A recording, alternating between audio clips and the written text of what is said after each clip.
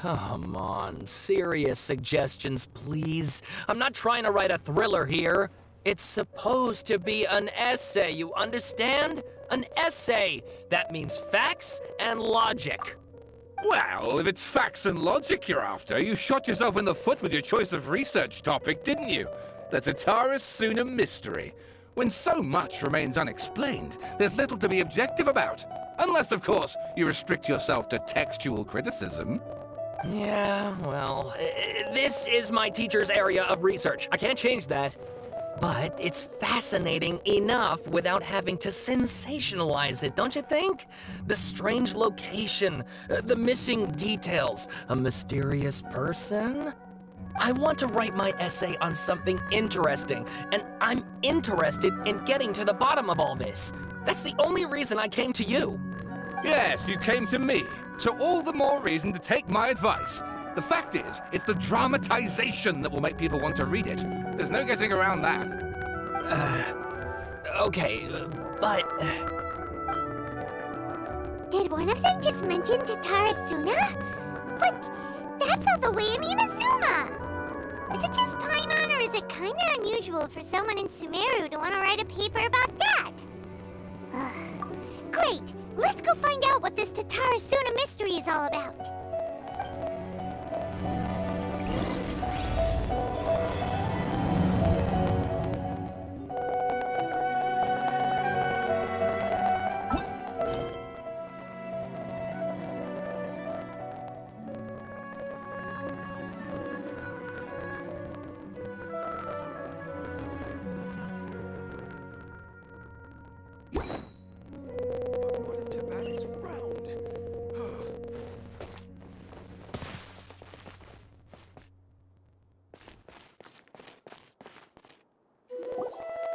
Alright, I guess I'll go with my textual criticism and your editorial direction for the first draft. I have a feeling that the missing Kabuki Mono will end up being the main focus of this paper. Ugh, if only we knew where to find that traveler. From what they say about him, this seems like the kind of thing he'd know about.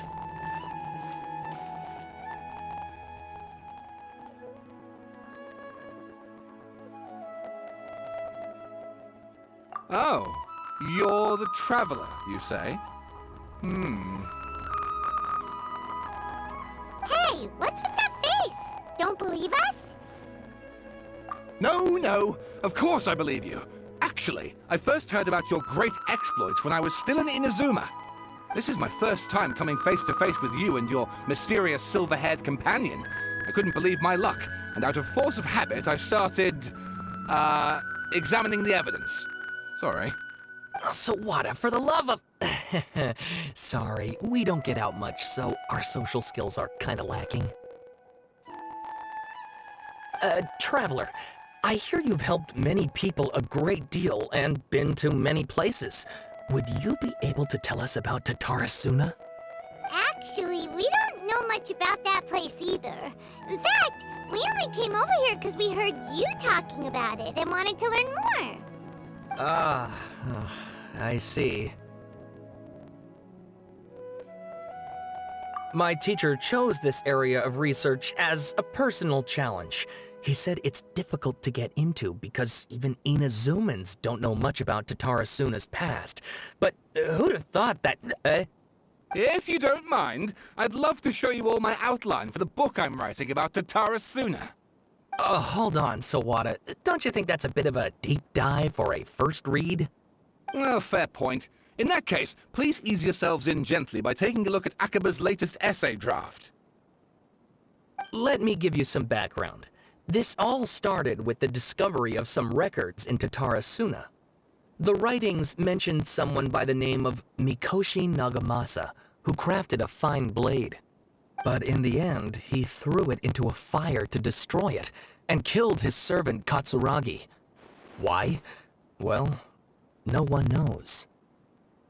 Apart from the swordmaker, his servant, and the one who wrote this all down, the records also mention a Kabuki Mono. This seems to be an Inazuman word for an eccentric stranger, someone who dresses funny or acts in an unusual way. That's right. Akaba's teacher has spent quite some time researching these events on the ground. This Kabukimono lived in Tatarasuna for a while before disappearing without a trace. And shortly afterwards, as Akaba mentioned, things got pretty ugly. So first this strange person goes missing, then a murder happens? Seems kind of fishy to Paimon. Yes, my thoughts exactly. So I helped out too. I asked everyone I could think of if they knew anything about what happened back then. And wow, did I get lucky! Stop shouting!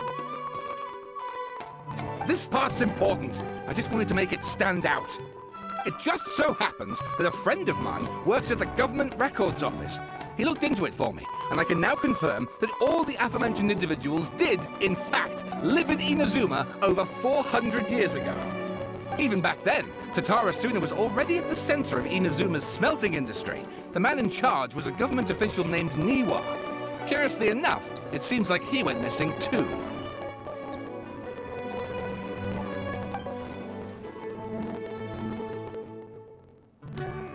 Wait, so there are two missing people in the story now?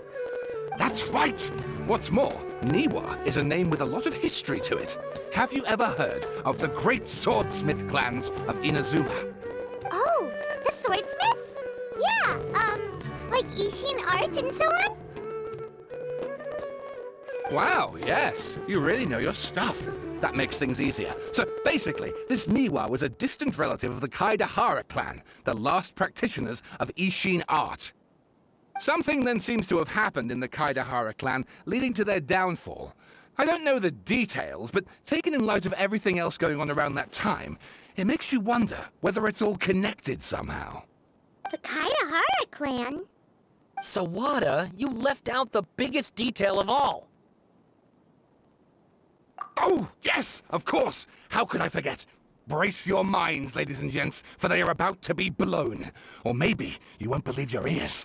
I wouldn't blame you, of course, because in all my years as a writer, this is by far the most. Get to the point, for Pete's sake. According to information acquired by Akaba's teacher, the Kabukimono was not a human, but a puppet. A puppet?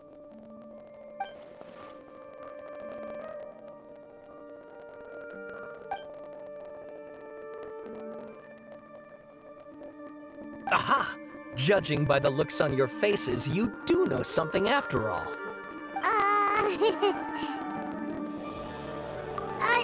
No! Paimon just meant,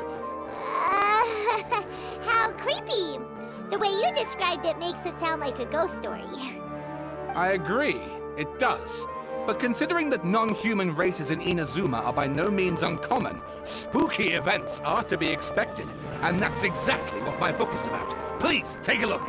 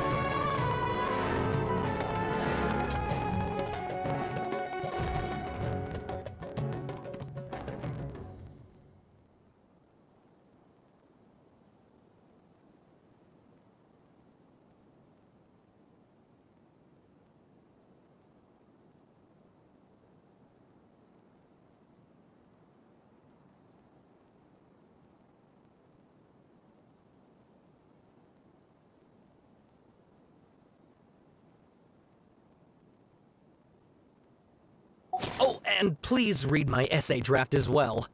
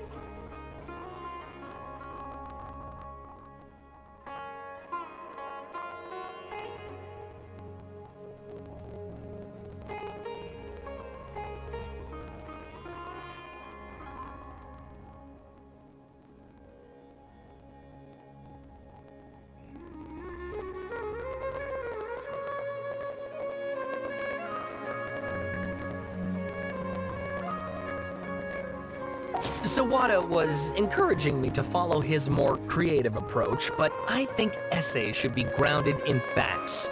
I don't think explaining everything away with mysterious forces will cut it. Oh, how about if I plug the holes in Sawada's narrative with political intrigue? Like, I could put a turf war between rival factions at the center of the whole series of events. Wait, you're allowed to just make stuff up? Pretty sure you've gone from essay to guessay there.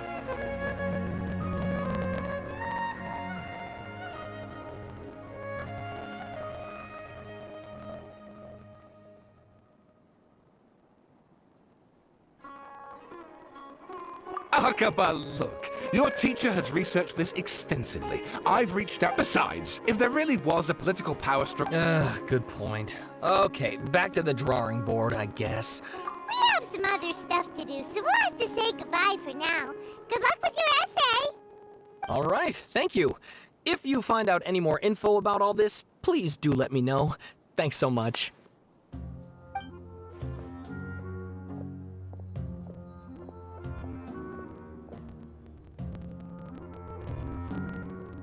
Hey, so that thing they were talking about, it has to do with the balladeer, doesn't it?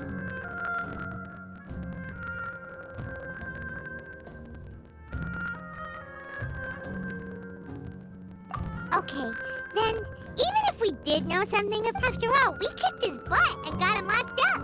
Information about people like that is usually... If you ask Paimon, Akaba should just pick a different topic. There must be as many...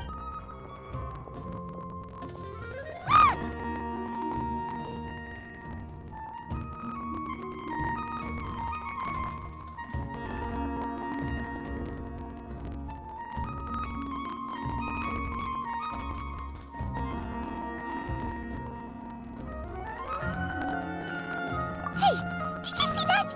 He literally just went by, over there. It looked like... the balladeer! No, it can't have been. He got locked up. Oh, quick, let's catch up and see.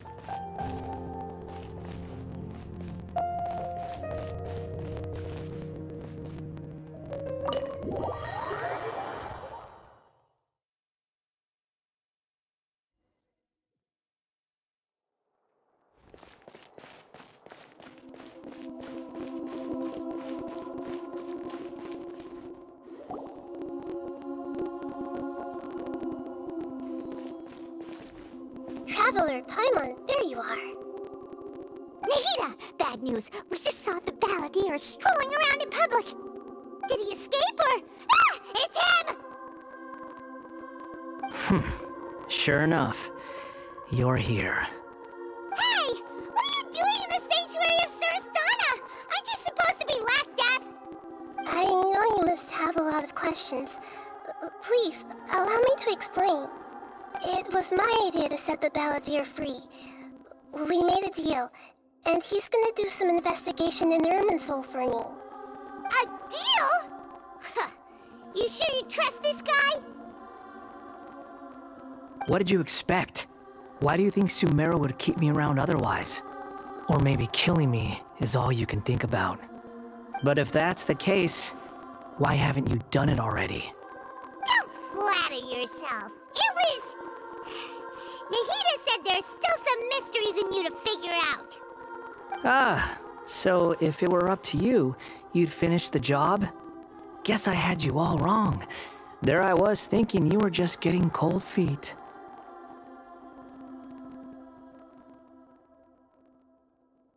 Well, that escalated quickly.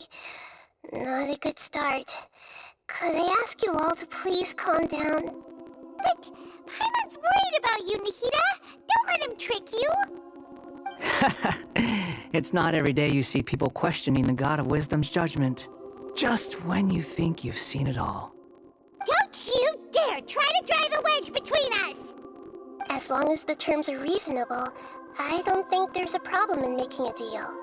Even with the balladeer. Well, I for one have no reason to doubt you. Considering you even struck a deal with the doctor. Yes, one in which I gained valuable information. You'll come to understand more about that in the fullness of time. The balladeer's power was all but completely spent after your battle. He's no longer strong enough to be a strategic threat to us. That puts him in quite a precarious position. Plus, he's a former harbinger with knowledge of many of the Fatui's sensitive secrets. Being stuck here in Sumeru could make him a sitting duck, depending on how the Fatui plan to respond. Wait a second. Farmer? You mean he's not a harbinger anymore? I take no pleasure in saying this, but it seems as if the doctor had no intention of welcoming back a loser, so... Sometimes it's you using them, other times it's them using you. Most human relationships are this way. Certainly all the stable ones are. That's how it was between me and the Fatui, and also between each of the harbingers. So as long as you have some value to offer, nobody will ever abandon you. But after recent events, even I have to admit that I'm not worth quite what I used to. Well, if the Fatui are gonna reevaluate my utility, I need to have a backup plan for myself. As we discussed, I don't like causing harm to living beings, and you said you need protection. So, why not join forces with us? I think these two have made their objection to that idea fairly clear, don't you? And they're your friends, so I guess you'll be siding with them. Yeah, obviously! Nahida, don't listen to him! Then let's put that discussion to the side for now. We still have time. Today can be a trial run. Where we go from here will depend on how well we manage to cooperate today. All right, then I'll do what we agreed. Good. Go now, and keep in touch. Nahida, are you serious about this? Yes. I have my reasons for this decision. In fact, I'm largely doing it for your benefit. Yes. As I told you once before, there's information about your twin in Irminsul. Oh, yeah. Actually, that's the whole reason we came to see you today. So, you have an update on that? Mm-hmm. You may remember me mentioning that the Fatui had not included your twin's details in the Descender category. This is an extremely important point. It's possible that the Fatui have other information that even I don't know about. And since the balladeer used to be one of them, he'll be better acquainted with this information than I am. He was granted the power to connect with Irminsul when he almost became the god of a new era. Even though he no longer has the Gnosis, some traces of its power remain in him. He can still connect. The amount of information in Irminsul is vast beyond description. Sifting through all of it without knowing what to look for would take too long, even for me. So I asked the balladeer to search in Irminsul for any information about the Descenders. He's more familiar with this kind of information, and should be able to find it more quickly.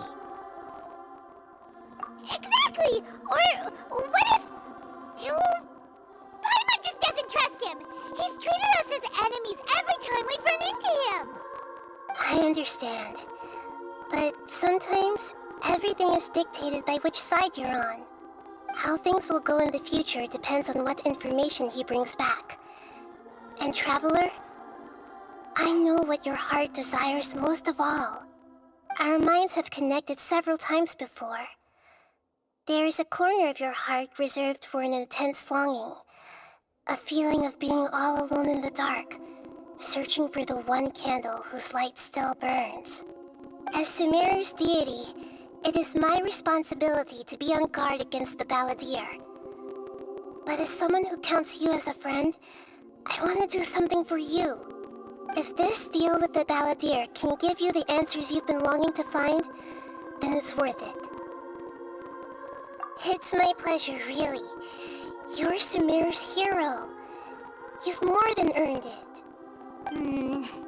Paimon's still worried about this idea. Is there anything we can do to help? I was going to contact you about that, but then you suddenly showed up on your own accord. Seems like we have a telepathic connection. In fact, I was going to ask you to supervise the Balladeer on my behalf while he carries out the task I assigned. Even though he only has a fraction of his full power left, that's still a fraction of a former Harbinger.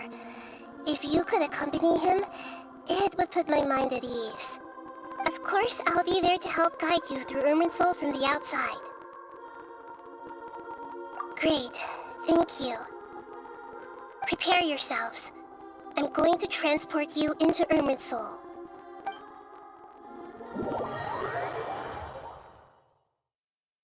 Wow, it looks pretty different here compared to last time. The colors are gentler. Guess that must be because Sumeru's at peace now.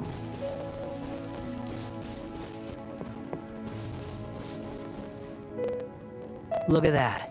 Hot on my heels. You know, you didn't have to cut your catch-up short just to keep me company. Oh, but I guess you panicked when you realized that I might enter Irminsul ahead of you. Shut your beak, jailbird! No way a prisoner gets to be so smug! I understand that prisoners have to put up with harassment from the guards, but right now, I'm on temporary release. So maybe you should think about backing off a little. Sounds like a successful. I need to be quite clear about something. In a few moments, you'll be entering into the innermost region of Irminsul. It is an environment like no other, and the most important place in all of Sumeru. Unlike anywhere else, Irminsul's inner region consists exclusively of torrents of information. You must put aside your differences and be extremely careful as you navigate your way through. I know there are many grievances between you on both sides, but it is essential that you remain calm after entry. This is as much for your own safety as anything else. Fine, let's call it truce, but only until this mission's over. Let's cut each other a little slack, shall we? We are gonna be traveling together after all. Per my agreement with Lesser Lord Kusanali, I'll be at the front. It's my job to lead the way and get rid of any obstacles in our path. All you have to do is keep your pretty eyes open and try not to fall behind. You sure are confident. Paimon will give you that. You make it sound like you're even more experienced at adventuring than us. If there are no further objections, I suggest we get going. Or did you need some time to mentally prepare yourselves? Ew! Ugh, the snark on this guy. It's unbearable. We can start now. Irminsul access granted. Initiating connection procedure. Is this a small sapling? Oh, darn it! Come on, let's catch up with him.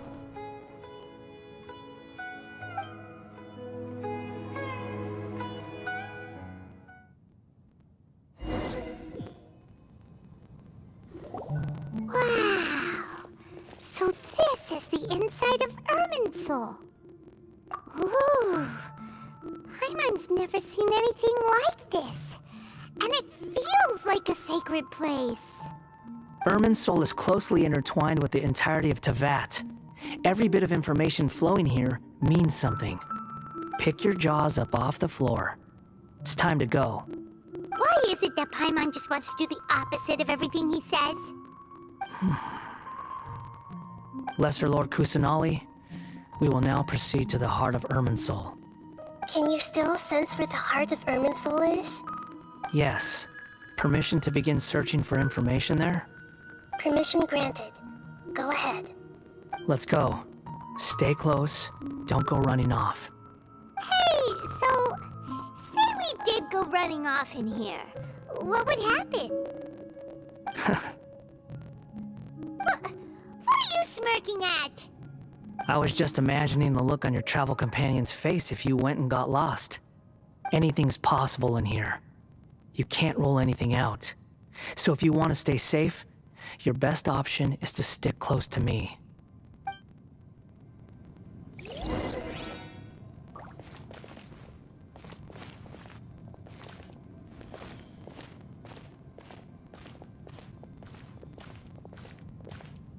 These sapling things have spread out.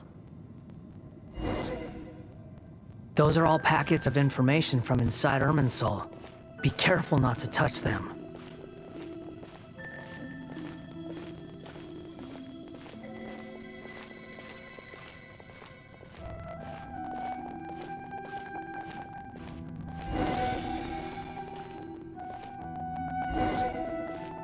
It looks the same in every direction.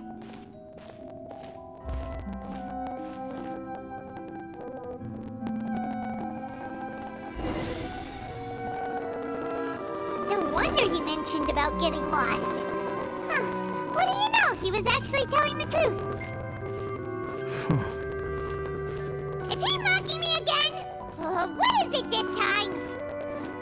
There's a time and a place to lie, but this definitely isn't it. So why don't you relax your guard a little?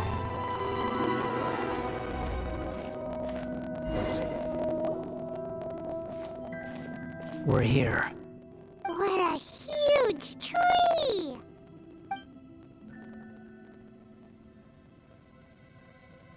Lesser Lord Kusanali, Good, you made it. Are you ready? ready when you are. Then please begin. Preparing to access cognitive currents. Establishing waypoint.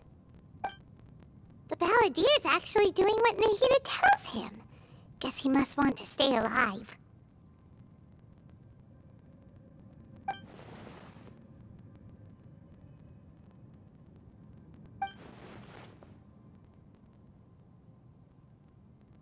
The rest is up to you. If you discover anything at all, make sure to share it with us. Will do. Huh. For once, we're the ones with nothing to do. Traveler, Paimon, would you like to talk?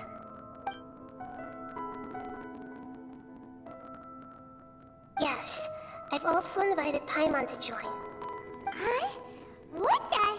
We can talk to each other inside our heads?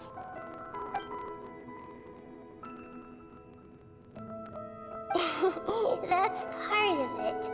Plus, we're all friends. There's nothing wrong with us talking like this once in a while. Paimon's never tried this before. This is great! So, Paimon's been wanting to ask you something. Don't you think the Balladier's a bit of a walking contradiction? He's always talking back, but he seems to listen to what you say.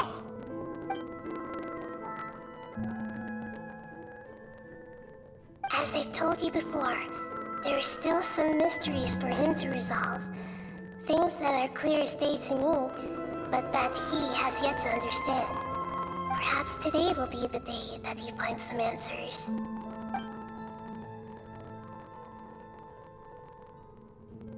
Well done. Smart and attentive as always.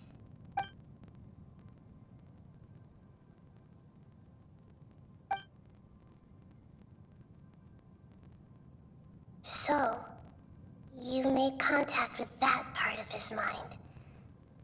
Well, it's true. Betrayal turned the Balladeer into the person he is today. Huh. Paimon thought nothing could get under that guy's skin. Turns out, he can get hurt and angry just like anyone else. Everyone has a history, Paimon. Even if you're a puppet created by the Electro Archon. Speaking of puppets, we ran into two people at the Academia today talking about an essay. Turns out their topic was about the Tatarasuna incident. Nahida, do you know anything about that? If you mean the mysterious events, the Kabuki Mono and so on, yes. I know about all of that. Really? Because from what they were saying, it sounded like lots of Tatara Suna's history is still unexplained. And most of the information we have now is just from people filling the gaps with their imagination. At least that's what they thought.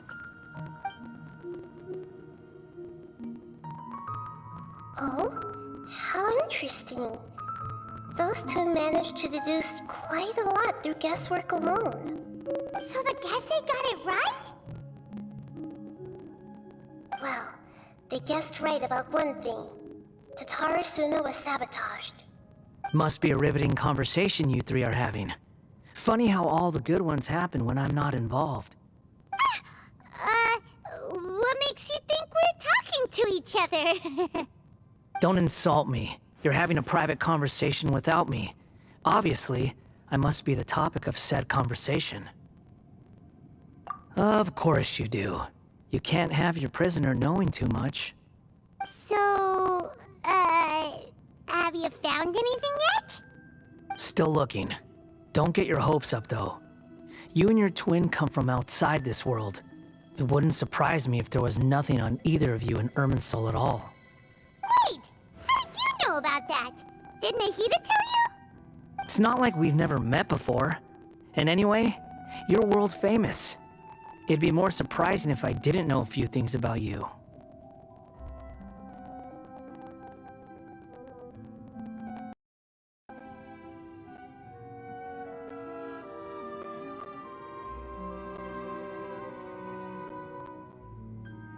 Right now, we have to keep the peace. I'm not interested in creating more misery for myself, and making cordial conversation is something I can manage.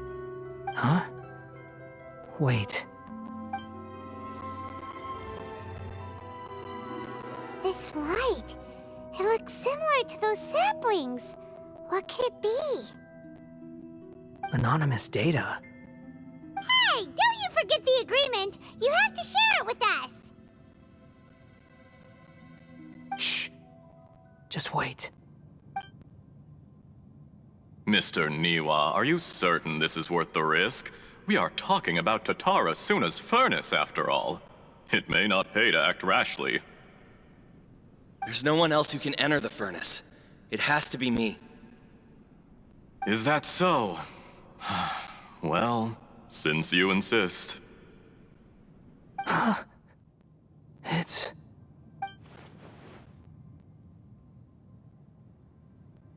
Whoa!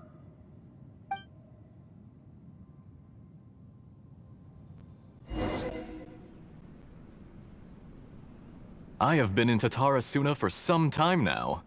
You have shown me great hospitality, as has Mikoshi Nagamasa, and indeed, everyone else. Under your leadership, Tatara Suna is a warm, welcoming place, like a giant village. People are gainfully employed, their lives have purpose. They are motivated. As I understand, the Raiden Shogun has, in recent years, eliminated much of the evil that plagued Inazuma. As for Tatara Suna, it was originally established as a means of safely disposing crystal marrow. The forging industry with crystal marrow as a raw material has since flourished, giving rise to generations of swordsmiths. Some world-renowned, others unknown, all passing on their legacy.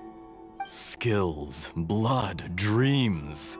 Every smith brought into this trade looks to find their purpose between steel and blade. That is why you accepted the proposal brought to you by myself and Akame. Yes, well, were it not for you coming to Inazuma and happening to make Akame's acquaintance, the two of you never would have joined forces. And he would be the first to admit that there's no way he could have revolutionized our forging process like this on his own. At least not on the same timescale. You allowed Akame to take all the credit for a method that you jointly developed. He sold it to me, and now every piece of ore here is smelted using the new technique. Even now, you remain one of Tatara Suna's key consultants, working right here alongside us. I believe it is you, sir, who are truly responsible for the changes in our manufacturing and forging methods. You flatter me. From the outset, I saw much that was commendable in the forging industry of Inazuma. And it has been my great honor to befriend you all. So you say, Escher. But is this really the truth? My good sir, what do you mean? I tried to resist thinking it was all connected. Because I didn't want to speculate. And I didn't want to believe that things could turn out this way. What have we gained from adopting your new technology? Ominous black smoke? Mounting production problems? Worker fatigue and casualties are up and continuing to rise at an alarming rate. And recently, as you well know, someone died because of that strange filth inside the furnace. We've kept the truth from spreading outside, but still, I suspect you understand it better than I do. None of the people who went out to get help have come back. Now, our mutual friend, the Kabuki Mono, is taking the Golden Feather to Narukami Island to seek an audience with Shogun. This is our last hope. But that doesn't faze you, does it, Escher? Nothing does. Otherwise, why would you still be standing there with that smile on your face? I'm just surprised that you finally chose to be so sincere. I'm sure you've been harboring these suspicions for quite some time. Mikoshi Nagamasa may have noticed that there was one common denominator among all these events. Namely you, Escher. But Mr. Mikoshi is more cautious than I. He does things by the book. After all, Nagamasa is the adopted son of Mikoshi Torichio, the yokai struck down by the Shogun's own hand. If he truly seeks to redeem his family's honor, an abundance of caution is well advised.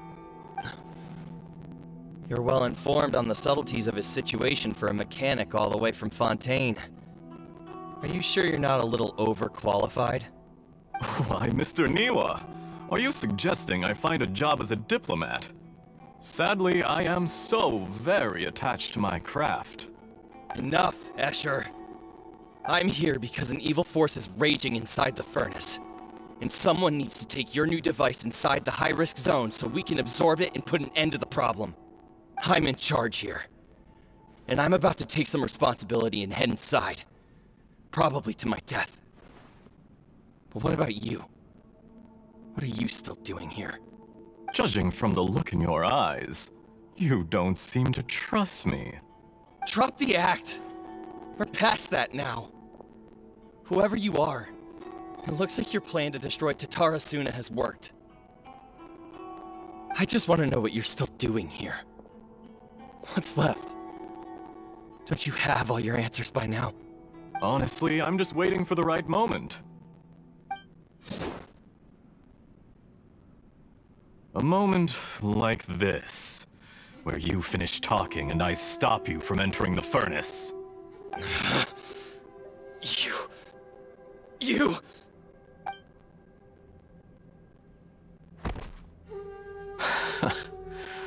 You're a little smarter than I initially gave you credit for. I thought I'd disguised myself exceptionally well, at least for the first few days. But to my surprise, you had your people look into my background right from the start. It's a long journey from Inazuma to Fontaine, but that didn't stop them. Eventually, they managed to confirm that Escher was an alias, and that I was not from Fontaine at all. And yet, despite all of that, you still fail to realize my true identity, and what I seek in Tatarasuna. Did you really think you would be able to see through my plan? If you kill me, there's no one who can get inside the furnace. So you're really going to destroy this place? Is that it? Oh, but you're quite wrong. There is one other person.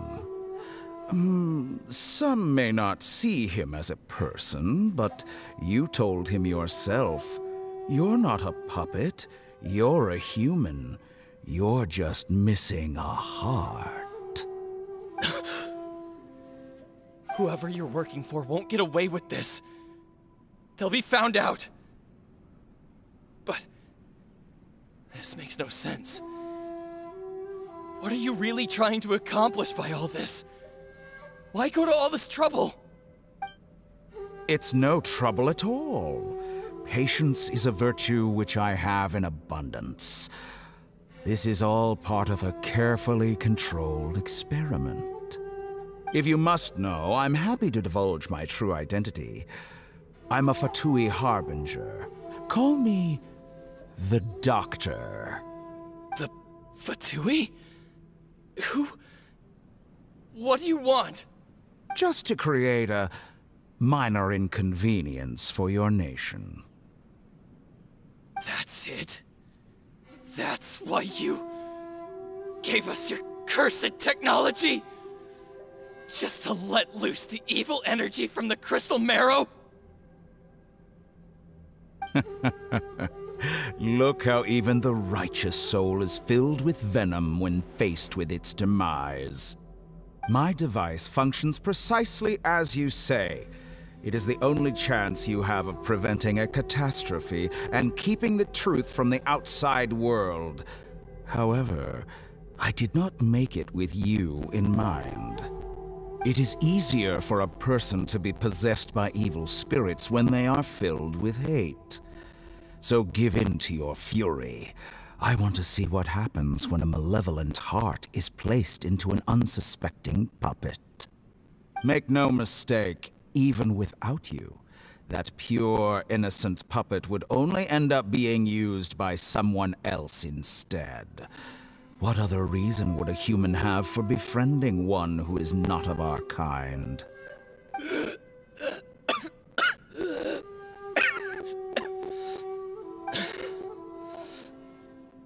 If you give him my heart, tell him that both Nagamasa and I see him as one of us. He has nothing to prove to anyone. Because not everyone just wants to use other people. The only ones who think like that are people like you. What a beautiful way to see the world. It almost makes me feel a little guilty. Then out of respect for you, I shall redefine myself.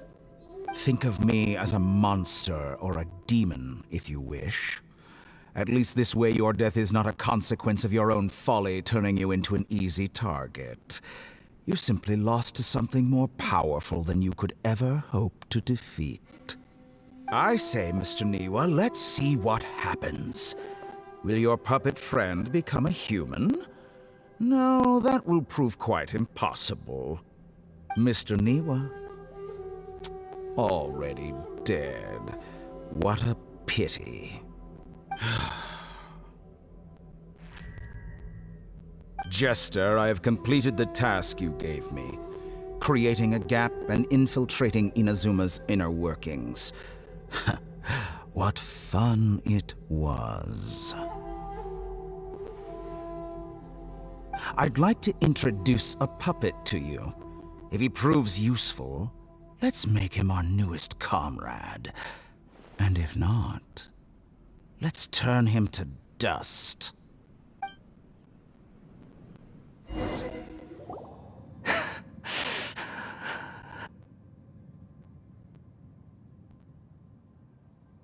Hey, are you alright? Dottore?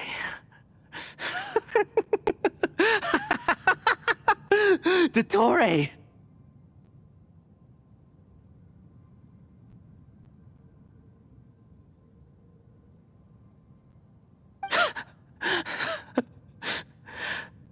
Good. Good. Was that the doctor? Did he turn into a mechanic from Fontaine? But why did we see things from his perspective? When I touched the doctor to confirm whether he'd eliminated all his segments, I read this memory in his mind. You have to admit, it must be the truth. Maybe so. but it means nothing. Does it? But this memory shows that Niwa didn't betray you. He never meant for you to be the one to take the device into the furnace. You know very well what that means. Even more so than I.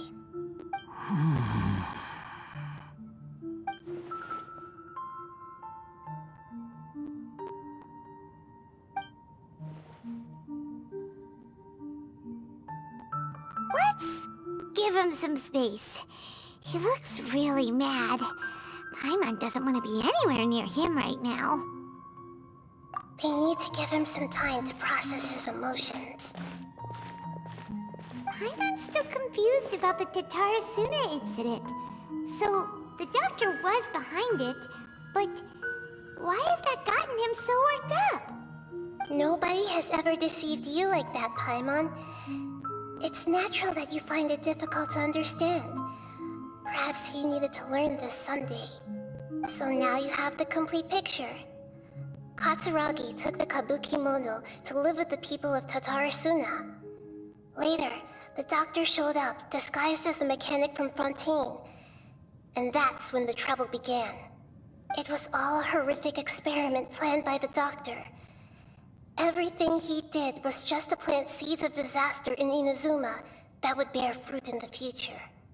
Of all the unwitting participants in the doctor's experiment, the balladeer became the main test subject. After the events you just saw in that memory, the doctor put Niwa's heart into the device and handed it to the balladeer. Then, he instructed him to enter the furnace and absorb all the filth caused by the smelting process. The load was far beyond what he expected, but the balladeer survived. He left the furnace in sheer exhaustion and said to the mechanic, "This device seems to have protected me. What's in it?" The mechanic answered, "Niwa fled this place for fear of punishment, but he left you a gift.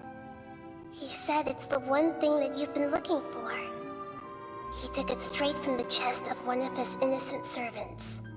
The mechanic removed the withered heart from the device as he spoke.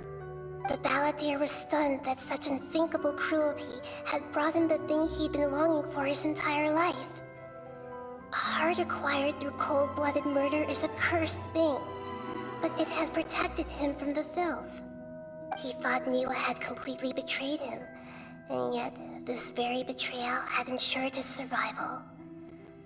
Overwhelmed with anger and sorrow, the balladeer threw the heart to the ground and left Tatarasuna without looking back. Holy moly. So the doctor killed an innocent man and pinned everything on the victim? That's terrible.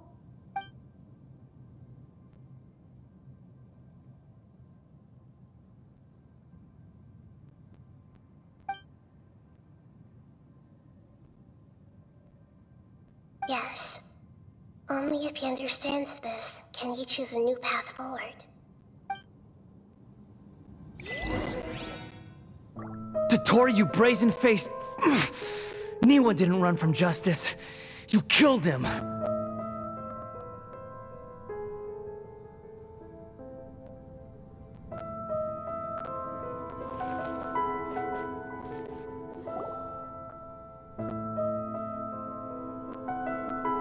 Shall we see how he's doing?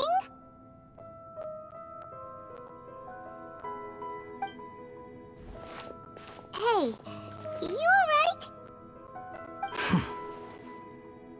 That's a scary expression. Are you worried about me? If we didn't have such a history, I'd almost think that qualifies me to be your friend.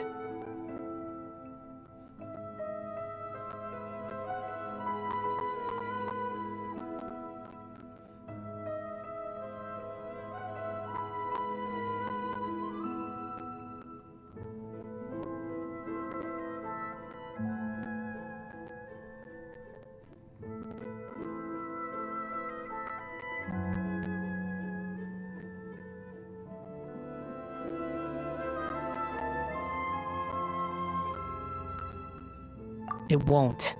I'll keep my end of the deal. Hey, Hey, are you investigating the stuff we want to know about?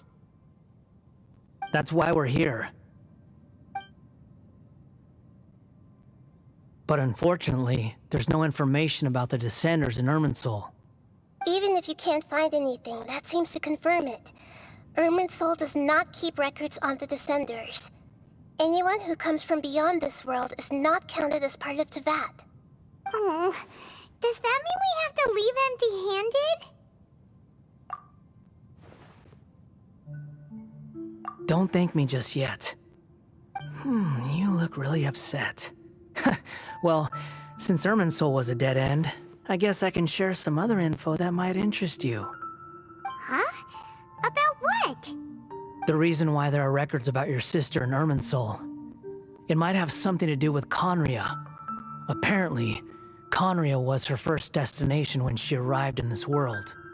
Plus, she only came to this world because the heavens responded to the summoning. The heavens responded? The Jester told me this himself.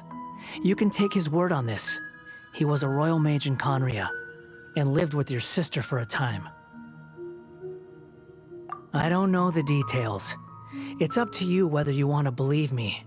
All I can say is, I wouldn't lie to you about this. Did you get all that, Lesser Lord Kusanali? Yes.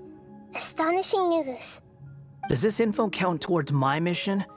It wasn't from Irminsul, but was it valuable? Very valuable. Good. In that case, I'll take some time for myself now. Huh? What have you done? Lesser Lord Kusanali was right. My power's all but completely spent. Even if I use all of the divine power left in me, I can't sustain this shield for very long. I shared a secret with you, and now you owe me. So in return, I'd like you to answer a question for me. Give me your hand.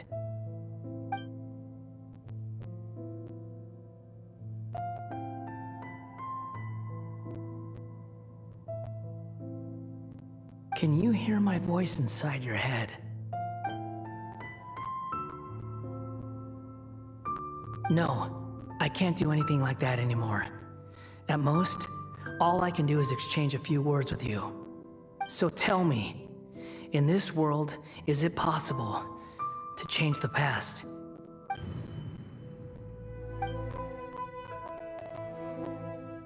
Done. Huh? What the? What happened? Paimon only saw you hold hands for a second. Nothing. I was just thanking him for helping me.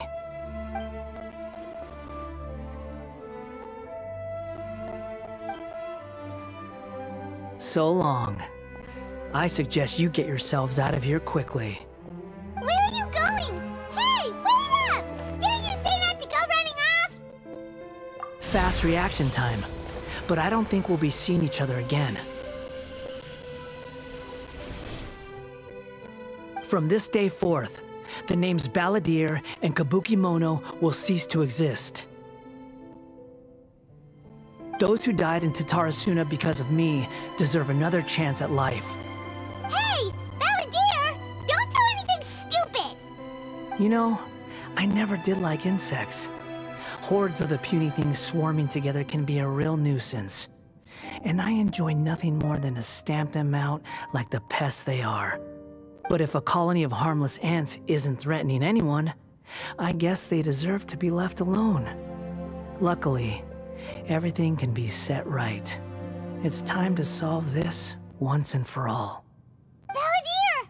Balladeer! Uh-oh, he disappeared. Come on, we gotta find him somehow.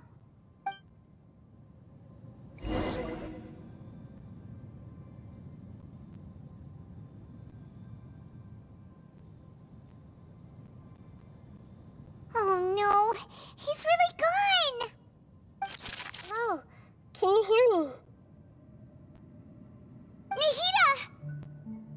Traveler, Paimon, Balladeer, what happened just now? I was suddenly cut off by some kind of power. It was the Balladeer's fault.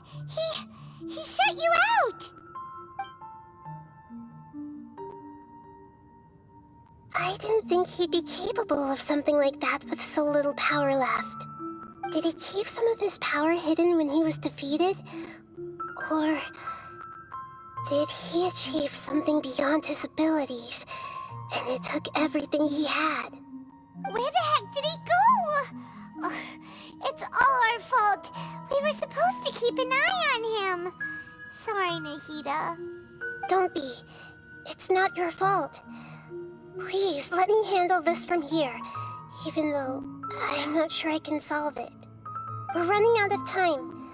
Follow my lead and get out of Irminsul as soon as possible.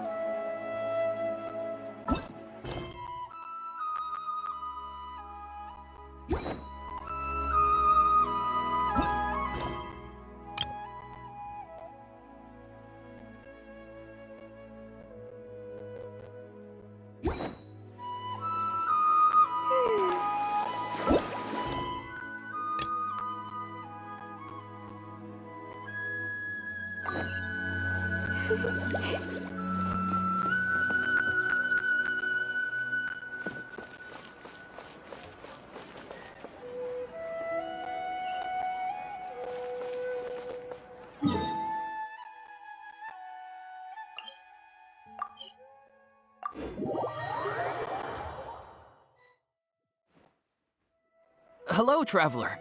Have you ever heard of a moment of dreams? Oh, that sounds like some kind of sweet drink. I'm afraid not. It's the name of an event we started to hold regularly. Dreams have become quite the hot topic in Sumeru, and many people are excited to share the dreams they've seen at night. The same goes for me. The last time I dreamed was when I was but a little child, so I can't help but feel excited and nostalgic about dreaming again. Oh, right. Everyone's able to dream again now. Yes, we organized an event to give everyone with new dreams a platform to freely share their experiences. And thus our event, A Moment of Dreams, was born. So, it's kind of like a fireside chat. You could say that. We hear all sorts of wild and fabulous stories every day. Really, why not have a listen for yourselves? Yeah, but to us, dreaming is as normal as breathing. Wait, but if there are free drinks and snacks involved, then Paimon might consider it. Oh, really? So you mean you've already seen many dreams? Mm-hmm. But no need to get so excited. It's really nothing special. No. We need experienced participants like you to share your experiences with dreaming. Please allow me to address you two as dream experts. Oh, expert? Paimon kinda likes it. Now you seem interested. Please, follow me to the meeting place. It won't take much of your time. Rest assured, you'll find all the drinks and snacks you'd like there. Wow, how accommodating. Sign us up. But wait, Paimon's getting ahead of herself again. We should see what the traveler thinks first. Why aren't you saying anything? All right, hurry up and take us to be dream experts. Very good. Follow me then.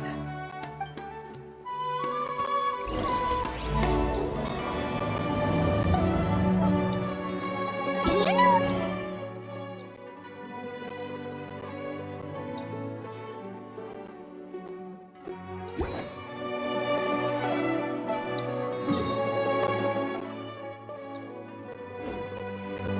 Respect must be given. Well, I suppose it must be accumulating knowledge and sharing your experiences? Nope! It's all about the title. From now on, Paimon will be known as Paimon, the Dream Expert. Oh, okay.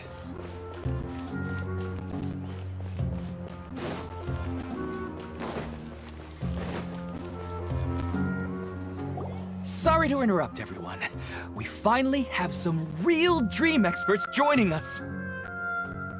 Esteemed experts, this way, please. Ahem. Now, if anyone has any questions, please feel free to ask them. They must be dream experts from another land. Great! Oh, I have a question. Me first! Me first! No rush. Everyone, please line up and ask in an orderly fashion.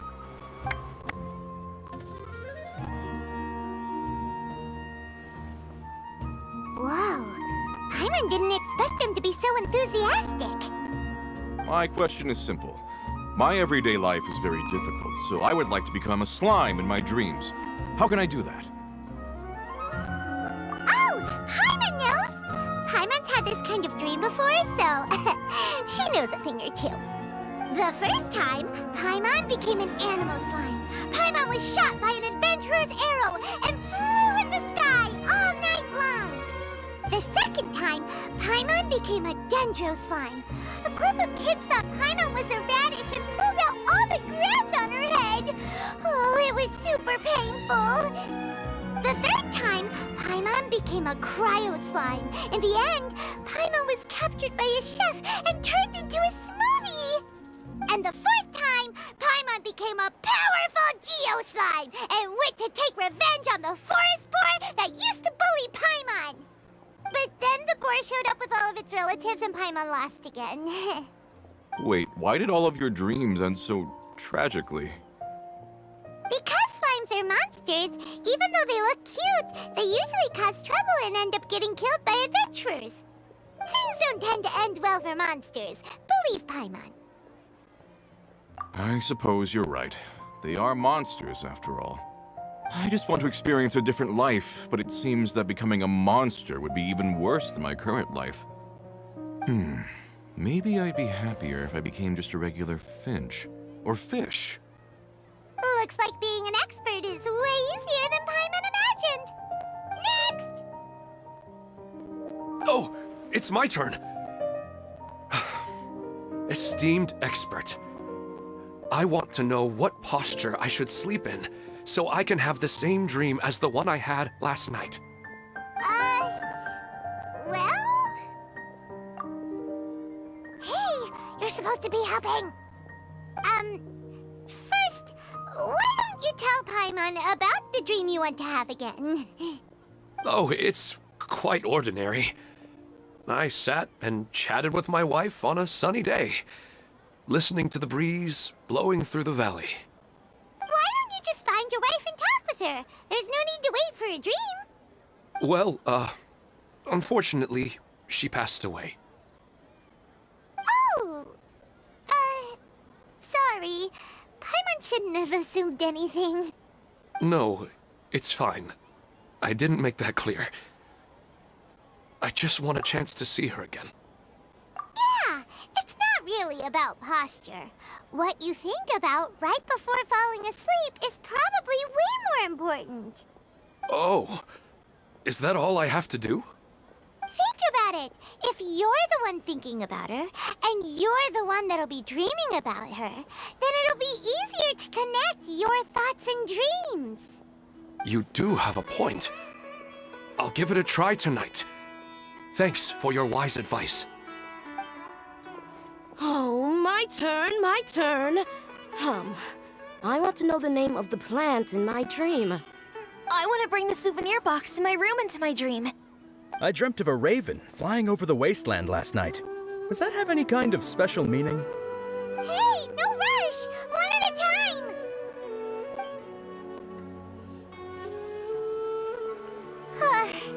Their questions were way too difficult. We don't actually know anything more than they do. We're just more experienced dreamers, that's all. You do have a point. It's more rewarding to explore and contemplate the meaning of a question than to focus on the answer itself. Right now, these people are like wanderers who've starved for 3 days and 3 nights and are desperate to replenish their energy.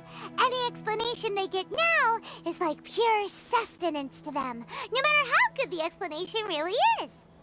Oh, and now that Paimon has said that, you know who comes to mind?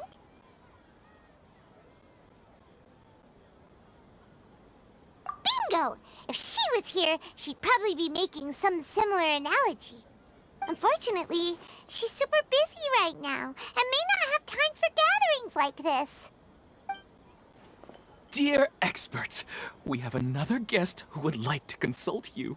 But you saw how we answered all the questions just now. We're not really all that knowledgeable. Ah, but this guest is rather special.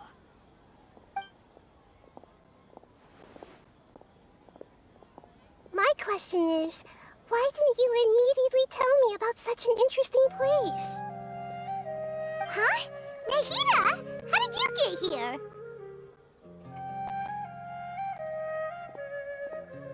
Interesting events like the moment of dreams don't happen every day after all. No matter how busy things are, I'd still set aside some time to check it out. Anyway, I really didn't expect to meet you here. Oh, right! If there's anyone that understands dreams, it's you! You should be able to help us answer all these questions. You're not wrong. All right, they can ask me anything. The more interesting, the better.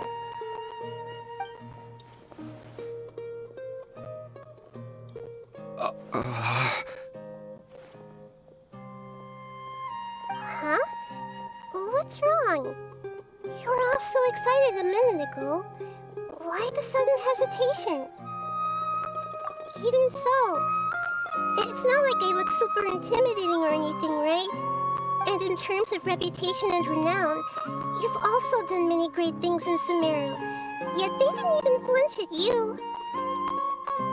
Alas, the interesting questions have all vanished in an instant. It appears I'm the one spoiling the fun here. I'll see myself out. That's not true, Nahida. I don't want to get in the way of the original purpose of a moment of dreams, which is to let people gather here and freely share their marvelous dreams. Now the atmosphere here is like water poured into a container. The water is more secure and settled, but it has lost its free-flowing nature from the river. I just want it to be another drop in the water, not the cold and restrictive container. She's sulking. Hey! It's all right, everyone! No need to be shy. The Dendro Archon is really nice, so please just go ahead and ask. Otherwise, she'll leave. All right. I'll give it a try. Oh, it's the slime guy. Hey, drop the nicknames, would you? Besides, I don't want to become a slime anymore.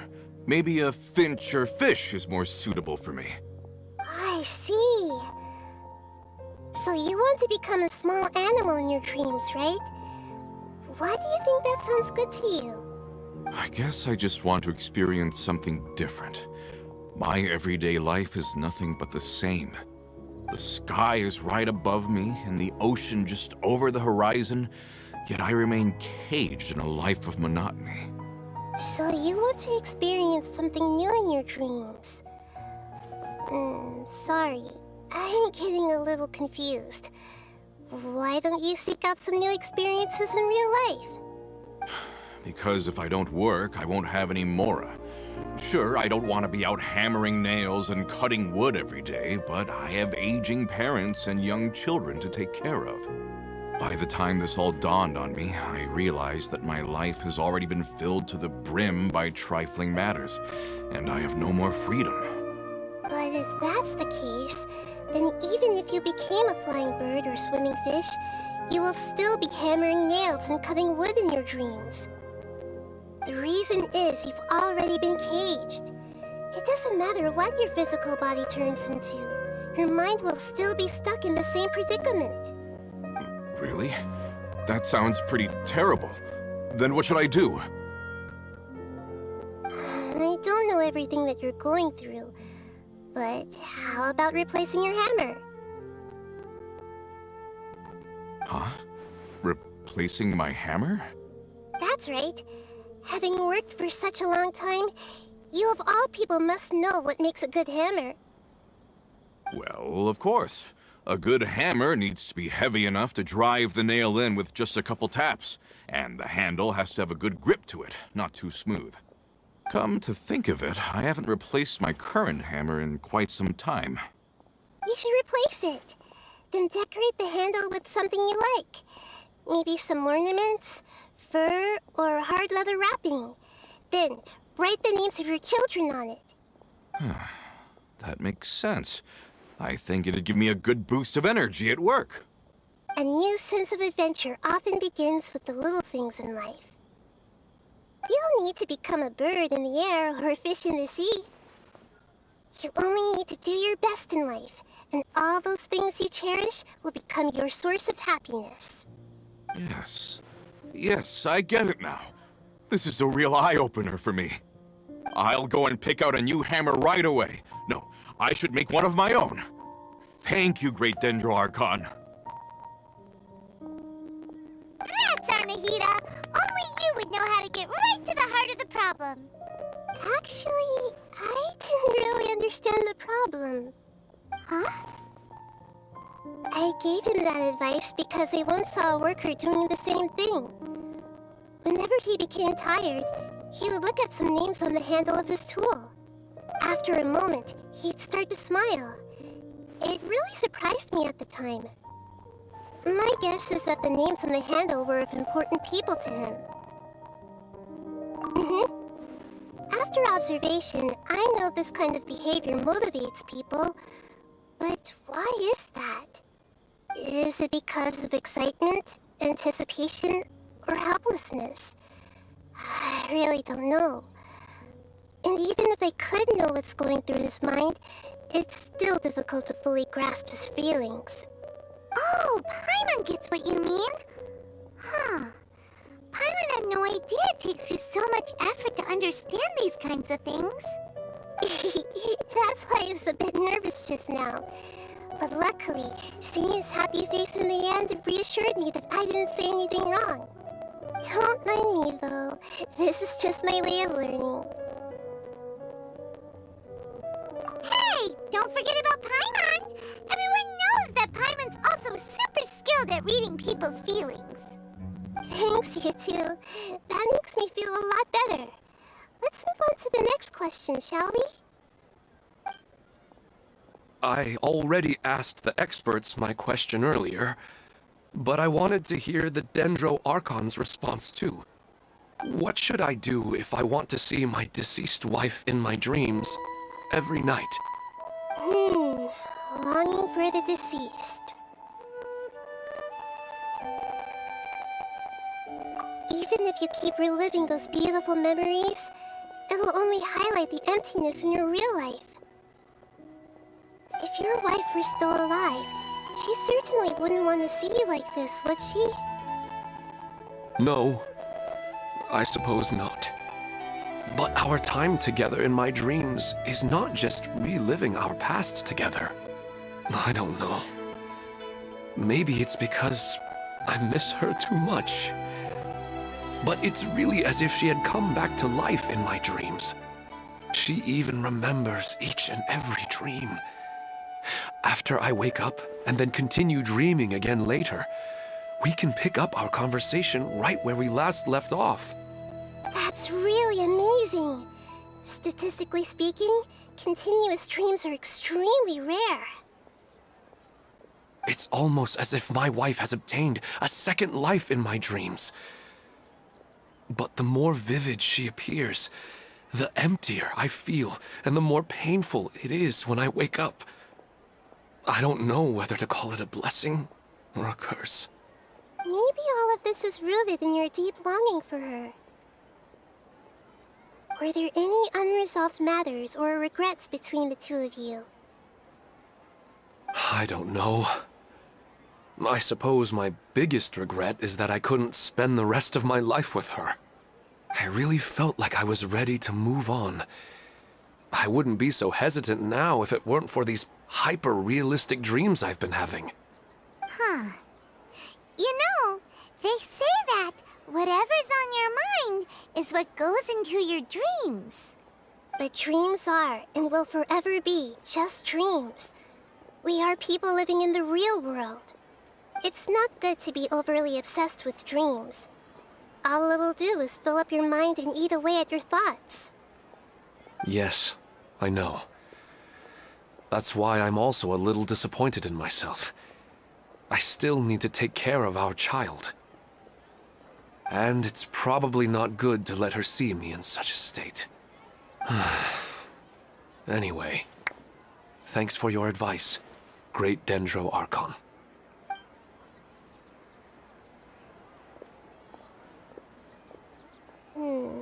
I'm a little worried about him. I hope he can find a way to cheer up soon. I think I can handle things from here. You don't need to stay here if you find it boring. You're here to have a good time, after all.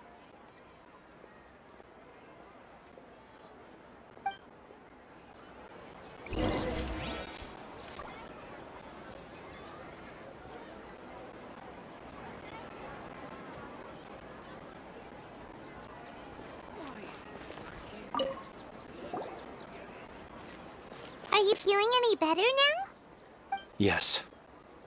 I think the Dendro Archon made a really good point. I need to stop dwelling on my wife like this and move on with my life. Now that I think about it, my wife and I always meet at a familiar place in my dreams. I know where that place exists in reality, but it's a bit far and dangerous.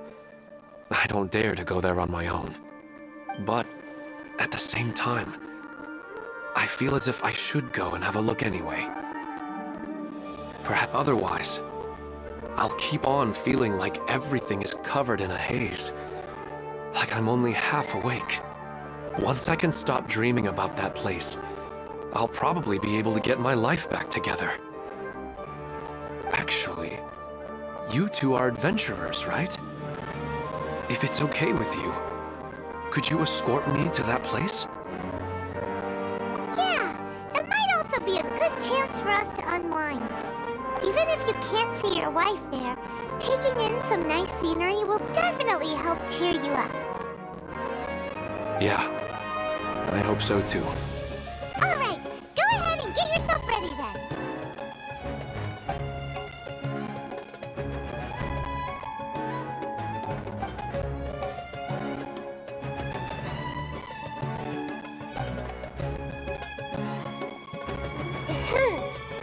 Are you headed off to some interesting place without telling me again? Huh? Wait, aren't you supposed to be answering questions? I just finished, and I really got a lot out of it. So many interesting and novel thoughts. Anyway, it looks like you're going somewhere. Why don't you take me with you? Oh, there's no need to trouble you, Great Dendro Archon. I imagine you must have many other important things to deal with. No need to stand on ceremony. Besides, I wouldn't have asked to come along if I didn't have a good reason. I wanted to use this opportunity to discuss with you some things that are puzzling me right now. Huh. I didn't know the Great Dendro Archon could become puzzled too. I'm not all that different from you, you know. Alright, let's go. We can talk on the way.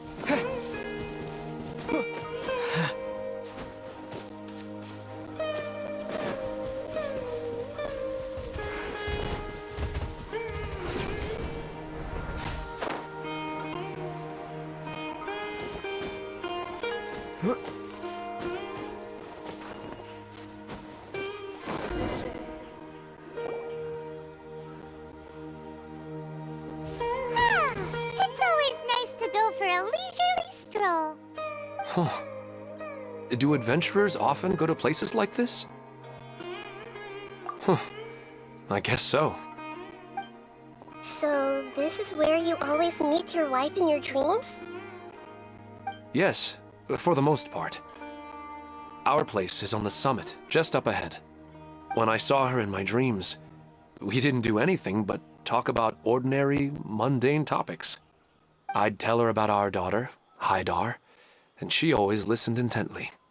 She would also reminisce about the past with me, telling me interesting stories and cracking jokes. It feels like no matter how long we may chat, it's never enough. Sometimes, it's the little things in life that matter the most. This is the part I'm a little puzzled about. I am very familiar with dreams, and normally, they lack logic and continuity. But you said she could remember what you had told her before, right? That's right. She always listened to me carefully in real life, and now, she's doing the same in my dreams. She always surprises me with some details from our lives in the real world. The fact that she can remember such things makes me feel like she's alive.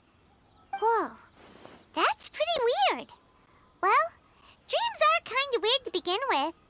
However, the problem is that his dreams have too much structure and continuity. Most dreams are far more fragile than you can imagine. For example, a loud noise outside your window in the real world could cause your dream self to get loaded into and fired out of a big cannon. Another example. If you're thirsty in the real world, then you might find yourself trudging through a desert in your dream. But the appearance of your wife seems unusually stable and unaffected by any outside interference. Statistically, this should be extremely rare. I don't understand it either. But I have no reason to suspect or reject these dreams. They're too beautiful. But I still want to figure out the how and the why. These kind of dreams are novel to me as well. That's why I want to have a look at the scene your dreams have been taking place at. Let's go. Just think of it as a nice little hike to the top of the mountain.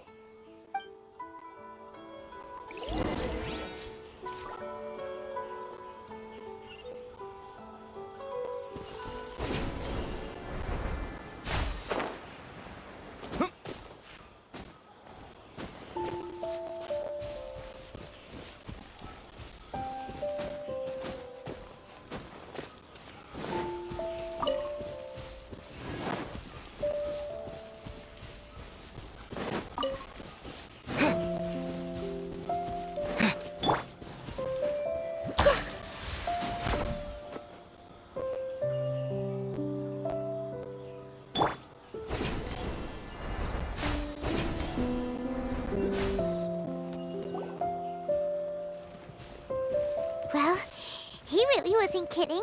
This place definitely isn't safe. No matter. We'll just finish them quickly. Huh? Are you going to fight too, Nahira? Of course. This is all part of our little trip.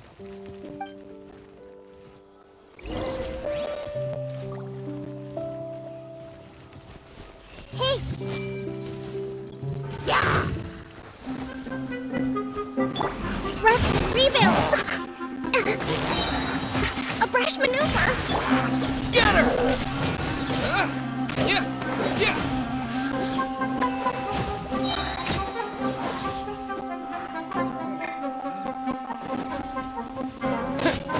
The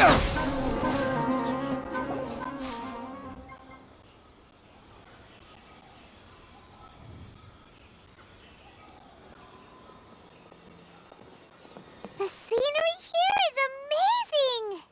It also seems like a great spot for eating snacks and taking a nap.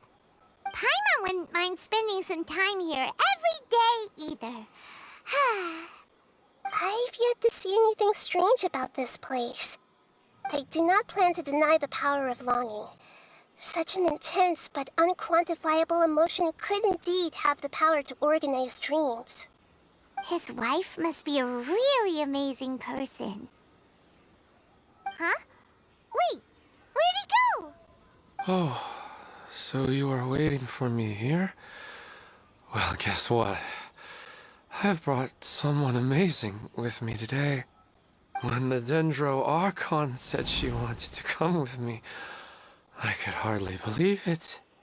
I'll bring Haidar once I'm more familiar with the way here.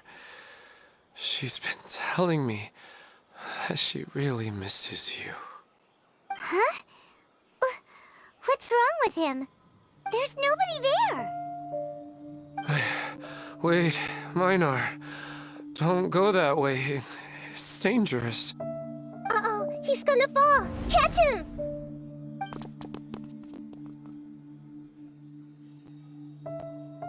Whew. Luckily he didn't fall. But what was all that rambling about? He also looks like he's passed out. He's in a dream now. What he said just now matches almost perfectly with the dreams he's described to us earlier. Oh, so he fell asleep and started to have the same dream? I find it a little strange as well, but we mustn't awaken someone while they're sleepwalking. All we can do is sit here and wait. Huh? Minar. Where's Minar? Oh, good! You're finally awake! What happened? Huh? Sleepwalking? Oh, right. It was all just a dream. The moment I reached the summit, I saw my wife, Minar, sitting there, and walked over to her. After I introduced her to you, she seemed a little flustered and started walking away. I told her to stop because of the cliff, and then she seemed to suddenly disappear. A strong wind started to blow around me and the sky grew dark. When I realized something wasn't right, I woke up. That sounds pretty wild. Maybe you were just too tired. I don't think so. I slept a lot yesterday, and I don't feel very sleepy now. Maybe we've affected the way his subconscious constructs dreams by following him here. Anyway, all that matters is that you woke up safe and sound. I think I know what happened now. I'm sorry. If it weren't for you, I would have fallen. Let's head back now. Don't come back to this place again for the time being. Oh, okay. Nahida, what's on your mind? Paimon's a little worried now. We still don't have enough evidence to work off of, so it's hard to draw any reliable conclusions yet. But I'm concerned that Ilmon's case may not be unique to him. Oh, right! Come to think of it, there were lots of people from the event who had vivid memories of their dreams. Right. And not only at a moment of dreams, there may be people like this all across Sumeru. We need to understand what's happening and the rate of its development as soon as possible. Then there's no time to lose. Let's head back. Stop standing there, Ilmon. Let's go.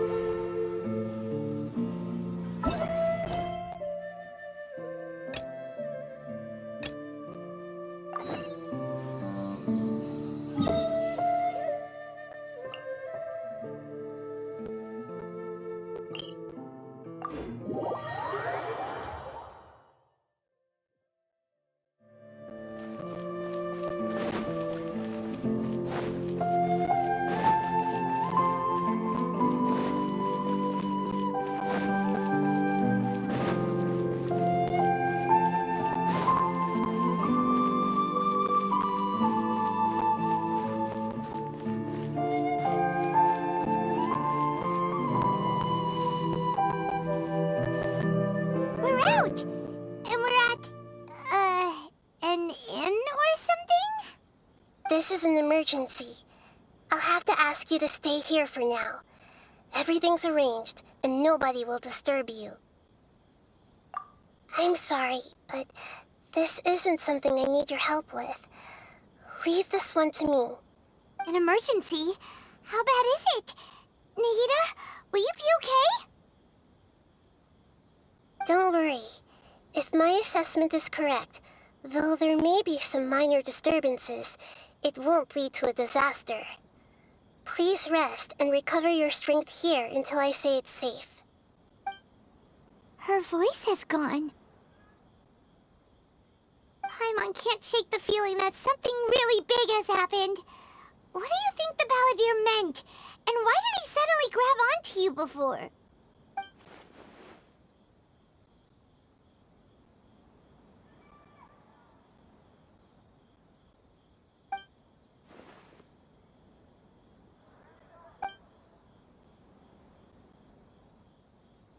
He wants to change the past?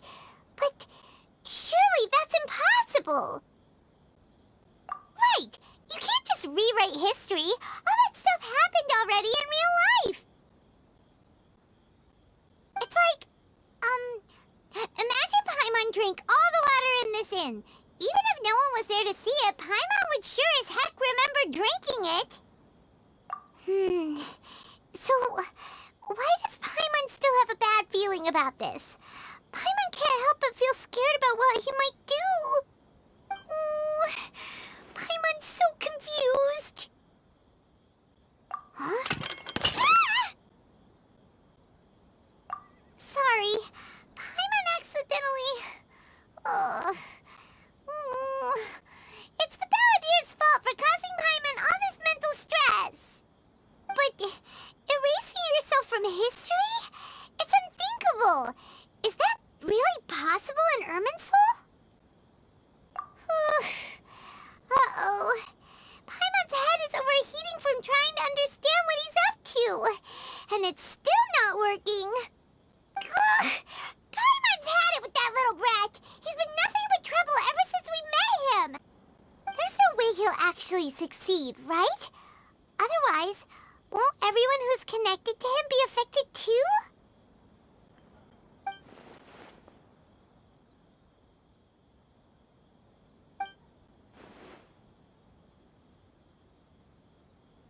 There's nothing we can do about it at this point. Hey, have you got any ideas on what we should do next? Seems like now there's nothing left for us to do but to go to sleep. But Paimon's still so worried. Paimon won't be able to sleep a wink tonight.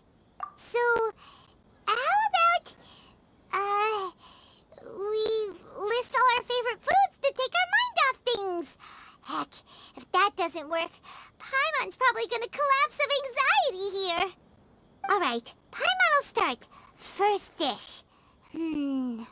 Munstack grilled fish. Oh, and chicken mushroom skewers. Tea break pancakes, cream stew, sauteed matsutake, and Dragon chili chicken, almond tofu, satisfying salad.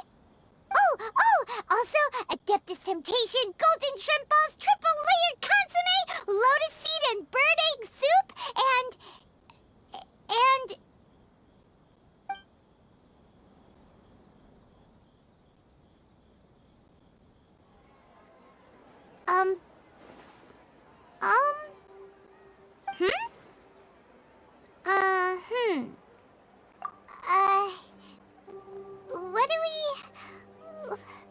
What was Paimon supposed to be doing just now? Paimon was, talking? Huh. Paimon certainly can't remember what she was talking about. The Balladeer? Is that a food too? Huh. Weird name, though.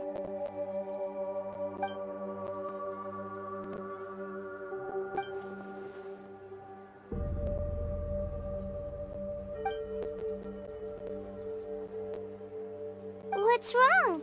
Your eyes are like saucers. Was it something Paimon said? So, the Balladeer. Is that someone's name? 'Cause it sounds like a nickname or something.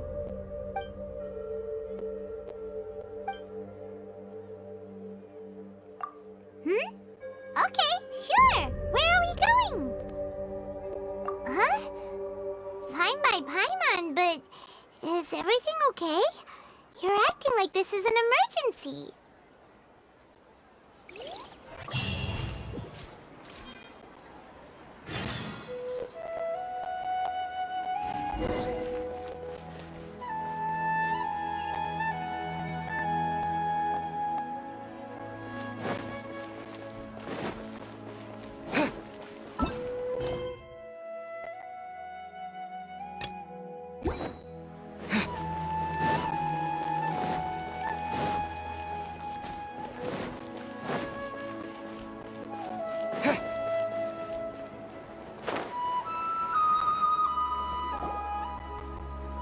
Oh, you're back already. How'd it go? We have an emergency on our hands.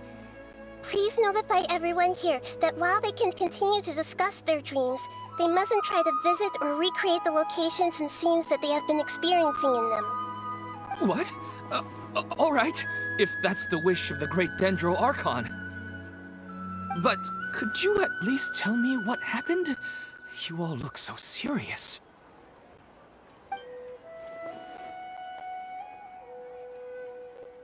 I see. I never knew even a dream could be so dangerous. Don't worry. I'll be sure to notify all the event participants and inform the other staff members about what has happened. Using the event registration list, I should be able to contact more people that were interested in dreams and warn them about the situation. Thank you. That would be very helpful. Let me confirm if all of today's participants are still here. Atta has already left.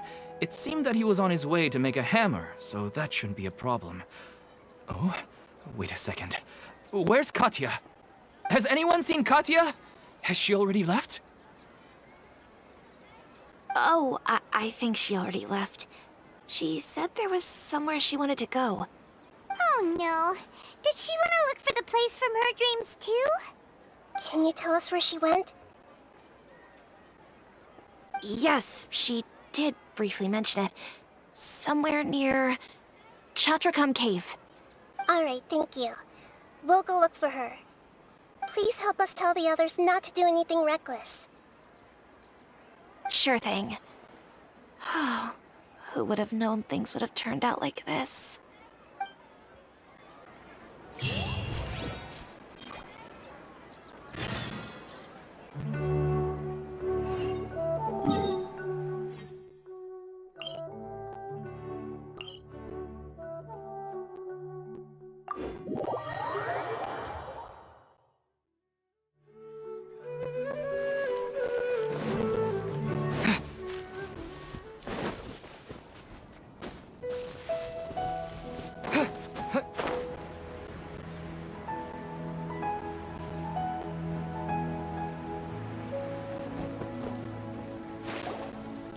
Look!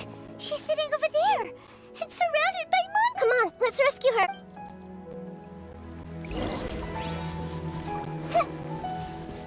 Everyone hold hands! Covenant of the Deep! Hold the line! Let's move on.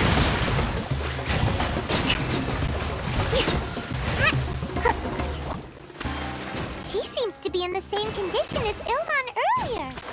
Yes, but luckily she hasn't been injured or jolted awake yet.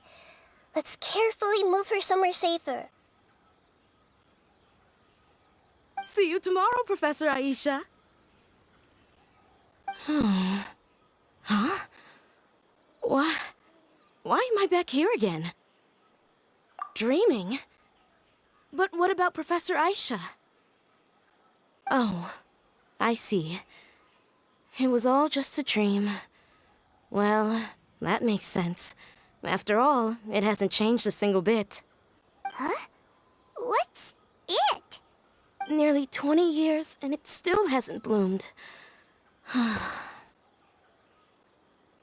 Does it have something to do with your dream? Please, tell us what you mean.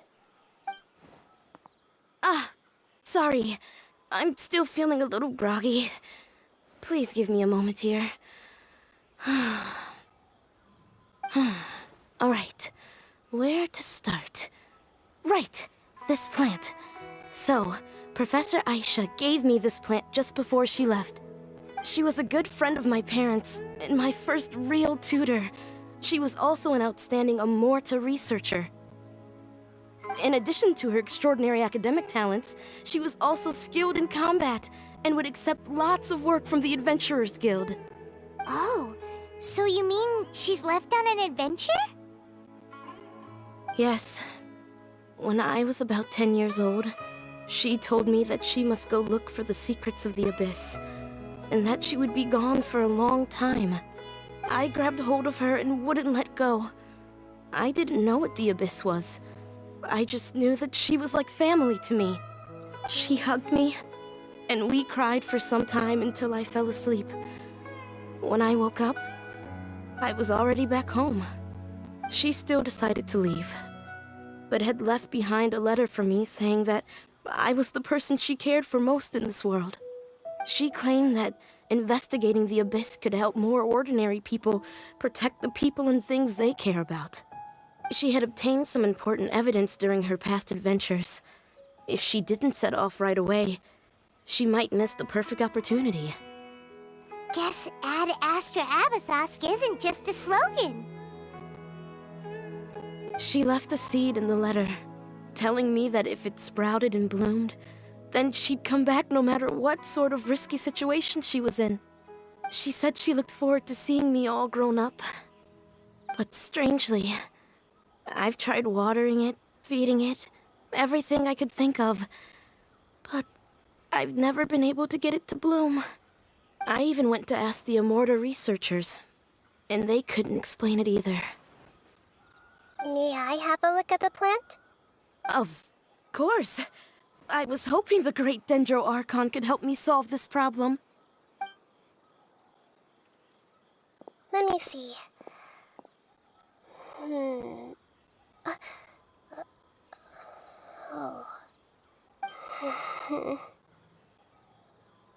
Huh? We've never seen that look on Nahida's face before.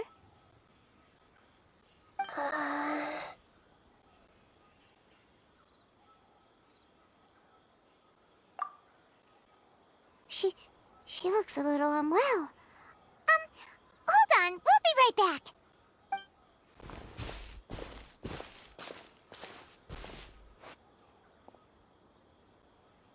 What's wrong, Nahida? You can't tell what's wrong with the plant either? No, I immediately understood what's happening with that plant. I'm just not sure if I should say it. This plant is not known to the academic world. It's a new species that our teacher managed to cultivate by some special means. Judging by its features, I can tell from the moment it sprouted it'll never be able to bloom. It can't be. It means that this Professor Aisha she keeps mentioning might have foreseen the danger and was prepared to never return. From my experience observing people, she would undoubtedly regard this as a brutal revelation. When forced to confront such brutal truths, people may break down into tears, talk nonsense, or lose their tempers. I know she has to face the truth, but at the same time, I don't want to hurt her. Tell me, what should I do? Yeah, that's a tricky one. Seems like you've already got a good idea of the feelings she might experience. But wouldn't that mean I'm just pushing it all on you? What if she just gets angry at you instead? It's all right. There are all kinds of people, and the examples you observed are just the most extreme cases. Okay. Thank you. Let's go back and tell her.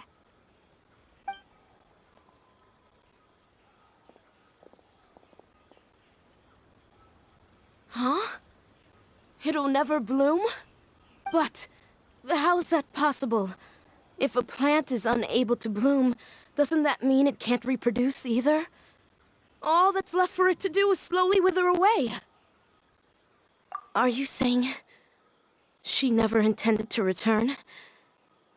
Seriously? So everything she said was a lie? But She meant well. Since the separation was inevitable, she hoped that you would be able to come to grips with such a cruel parting a little later in life.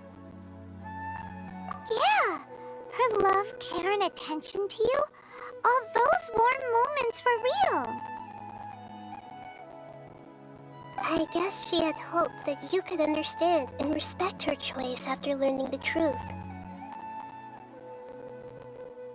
I see. Sorry, I don't want to sound ungrateful, but it's just so much to take in. The dreams are so beautiful, yet reality is heartlessly cold. I really thought she had come back. I had so much to tell her.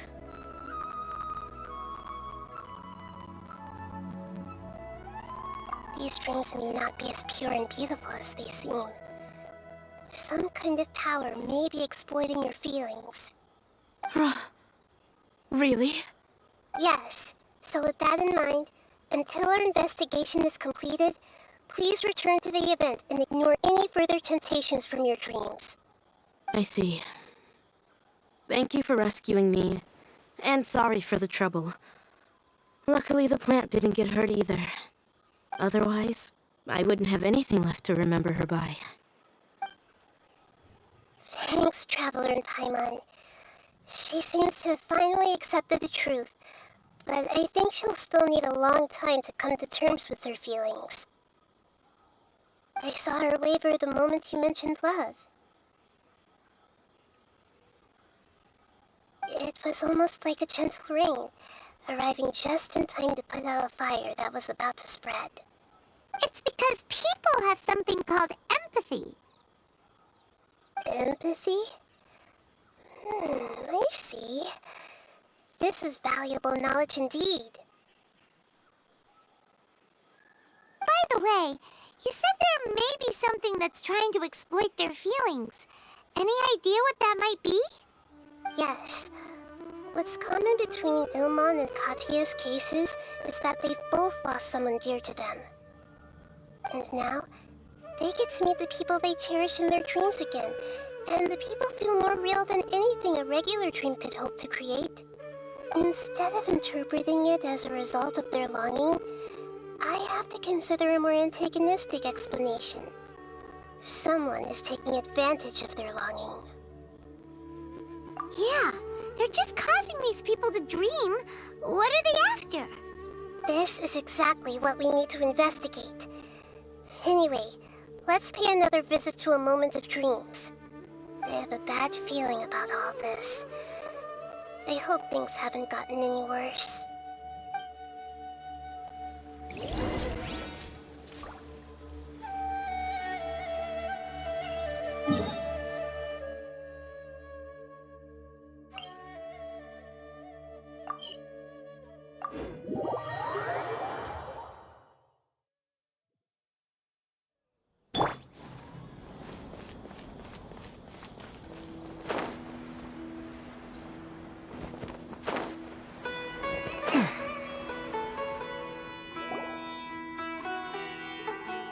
We're back. How's everything here? I am so sorry, Great Dendro Archon. We're still trying to figure out how to explain the whole thing to everyone.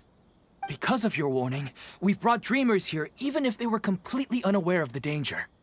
But some of them have already fallen asleep, and they haven't woken up for a long time.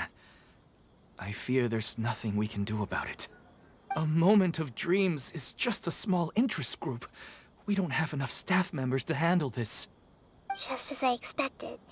It seems my guess was correct. It's the Dendro Archon. She's back. What happened? Why have we been gathered here? Many of you here have been experiencing some beautiful dreams. But I'm sorry to tell you that based on our investigation, there's some kind of conspiracy behind them.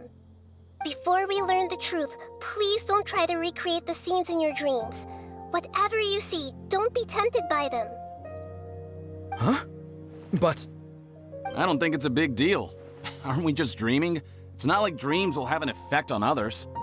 We've already met 2 people who ran off to the countryside alone and got caught in dangerous situations by falling to the temptations in their dreams.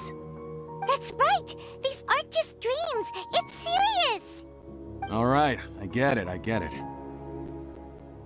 So does that mean once we have some conclusive results from the investigation, we can continue to enjoy these dreams? Yeah, I still want to visit my sister in my dreams.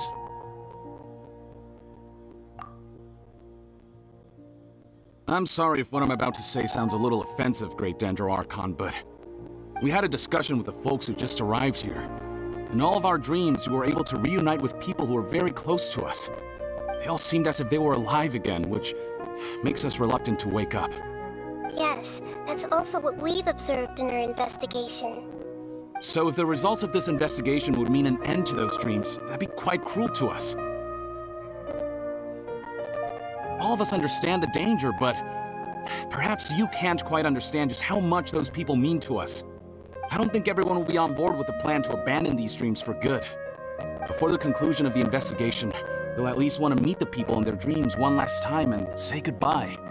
We've never had such a difficult situation before. It appears that not many people are willing to cooperate. So they still want to return to their dreams despite knowing the danger? That's right. Compared with these sweet and beautiful dreams, our warnings of danger are dull and emotionless. It looks like the situation will inevitably spiral out of control. The more time we waste, the more people will ignore our warnings and return to their alluring dreams. So, what should we do?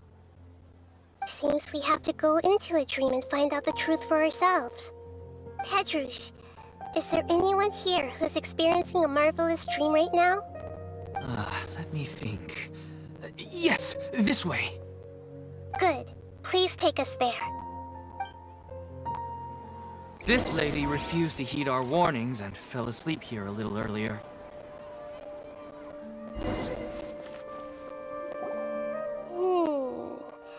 She's only asleep and hasn't started sleepwalking. It seems she hasn't sunk too deep into her dream yet. Do we also need to fall asleep if we want to go into her dream? Don't worry about that. I'm Lesser Lord Kusanali after all. Now, don't be nervous. Just close your eyes. Imagine yourselves as waves gradually rolling onto the beach. You slowly wash over the shore and sink into the sand.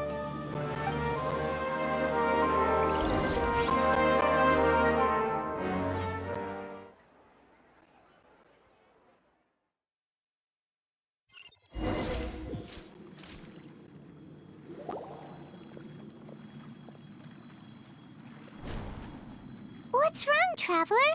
You look a little disoriented. Really? Paimon didn't notice anything. Anyway, seems like we've made it into the dream.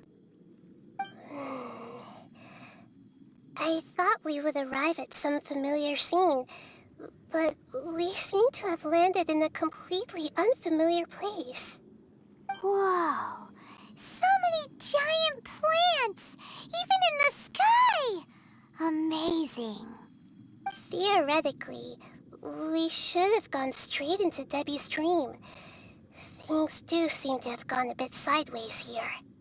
Anyway, let's see if we can find any leads.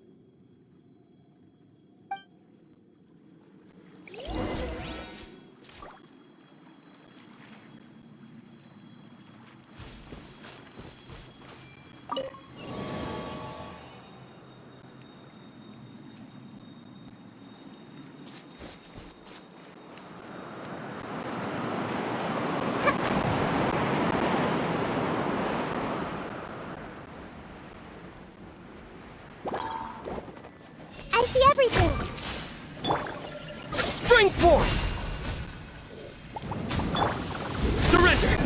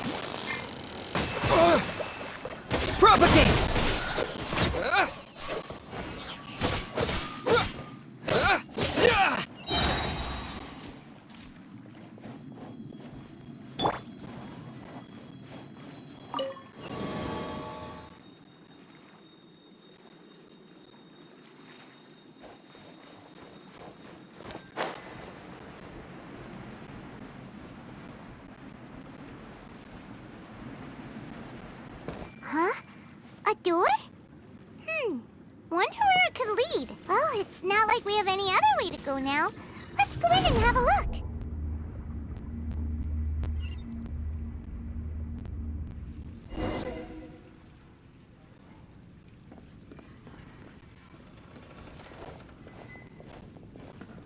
Hey, this place looks familiar. Isn't it Puspa Cafe? Oh, Paimon sees Debbie. She's right over there. Looks like we've come to the right place. These alluring dreams often portray a scene from real life, which concurs with our previous findings. Really? But what about that space we were in just now?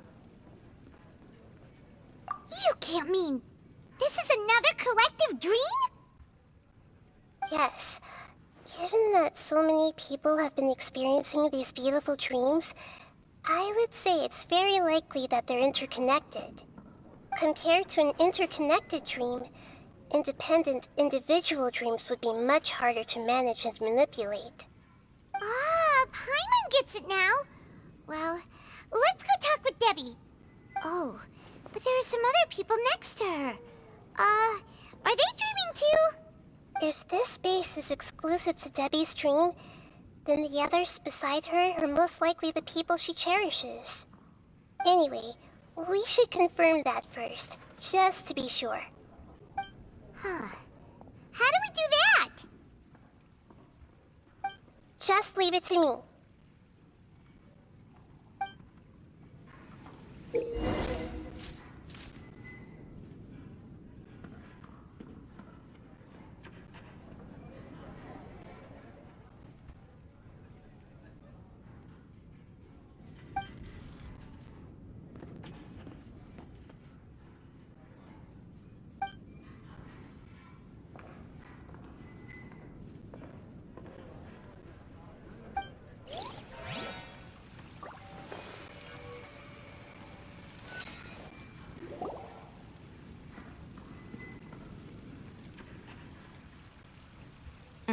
The coffee here still tastes the same as ever.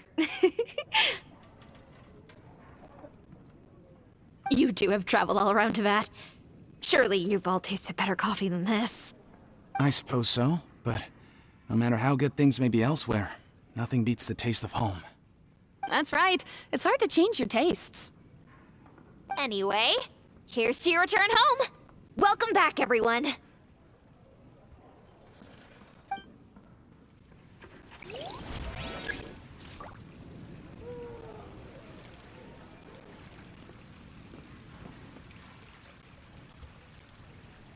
This way, pretty little. I see everything.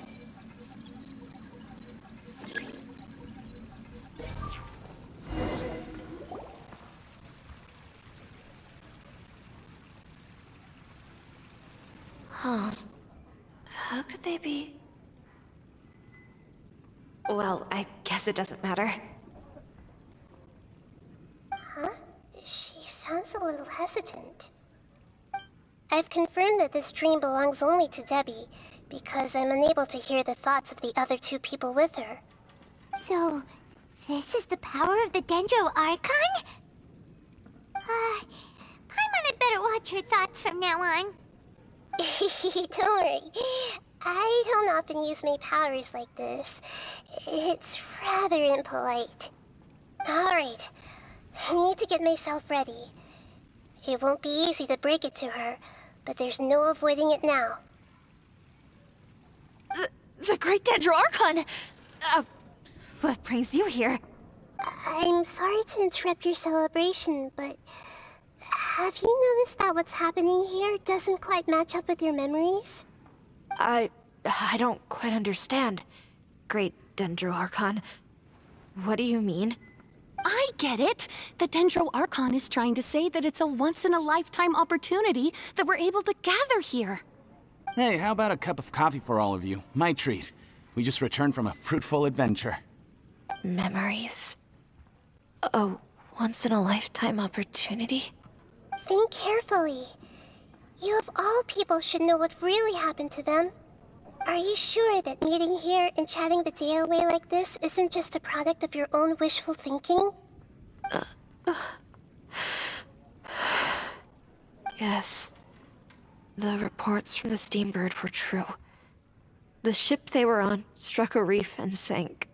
And I never heard from Basima and Gaspar again. Hey, come on now. What are you talking about, Debbie? Yeah, trust your memories. Nothing you see here is real. I get it now. This is a dream, isn't it? But since it's my dream, it doesn't matter if this is real or not. I enjoy the way things are here. I no longer have to face the tragedies of real life. These friends mean the world to me. Nobody else can understand me like they do. There's nothing wrong with continuing this dream. Is there? I'm worried that if you were to continue dreaming like this, the lines between dreams and reality will gradually become too blurred for you. These dreams will always give you what you want, while reality remains full of pain and difficult situations. If you're not careful, you can get hurt. Don't worry. I still have control. I won't let it go that far. Are you sure? Hey, how about we put all this troublesome stuff aside and get back to our coffee and snacks, hmm? Whether it's just a dream or real life, you should be happy. You can't just brush off something like this. We don't even know how you people got here or where you even came from. Sorry. Paimon didn't mean to upset anyone. No, it's alright. I understand that you're just trying to look out for me. It seems that for now, this place is still relatively harmless for you. But I wonder if there's any way to go deeper into the dream. Huh. Now that you mention it, I once heard a strange voice tell me that there's an entrance here. I'm not interested in checking it out at the moment, but maybe I'll go in and have a look later. Okay, thanks for your help. Just as I expected, we're only on the surface of this dream. Let's go.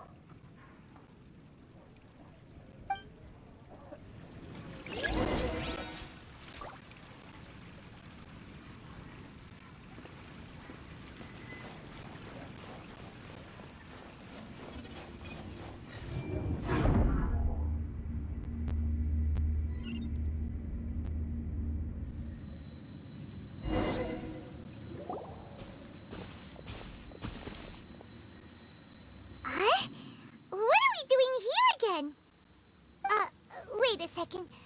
We were just up there. No, down there? Did we go up or down? Don't panic. This is how dreams work. We've left Debbie's dream, but the dream is still continuing onward. I'm not sure where it'll lead us. This dream has the ability to create imaginary people, which is why people are so unwilling to wake up. If it weren't for what we just saw, Paimon might still find that a bit hard to believe. I have a guess. If these dreams are connected, then there should be some sort of order to them. The fact that Debbie was able to realize that she was dreaming means that she is not very deep in the dream yet. But the space we're in has been turned upside down. Do you remember the characteristics of dreams that I mentioned earlier? Oh, right! Dreams are chaotic. That's right. It's possible that we're heading deeper into this dream now, and the deeper we go, the closer we'll get to the essence of the dream. Right! So the answers might be waiting for us deeper in the dream! Yes, and we should get ready for whatever we may encounter.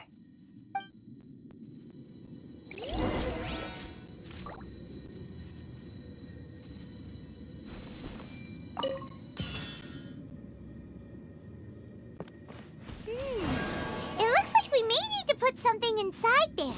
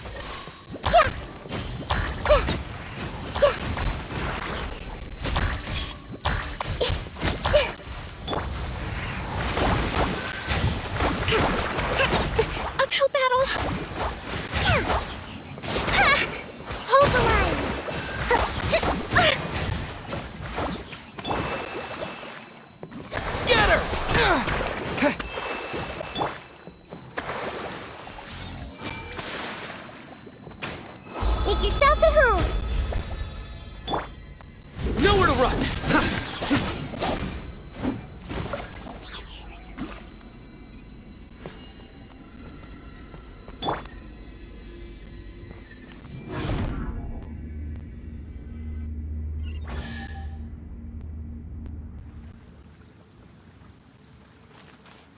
Whoa.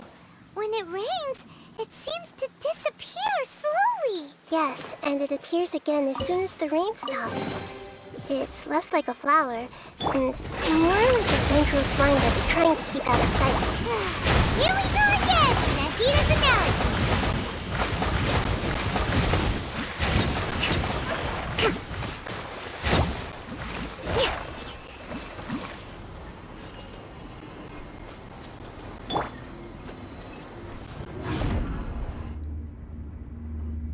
Huh?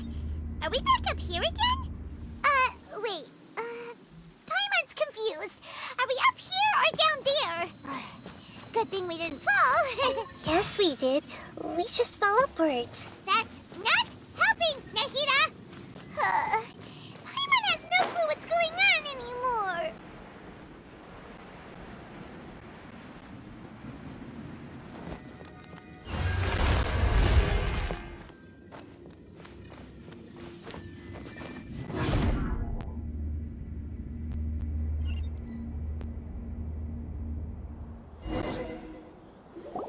Wait, weren't we already here a little earlier? This is probably Ilmon's dream. Huh? Why would he start dreaming again? Yes, but it seems that the danger isn't enough to stop him from longing for his wife. Based on what we've learned so far, he must be sleeping more deeply for his dreams to appear here. But fortunately, he already knows this from before, so hopefully we'll be able to wake him up.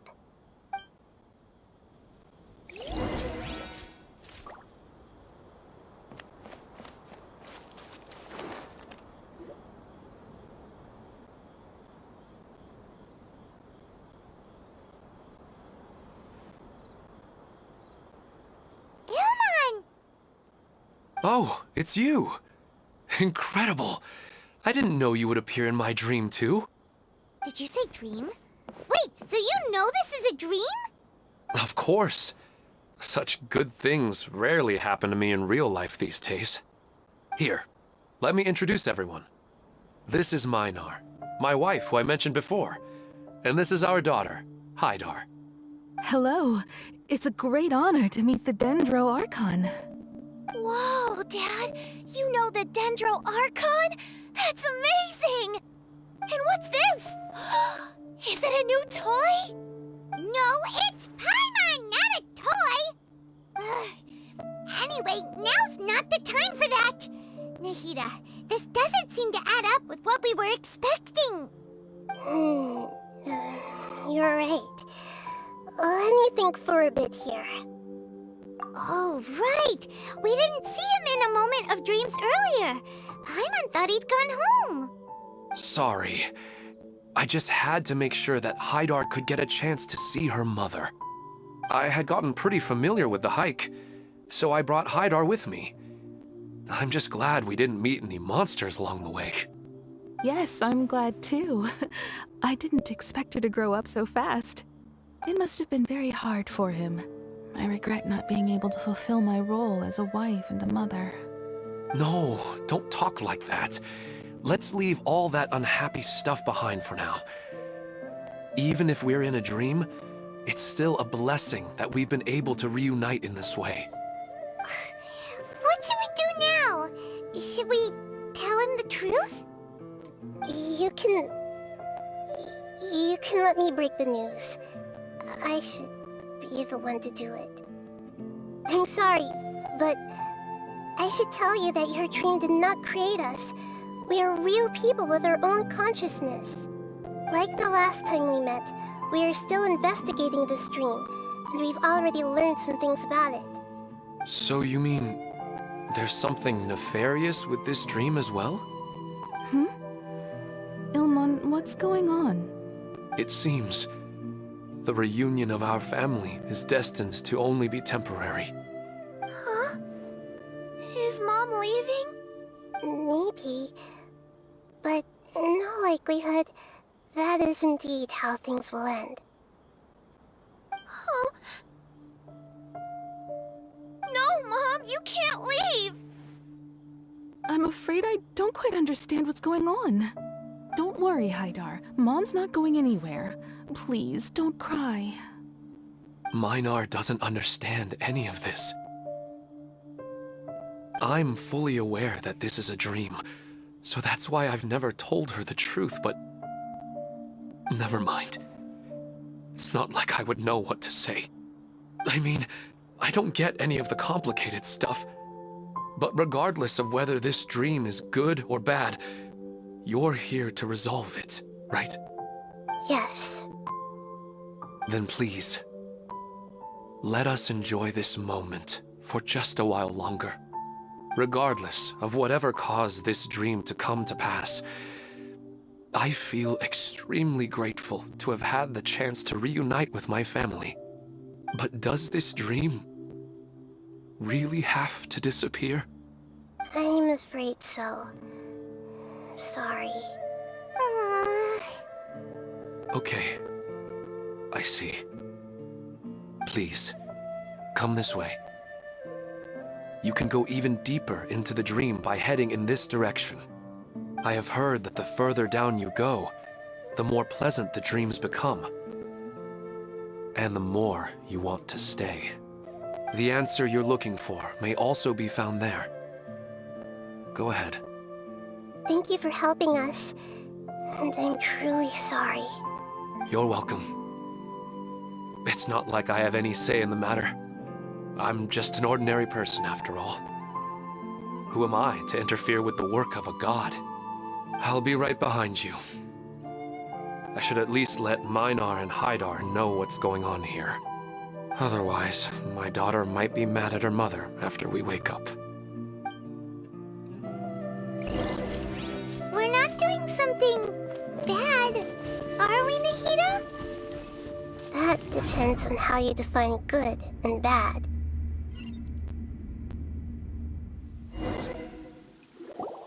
It's the same place again.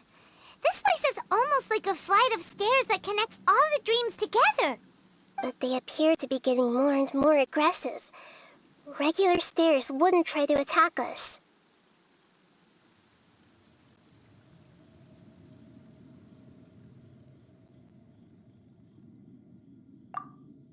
Right. Something seems to be off about our theory. Ilmon is clearly aware that he's dreaming, and he's enjoying it. Rather than dreaming on a deeper level, he almost seemed more awake. I believe we're on the right track, but we just need another explanation. It's not that the dreams are getting deeper, it's the owner's attachment to the dreams that's getting stronger. But you would never mistake dreams for real life, right? Sometimes, Paimon almost wishes her dreams could be real. But it's just a quick thought. It's not long before Paimon's thinking about other things, like sticky honey roast. Listen, we're real beings living in the real world, and that's where our focus should be. This also explains the insubstantiality of our dreams. No matter what they may become, we don't really care. But if we decide to abandon reality and embrace our dreams, then our dreams will become far more substantial. Oh, wait! Paimon's starting to get it now? Your mind will begin to build the dream far more attentively, which in turn will make it feel more real. Do you remember how the Akasha can turn dreams into jnana energy? Constructing a realistic dream consumes a similar energy. Does that mean there's a host of these dreams here like Milu during the Subzerus festival? If we wake that person up, this collective dream will end, right? Most likely. But the collective dream in Sumeru City was created by the Akasha, and now the Akasha has been turned off. This has nothing to do with the Aranara, and humans are not capable of creating a collective dream, which means... Huh? So, did someone manage to restart the Akasha? That's impossible. But they are probably a scholar of the academia who had a close connection with the Akasha. Even so, how did they manage to do it? And how did they choose the host?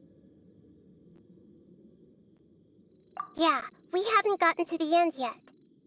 Once we know their motive, all the questions will resolve themselves.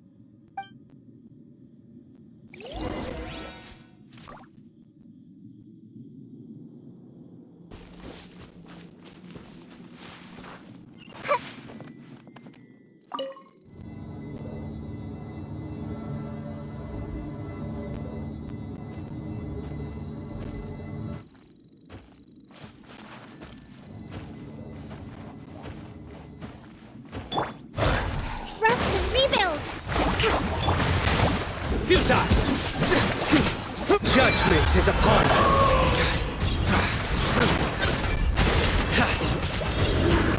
Guilty! Your penance is due!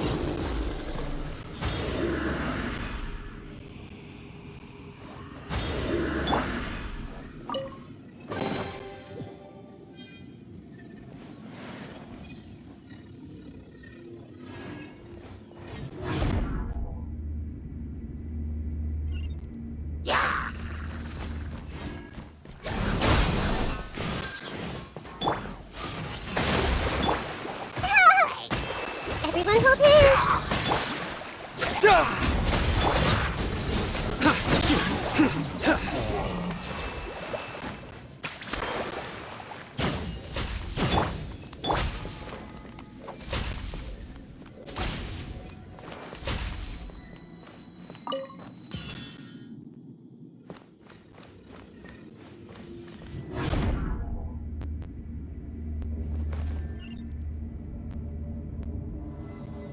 All the water that used to be here has turned into rain! Then let's get through here before the water level rises.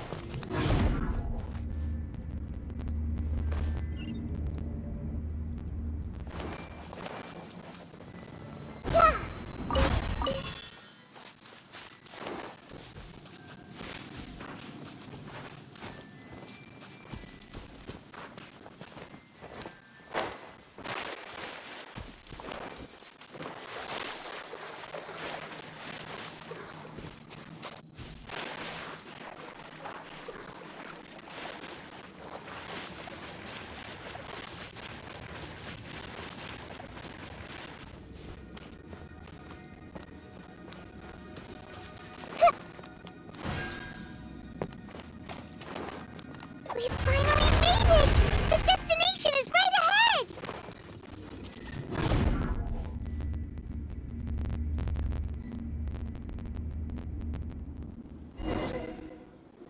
Wow! A new place!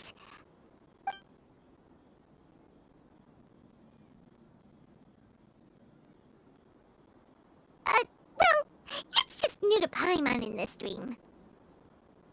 This should be the final destination. Huh? Really? Yeah, these are just ordinary city streets. I have powers related to dreams, so it's usually easy for me to tell who's dreaming and who's created by dreams. I guess only those who have thoroughly accepted this dream will be able to come here. There are so many people here. How can we find the host? Don't worry, I have a way.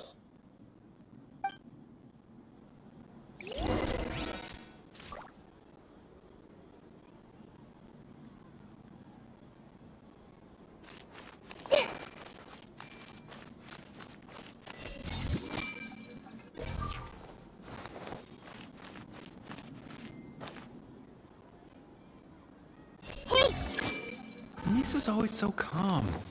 I wish I were the same. He's just in an ordinary dream, so it shouldn't be him. I see everything!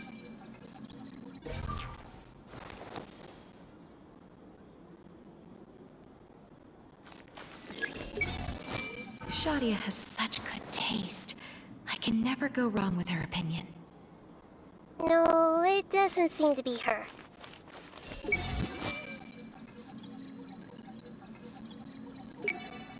Lisa's always so calm. I wish I were the same. He's just in an ordinary dream, so it shouldn't be him. Sometimes I wish Rakesh could be more assertive, but I guess I'm also happy enough with the way things are. No, it's not her, unfortunately. Who doesn't want a dream to last forever? He's just entered the dream recently. It's definitely not him. However... Who doesn't want a dream to last forever? He's just entered the dream recently. It's definitely not him. However...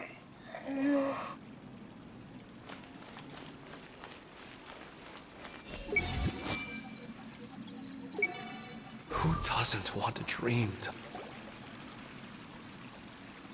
You know, I've heard that plants grow better if you play music for them. And on that note, it's been a while since I last heard you play. Sorry, I've been a little busy these last couple days.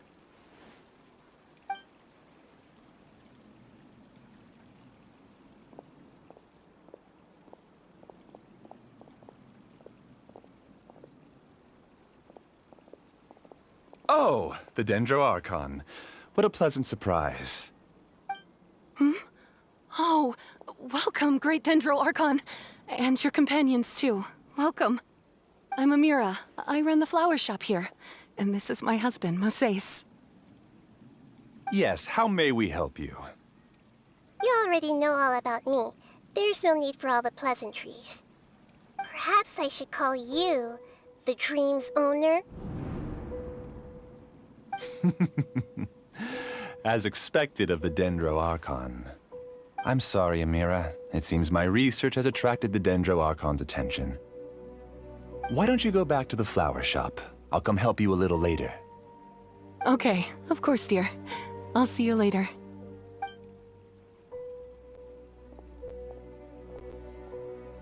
It appears that I was too naive to think I could deceive the Dendro Archon in person like this. To avoid looking like too much of a fool, allow me to ask the first question. How well would you say you understand this dream? This dream was built by the Akasha, and it has the power to create imaginary people who no longer exist in the real world. As for you, you found a unique way to become the owner of this dream, going so far as to have even given up the ability to wake up again. Given up the ability to wake up? Impressive! You truly are the embodiment of wisdom. Please, tell me how you were able to arrive at such a conclusion. In return, I'll answer the question you're most curious about. It's simple. Apart from you, this space only consists of real people who are dreaming and imaginary people who are created here. Although you are here and appear no different from the others, I can't sense your dream. How can I wake up a person who's already awake? Fascinating. Since you're the fully awake owner of this dream, it can never collapse from you waking up. Theoretically, this should also give you absolute control over this place. I have to admit, it really doesn't get much better than that. But even knowing all of that, one question remains. How did you do it? Isn't the answer right in front of you, great Dendro Archon? It's because I've dedicated my entire reality to this dream. I uploaded my entire consciousness into the Akasha when it was still running.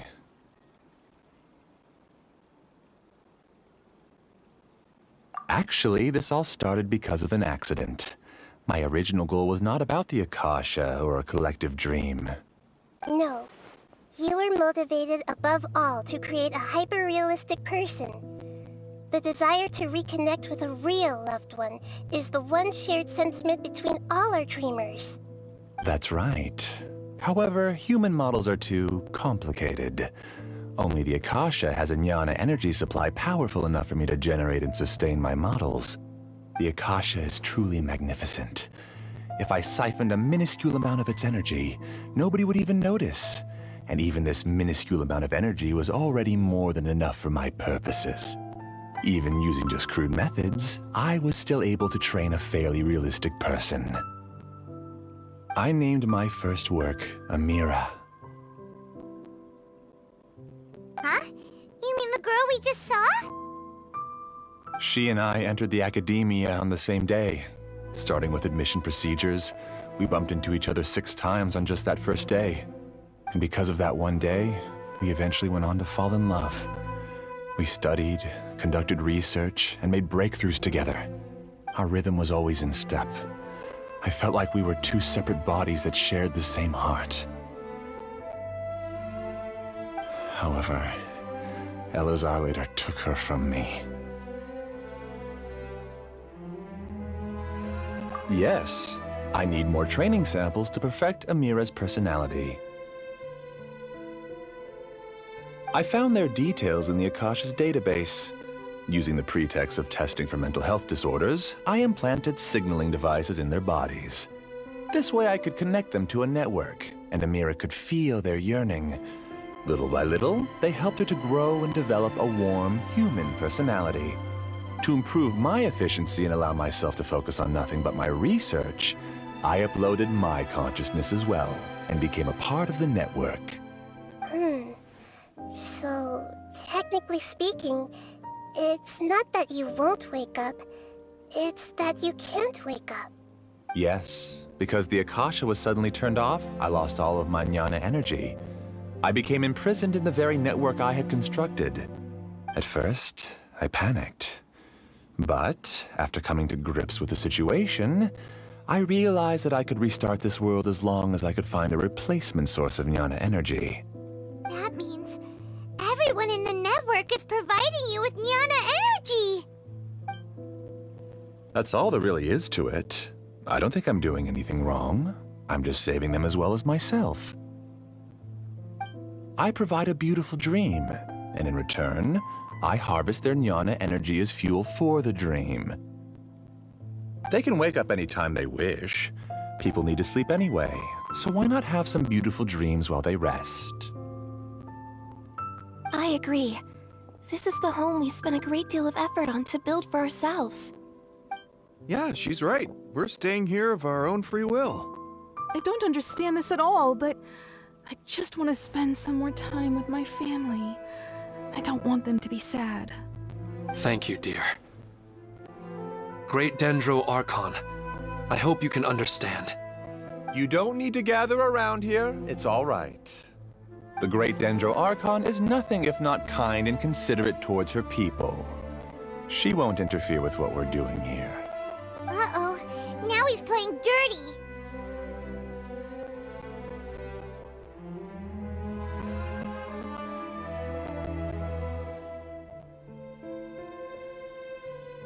It seems like I won't need you to answer my last question. You're willing to tell me all your secrets because you have nothing to fear. If you use real people as your weapon and turn them against their Archon, then there's nothing the Archon can do. They just want to be with the people they cherish. I don't think there's anything wrong with me providing them with that opportunity. They don't wish to eternally part with their spouses and friends. What's so wrong about that? If you understood humans a little better, or had also experienced firsthand the absolute devastation of loss, then perhaps you wouldn't be so cold towards us.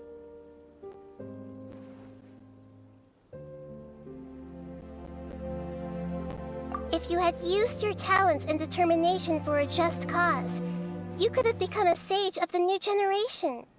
Unfortunately, you've committed one of the 6 cardinal sins of the Academia by attempting the forbidden and fearing none. You equated people's feelings with cold jnana energy and deprived them of the pain that they have to face. You lured them into these dreams, and even now, remain completely unaware of how evil all of this truly is. Pain? Luring? Those kinds of things haven't existed here from the moment this world was created. She's right here. This is Ilmon's child, Haidar. Huh? My daughter? What's wrong with her? This dream relies on a set network, which means that only those with devices planted in their bodies can enter this world. Carefully think back and retrace your steps. I secretly went back to the mountainside with Haidar. Minar was already there waiting for me, and Haidar was able to see her mother. You mean she isn't actually the real Haidar? No, because unlike you, she can't enter this dream. The moment you came into this dream, it created a Haidar to realize your wish of reuniting with your family. So, tell me, where's the real Haidar? She's still out there on the mountainside. That's right. And she must have been terrified to see her father not in his right mind. Not to mention the monsters in that area. The situation is very dangerous. If Haidar's still out there, then... What are you talking about, Dad? I don't understand. I must wake up right now. I can't leave her there alone. Oh. It seems the others have also remembered something. People try to avoid pain and stay in their perceived bubbles of safety out of an instinct to protect themselves. This is human nature, but it is also one of their weaknesses. However, why are there still so many people striving to move forward, even when they know the path ahead is dangerous and painful? It's because people don't only live for themselves. They have families, loved ones, friends, and communities. They have dreams that they are still trying to achieve. But in this dream, you showed them only the most comfortable and soothing things. This entire world has been built on the foundation of buried and unseen pain. It's all just a well-devised scam. It seems like I've stayed in the dream for too long. I still have so many things I haven't done. I thought gods didn't understand humans. That would have explained why they created such a flawed world where countless tragedies took place. I didn't expect you to arrive at the answer through sheer power of observation. But unfortunately, it means nothing now. If you wanted to spend a little time in the waking world, go right ahead. In any case, I wanted to spend some time alone with Amira. As long as this dream continues to exist, you'll come back. Humans aren't as strong as you think. And even if you're a god, they won't always listen to you. It's time to purge all the extraneous data and noise.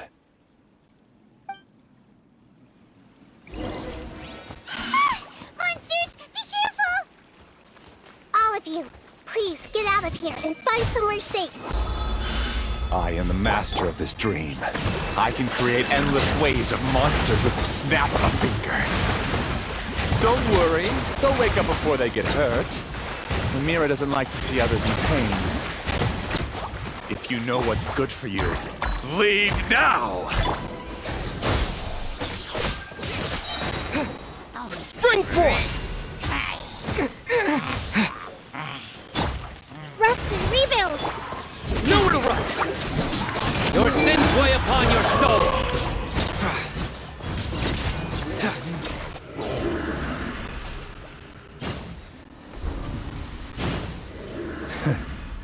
You haven't won just yet.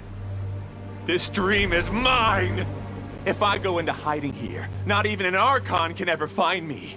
And as long as people yearn for happiness, they will return here and rebuild this paradise! Hey, stop! What's that? The stream is spiraling out of control and is collapsing now.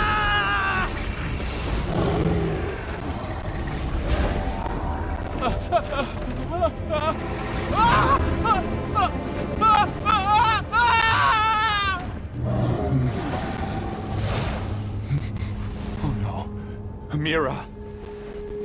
Amira! Amira!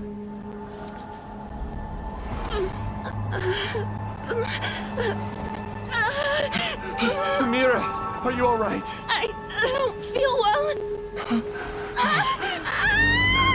No, no, no!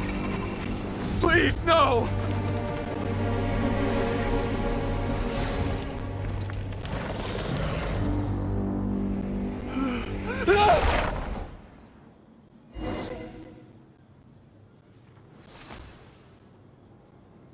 Get away from there! Don't ruin my flowers!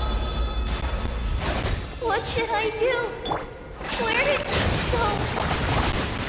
He left because he doesn't want you anymore.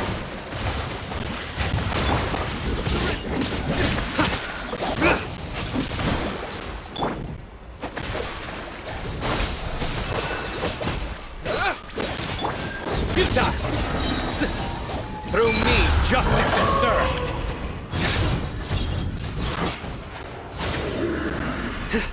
Guilty! Who am I? I'm not Glad that's over. But what happened just now?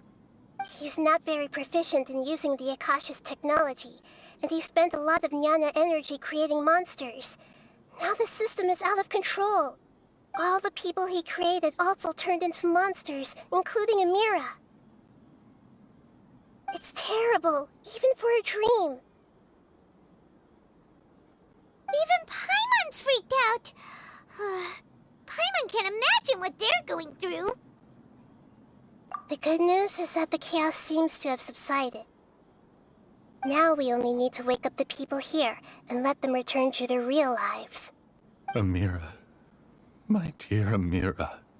They're all gone. It was just a big dream after all. I couldn't change my fate, and my knowledge turned out to be useless. What a cruel world.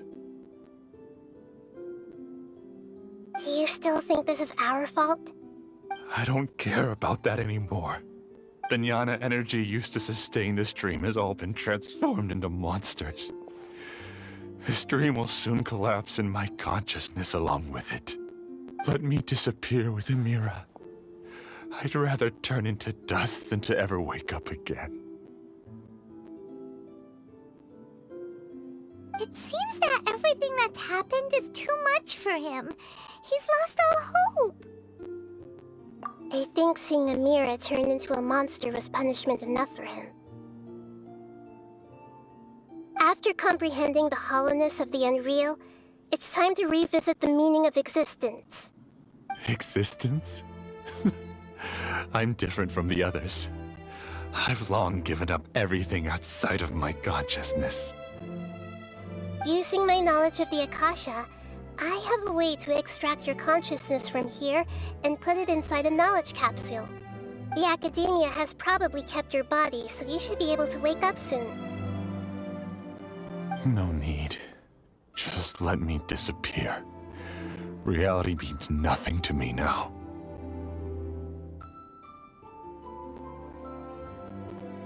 This isn't compassion. I won't let you escape your punishment by simply disappearing. As for your life after that, it'll be up to you how you want to exist. Alright, Traveler and Paimon, we should go back. We can finally wrap up this whole thing.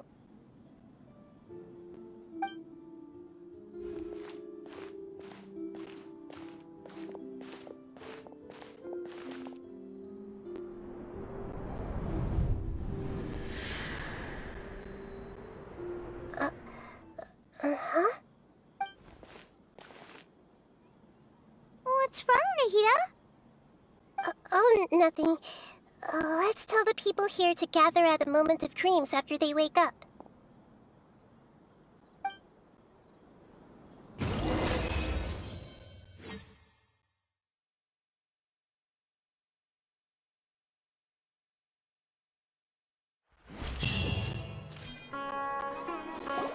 Oh, great!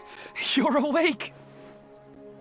Everybody has started to wake up, and we've heard similar reports from around the city as well. From the looks of it, you were able to successfully resolve the issue. Yes, though it took us a good deal of effort. There will be many people gathering here shortly, so please do your best to maintain order. I need to go to the academia with them now, but we'll be back soon.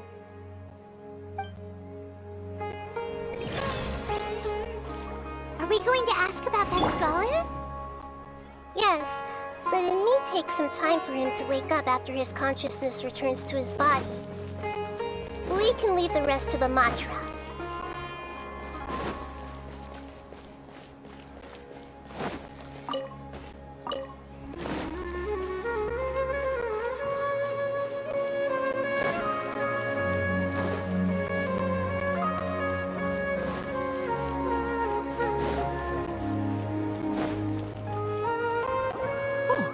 It's the great Dendro Archon.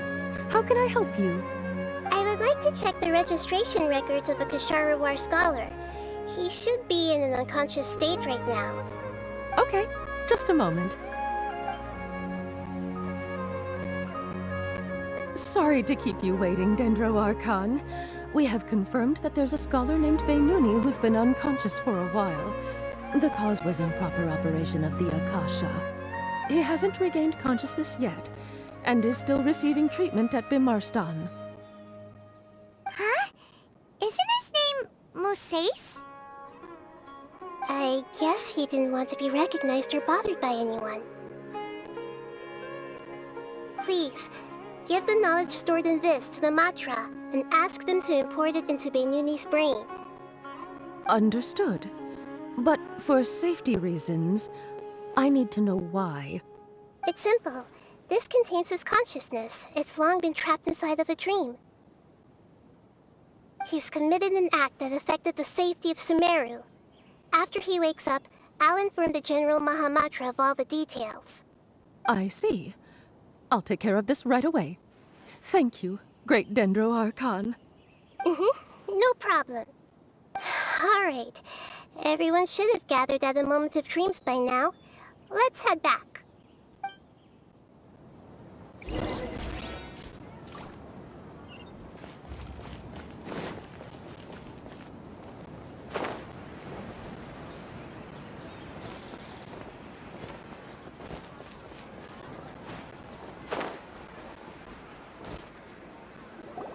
Let's be quiet and just listen in. I wonder what she's going to say. Hello, all of you who have just woken up. I'm sorry for interrupting your beautiful dreams. I may have acted a little cold when handling things in the dream. I sincerely apologize for that. Dreams have amazing power. They inspire us to remain resolute in the face of adversity, and help those with aspirations achieve their desires. But dreams also have the potential to exploit people, confuse the senses, and distort the truth. Unfortunately, you were all chosen as prey for an elaborate scheme. As I've said before, I am still learning, and cannot fully empathize with the pain of all the loss you've experienced. But just take a good look around you, and you'll see many other people who have had similar experiences. You should be proud that you've been able to gather here and look toward the future together. The path of life is long, and it's hard for us to see the destination. This leads us to ask a lot of difficult questions. What's the meaning of life? What's the purpose of my existence? Why do I keep experiencing pain and loss? Of course, the most comfortable choice is to stop progressing. Give up thinking, and just keep repeating whatever you're already familiar with. Whenever you have such thoughts, just look at the people and things around you. Some people work hard all day so that their families can have a hot meal on the table at night. Some people travel all over the world in order to create art that resonates with all of Teyvat. Some venture in search of the world's secrets to prevent rapidly approaching, yet still unknown, world-shattering catastrophes. Life is not just about yourself. Each and every one of your actions shapes you and the world around you. Look, friends and family will remember what you've done, and even some people you've never met may benefit from your actions. Therefore, many people will strive forward to forge new paths, even if they have to endure great pain to do so. Once you begin your journey on that same difficult yet rewarding path, you'll come to know the answers to those big existential questions, yet they will no longer feel as life-defining as they did before. But if you were to believe that life is nothing but an empty, ephemeral dream, then that's also the only thing it'll ever become. You are free to choose how you want to live your lives, but as your Archon, I should first make this information known to everyone. In the end, it's up to you whether you want to embrace a beautiful dream at the cost of your real life. Nahida said she wanted to speak with us alone. It seems like she went to the plaza in front of the academia.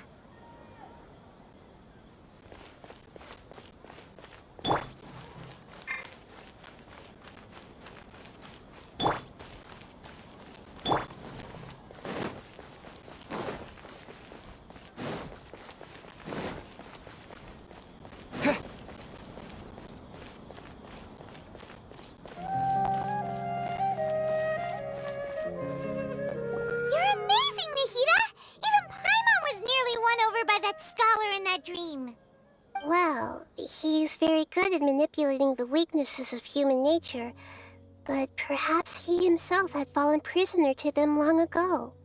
That dream was incredibly beautiful and enticing.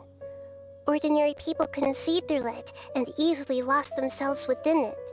But as long as you can still wake up, you can still move forward with your life. Huh? What makes you say that? Right! You said that you didn't understand human feelings, but we saw how considerate you were with all these people. Your speech just now really connected with everyone. You did a good job! Thank you. I've heard a lot of sad stories along this journey, and several of them have touched my heart. You can't say that the victims of the dream really did anything wrong, and what they wanted was also not unreasonable. That's why I could understand them when they tried to resist us and protect the dream. But all of my understanding and stirred feelings probably can't even account for even 1% of the pain they've experienced. I don't think this 1% can be seen as an example of what you call empathy. You're too hard on yourself, that's for sure. Alright. I suppose going out into the world will help my confidence grow. I've learned that emotions are nothing like knowledge, and that's why it's hard for me to put them into words sometimes. Benuni, or Mercedes, said that I had never personally felt the pain of loss. But I have a vague feeling that this isn't true. The moment I entered the dream, I felt like I was wrapped in a blanket of warm feelings. It was so warm that it felt like I had returned to the start of my life, and I didn't want to wake up anymore. But when I opened my eyes, the feeling was gone without a trace. If I have to make an analogy for it, I would say I can no longer see words on a piece of paper after they have been erased, but I can still see the slight indentations of where the words had been written. But now that I've experienced this dream, I think I can say with confidence that I won't dwell too much on the meaning of that warmth. It's enough that I can tell I was once supported by that warmth, and its existence has allowed me to get to where I am today. If I dwell too much on its exact nature, I would be putting the cart before the horse. I gave a speech to inspire my people, so if I were to fail to live up to those words myself, then that would be too embarrassing.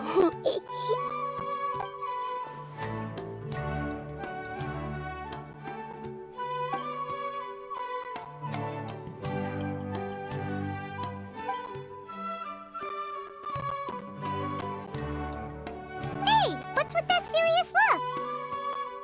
You keep looking like there's something you want to say. Is there anything you want to tell me? Okay.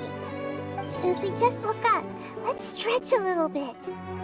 A new day is about to begin.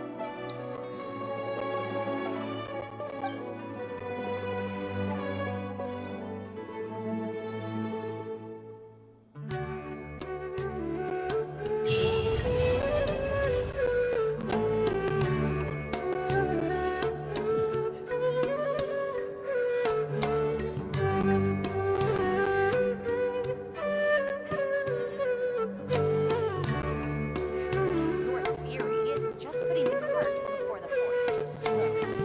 Your perspective is just tunnel.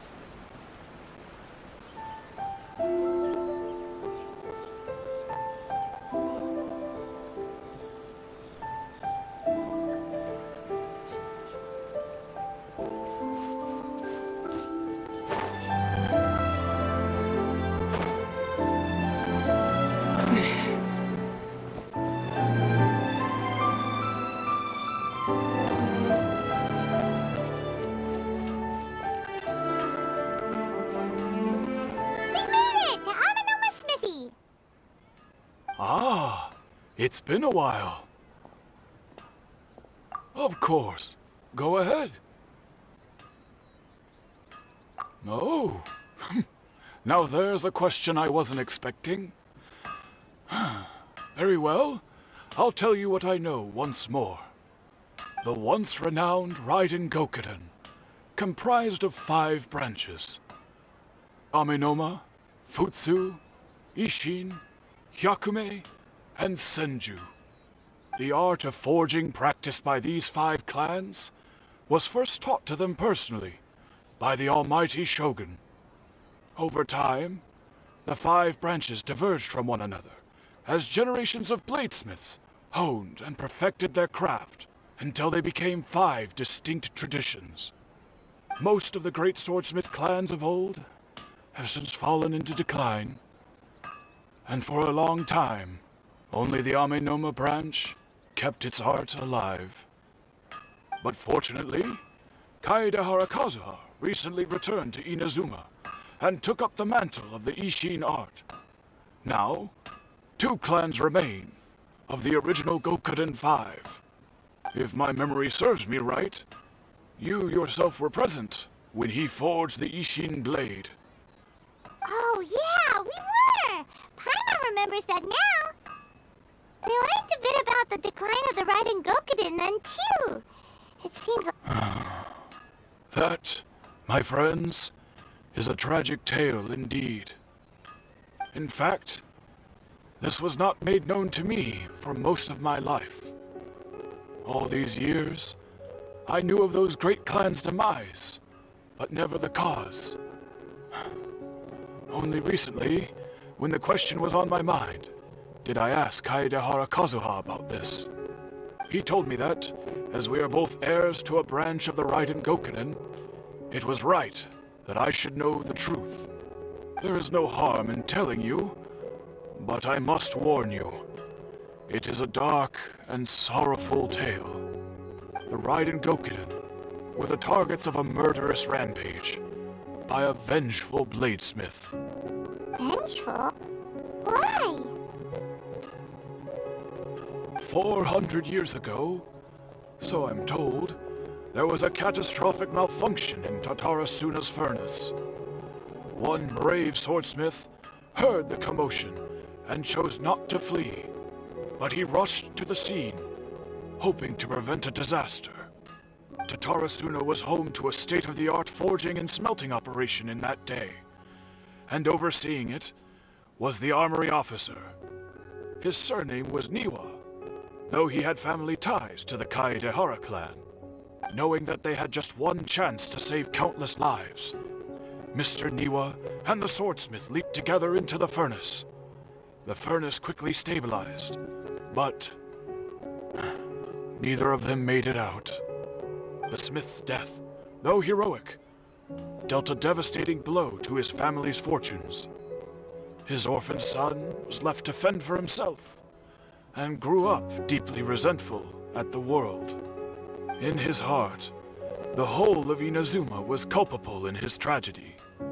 He hated the almighty shogun for her apparent indifference towards his father's death, and he hated everyone who had done nothing to try and save him.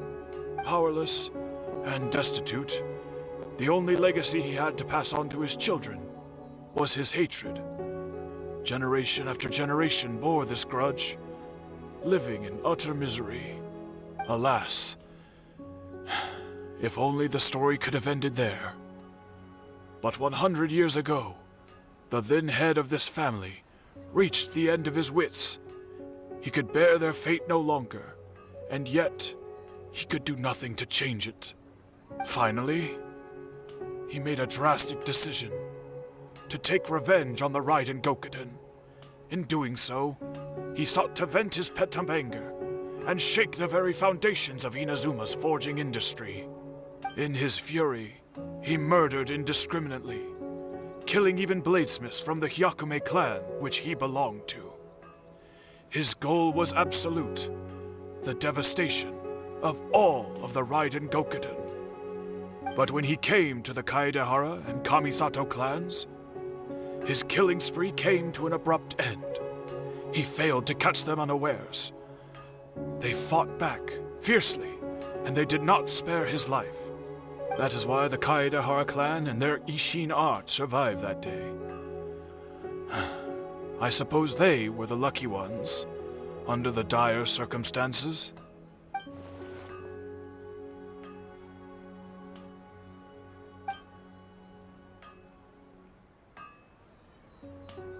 Was there anything else you wanted to ask?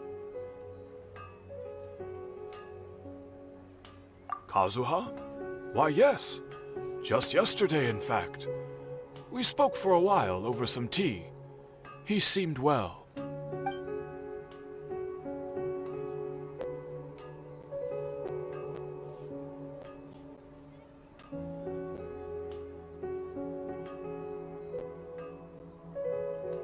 My pleasure. Don't tell Paimon. There are other places you want to visit too, right? Your expression says it all. You can't hide anything from Paimon. On to the next stop. Lead the way, traveler. Paimon will be right behind you.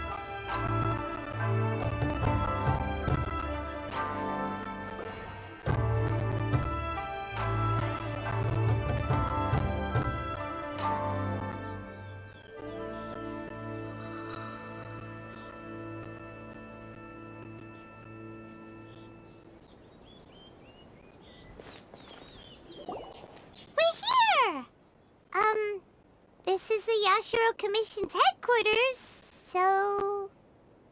Traveler, it's been a while. If you're looking for the Commissioner and Miss Kamisato, I'm afraid your timing is unfortunate. They're not here right now. Are they out on business? The Commissioner is out on business, and Miss Kamisato is standing in for some meetings in the Commissioner's place. If it's urgent, you're welcome to wait inside until they get back. What do you think? Shall we go in?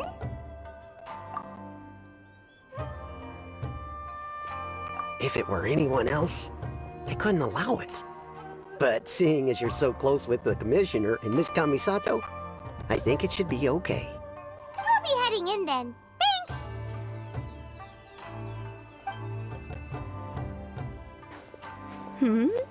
Hello, dears. Is there something you want to say? Of course, traveler. Yes, I know who you are. Miss Kamisato has told me about you. What would you like to know? Oh, they're both very well indeed. Lately, Miss Kamisato has been rather busy attending all kinds of meetings and occasionally paying visits to some local organizations on the Commissioner's behalf. As for the Commissioner himself, well, you know, busy as ever. That much hasn't changed.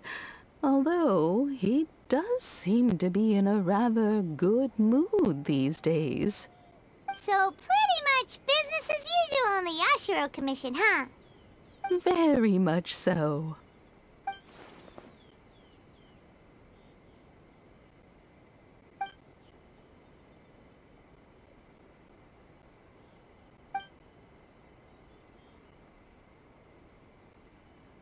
Well, got any more questions? You're very welcome. In fact, I would love nothing more than for you to come and visit more often. But I'm sure you must be far too busy to have time for that. Miss Kamisato talks about you all the time. She seems so thrilled to have you as a friend, and she's always saying how talented you are and how much she admires you. I must say, many things in Inazuma seem to have taken a turn for the better since you arrived here. So you're not just Miss Kamisato's knight in shining armor, you know. You're a hero to us all.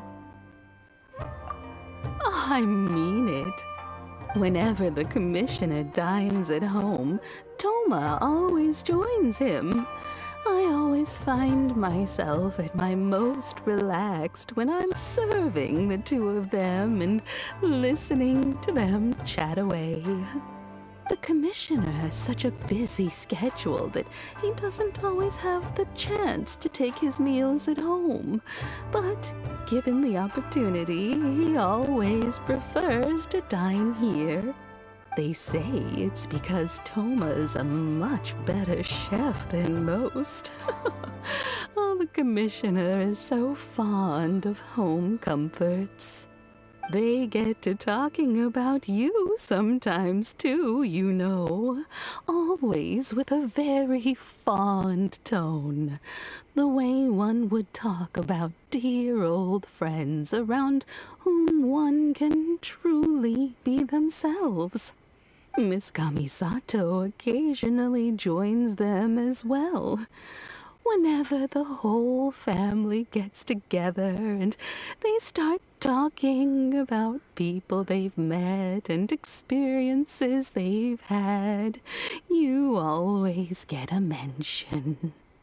It's been many years now since the late Mr. and Mrs. Kamisato passed away. Much has happened in the Kamisato clan in that time. As someone who is old and gray enough to have watched their son and daughter grow up, It makes me so happy to see them meet a dependable friend whose company they enjoy so much. So, in the future, if you ever do have the time, please know you are always very welcome at the Yashiro Commission headquarters. There will always be at least one old lady who would be delighted to have the pleasure of your company. Wonderful. Thank you. Paimon likes it here too. Also, you were saying something about the food here being really great. Paimon's itching to try it. We may just have to invite ourselves around for dinner sometime. Paimon meant we should come pay a visit again real soon. Ideally around dinner time. Of course. You're always welcome. Alright, goodbye for now. We're great. Goodbye, ma'am. Don't worry, we'll see ourselves out. All right then. Take care now. Hope to see you soon. Oh, are you two leaving already? Yep, everything's taken care of now. Don't worry. Very well. Safe travels. Goodbye.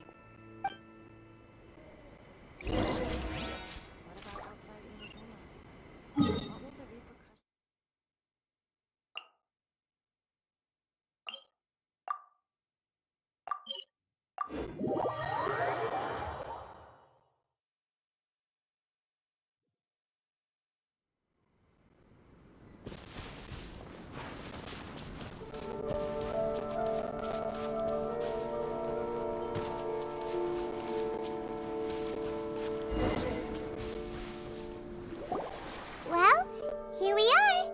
But what are we looking for? Something or someone? Do my eyes deceive me, or is that the Traveler and Paimon? Xavier, what are you doing here? I was in the general area, and now I'm in this specific area. There, that's me. So what about you two?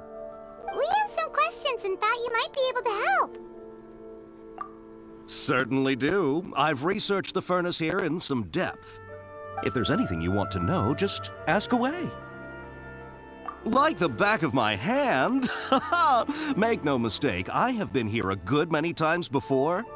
Not only that, but I've met people in Inazuma whose families used to live in Tatarasuna years ago. They said it's all true, the history here. Oh, well, it's a long story, don't you know? The tale of Tatarasuna starts a long time ago.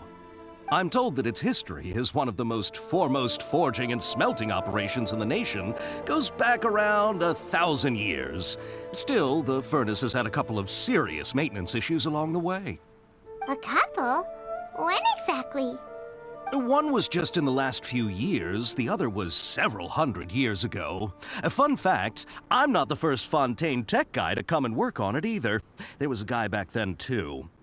They say he was a mechanic who consulted on a technology upgrade. It seems like the technological collaboration between our two nations goes back a long way. How about that?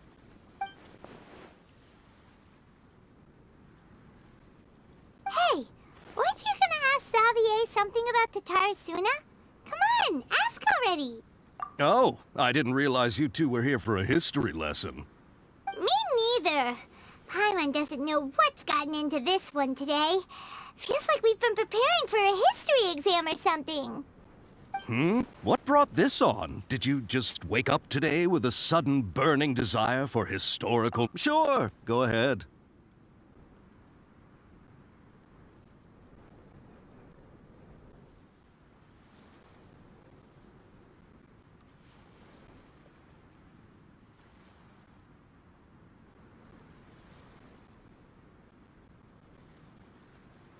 A kabuki mono? No, I can't say that I have. I do know the word, Inazuman for those eccentric types who always go around dressed to the nines. Just the sort of person that I'd like to meet, actually. But sadly, I've never had the pleasure, nor have I come across anything to do with a kabuki mono where Tatara Suna is concerned.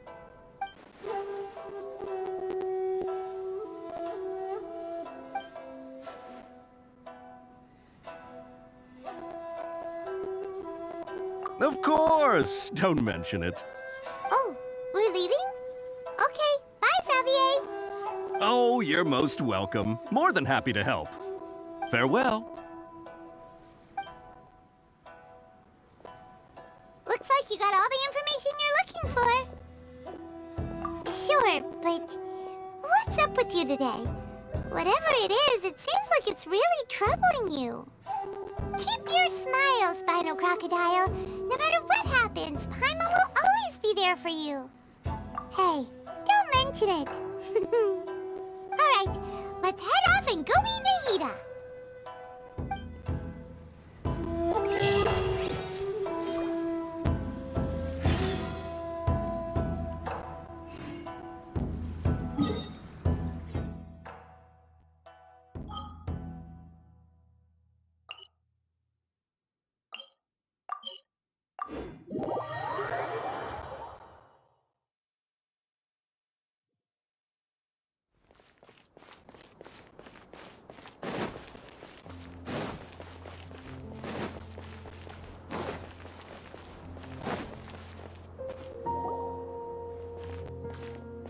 Hey, it's them!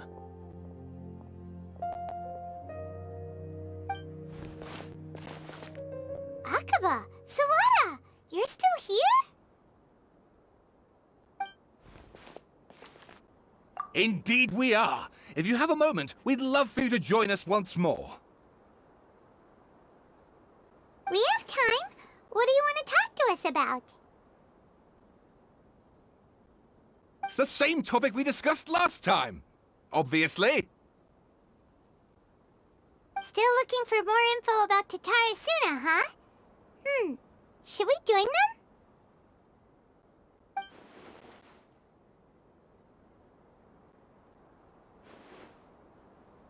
Unfortunately, we haven't made any real progress. Huh? Oh, of course.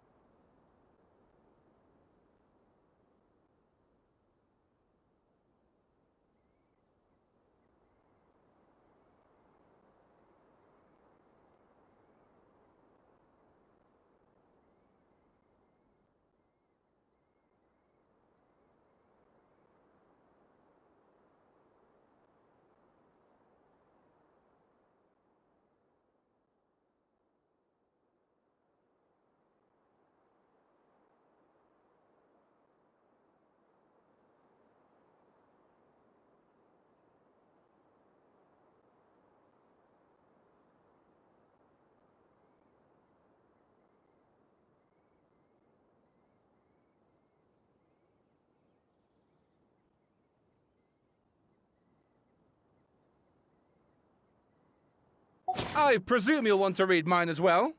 Here.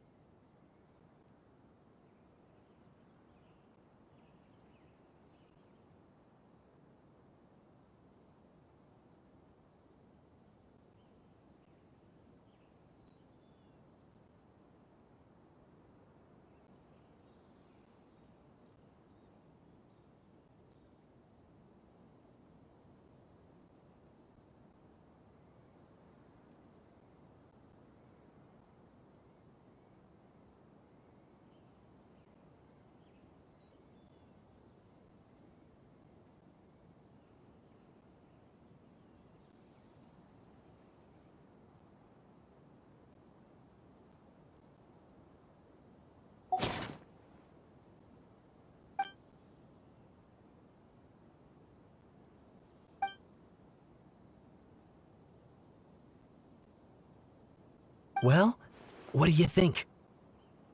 Hey, Traveler. Remember how last time Akaba was saying how he wished he could gather more information about all this?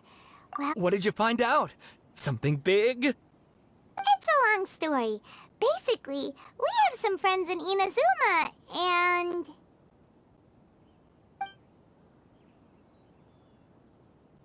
Wow, so many new details.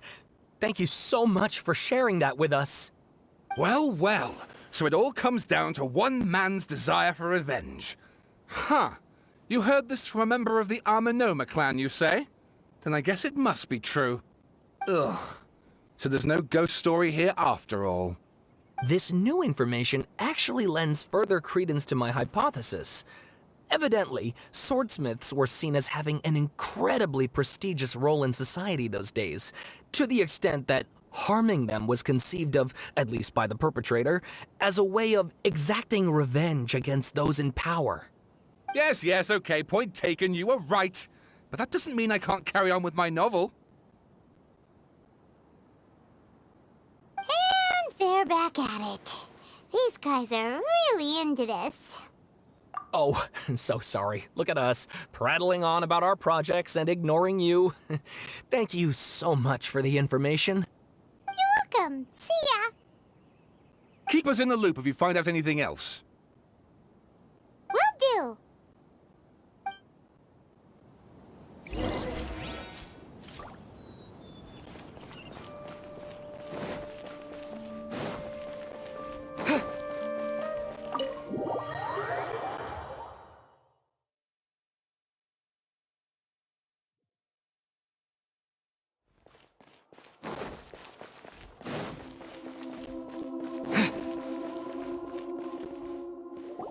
Nahida, we're here! Traveler, Paimon, how have you been? Ugh, where to start? Paimon hasn't had a moment's rest this whole time. That night, we ended up chatting and chatting until suddenly the sun was up. And then he decided he wanted to go to Inazuma. The Balladeer? This sounds like some kind of code name. You look troubled. Is there something you need to tell me?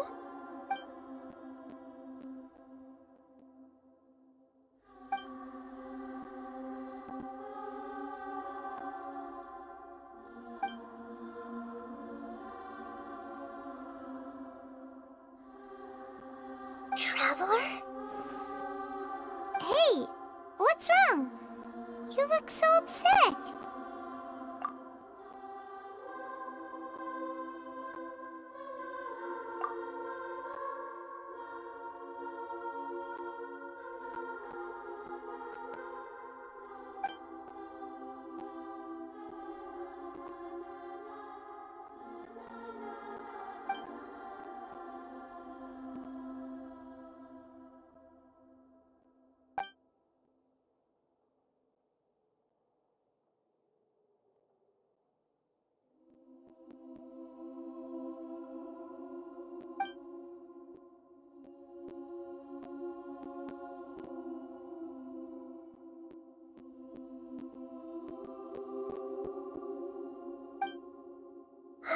That's quite a story.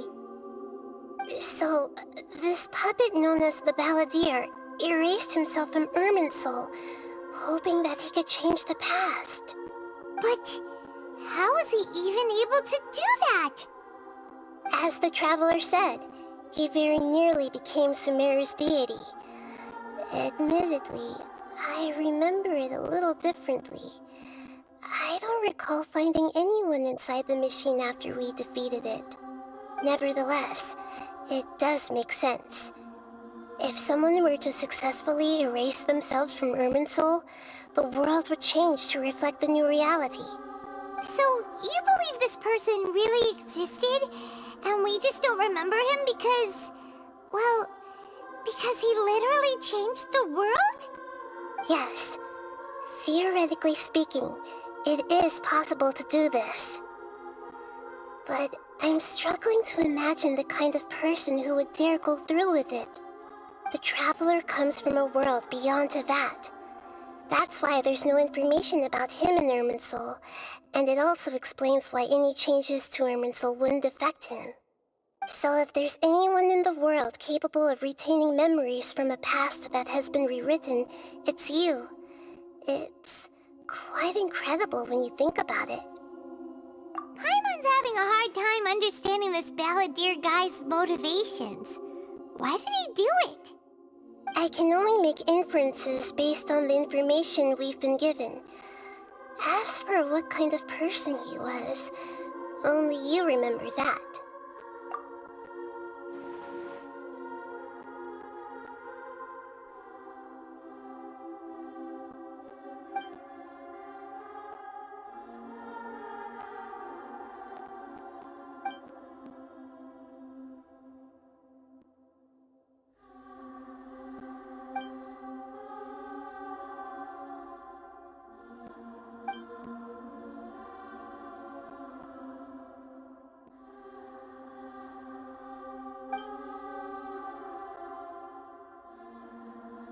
Something else worrying you? Something that you can't share? It couldn't change the fate of the ones who had died, right? Once the balladeer realized he hadn't been betrayed after all, it must have completely changed his view of the people of Tatarasuna. Now he saw them as friends again. He couldn't keep hating humans after that, and if he thought there was a chance he could save his old friends, it would be hard not to try. The story makes sense, every part of it. The balladeer tried to achieve godhood with the doctor's help. He was unsuccessful, but retained the power to connect with Irminsul.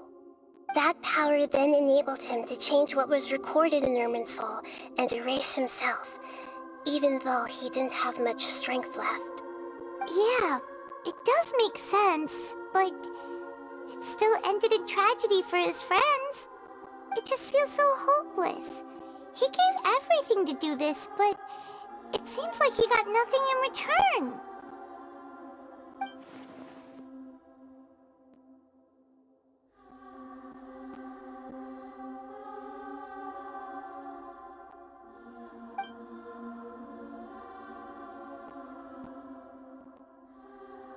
Please wait a moment. I want to check something. Found it. This should be the one. It turns out that I have a strange way of confirming everything he has told us.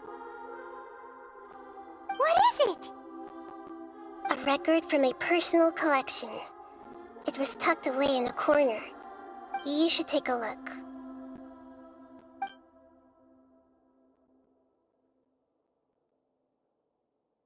Is this a fairy tale? Who wrote it? I authored this record myself. Huh? You wrote a fairy tale that somehow has something to do with the balladeer? When combined with the traveler's narrative, it's clear that this story is an allegory.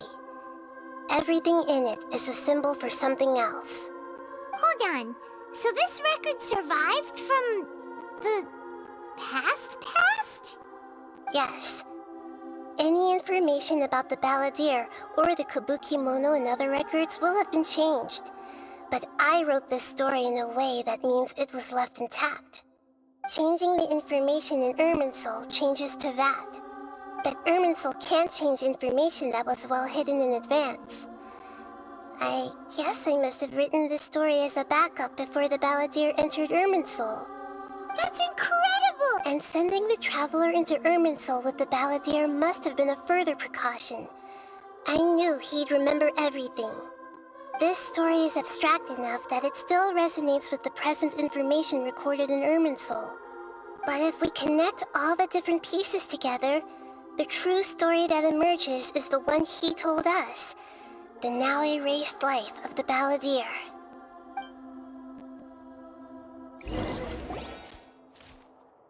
There was once a lone monster draped in fox fur. The monster found a family of foxes, joined them, and they became friends. The monster lived with the family day and night, and everyone treated it as one of their own. Once in a while, the monster would take off its fox fur at night and lament to itself as it gazed at its reflection in the water. I am a monstrosity, yet they are too foolish to see it. I pity them. But the monster soon found solace when another came to live among the foxes who was not their kin. A kitten, carved from the wood of a white tree who had been abandoned by the humans. The kitten too wished to become a fox, but its tail was too slender and it could not grow a coat of richly colored fur. Yet when the other foxes saw this, they spoke words of comfort to the kitten. Even without a tail and fur like ours, you are still one of us. Furious at this happy resolution, the monster lit a fire on the mountain. The terrified animals panicked as the fire spread. The only way to extinguish the flames was to make a sacrifice. A gray fox stood up and addressed the monster. It said, "You are the cleverest among us. Surely you can help us find a way to solve this." The monster smiled, led the fox toward the fire, and murdered it. The gray fox's heart was turned into a beautiful drop of water, clear, spotless, and pure. The monster gave the heart of water to the kitten, telling him, "The foxes have decided. You are the one who must be sacrificed. Take this, quench the flames, and die for your fox kin." The fire was extinguished, but the kitten lived. It left that side of the mountain and found a little bird who had a broken wing. The two promised they would spend their whole lives together, but the little bird did not have long left to live. It passed away soon after. After burying the bird, the kitten left the mountain for good. Never again would it cherish a single creature nor a single blade of grass that stood on that mountain. The kitten spent the nights wandering aimlessly, gnashing its teeth at the moon. How it wished to swallow the moon and devour the moonlight. If the world could only return to darkness, then it would finally be peaceful and content. I will become the new moon, the answer to everything. Then, no one will know that there were once birds, foxes, and cats in this world. And no one can know that they were different.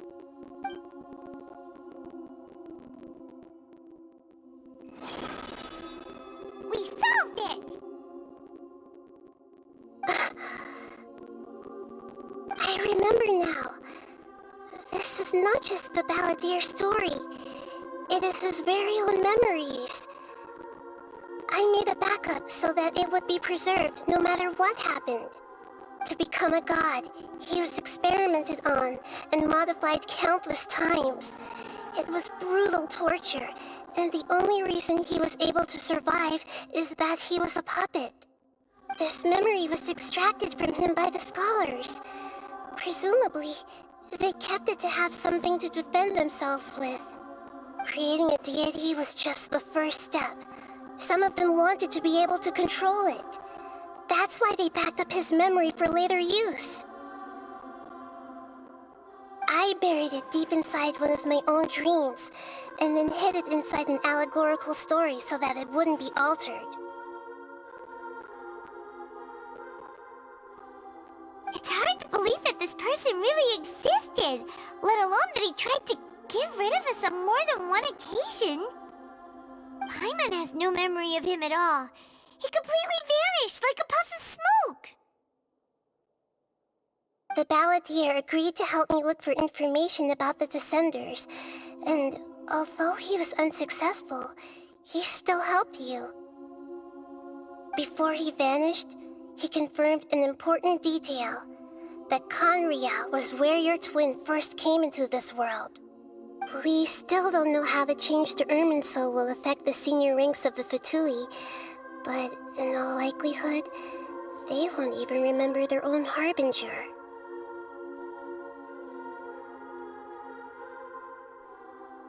It sounds like Paimon wouldn't like this guy a whole lot if he was still around. But still, Paimon doesn't like the way it all ended that much better. This is why wisdom alone cannot answer all our questions. We look, we see, and we comprehend, but the question still troubles us. So the answer is not everything. People yearn to find the truth and then conquer the troubles they face.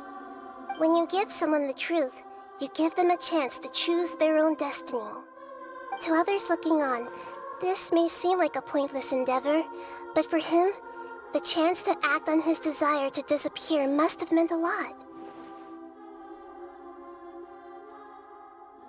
Never forget that even when we walk beneath dark clouds along a road filled with suffering, the light of wisdom is always there, guiding us toward a better destination.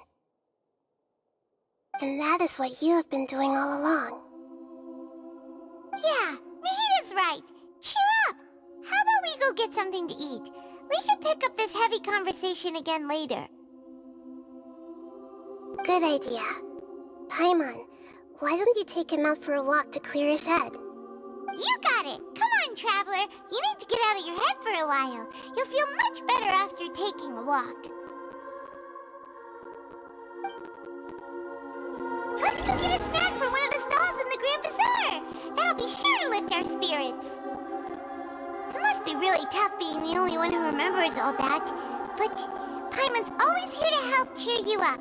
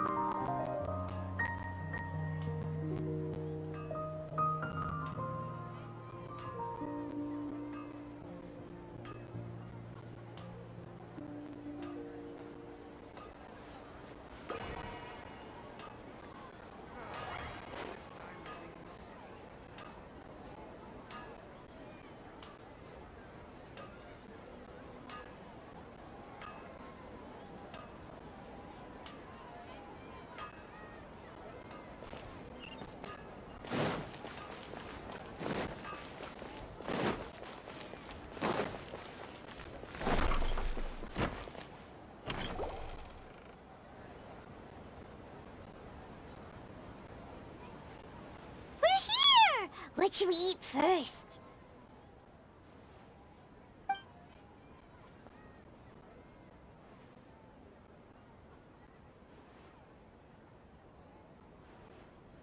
Hey, are you gonna answer or what?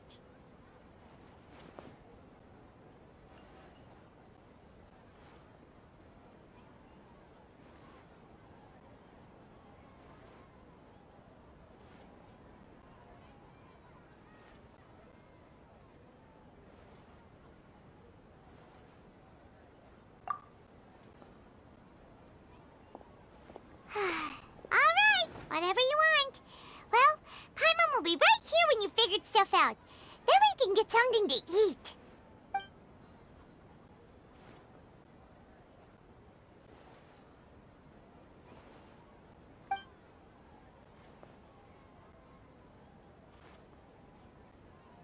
What is it? Have you figured it all out?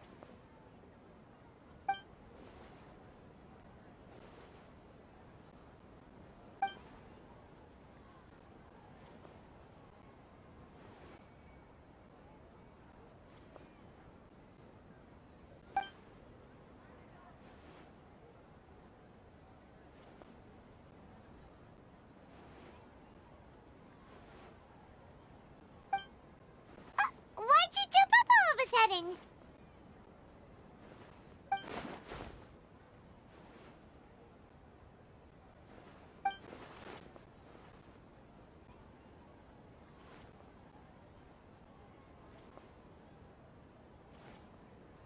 Excuse me, boss. There seems to be a small problem with the last bill. Look, here.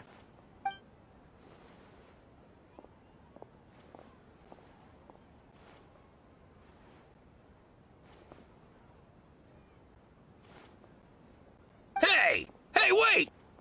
Hmm? You mean me? No, not you. That kid! Didn't you see? Little rascal grabbed my last 2 fresh Sunsettias and ran off. Look, if you're gonna help out here, you can't keep spacing out, okay? What is it? Work's too boring for you? Or has the big city got too many distractions? I wasn't paying close enough attention. Sorry, boss. I think you're right. Maybe it's the city. It's so exciting. It can be hard to focus. Who's that guy? You know him or something?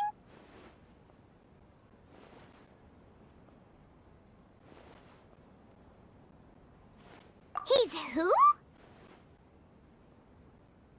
You're a strange one, kiddo. You say you don't want any money for helping out here, and then when I actually give you some work to do, you keep letting yourself get distracted. I don't want to take advantage, so I'm happy to pay you what I'd pay anyone else. But if you keep acting like this, pretty soon I won't be able to afford to.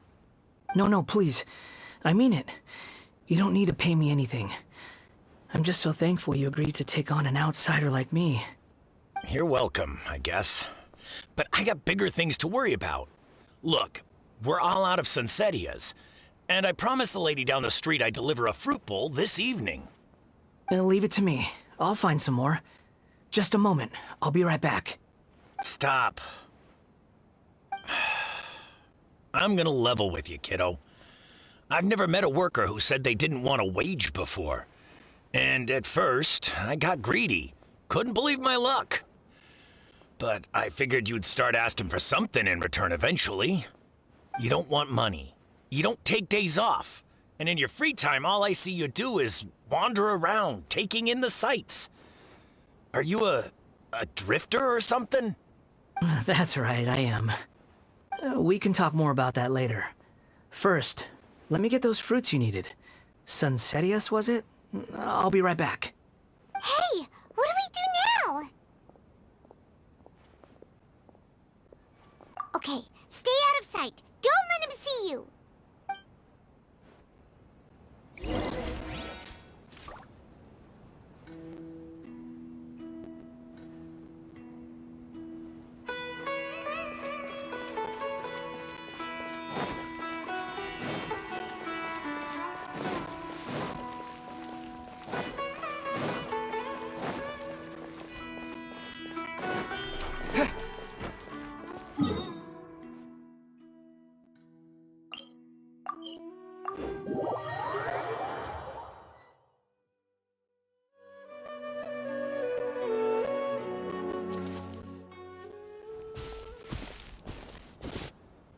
Yeah, this'll do. Even though you say he's the balladeer, what are we planning on doing? Stealing his Sunsettias? Isn't that a bit too... Oh, all right. This should be enough. Guess I should wash them before I take them back.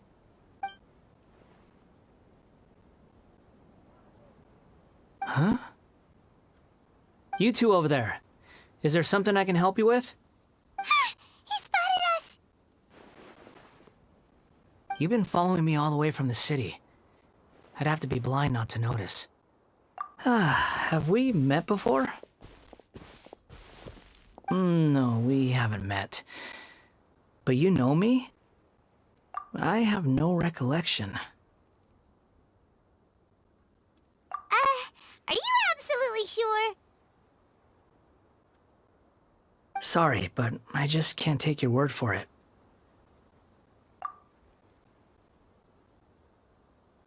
A puppet?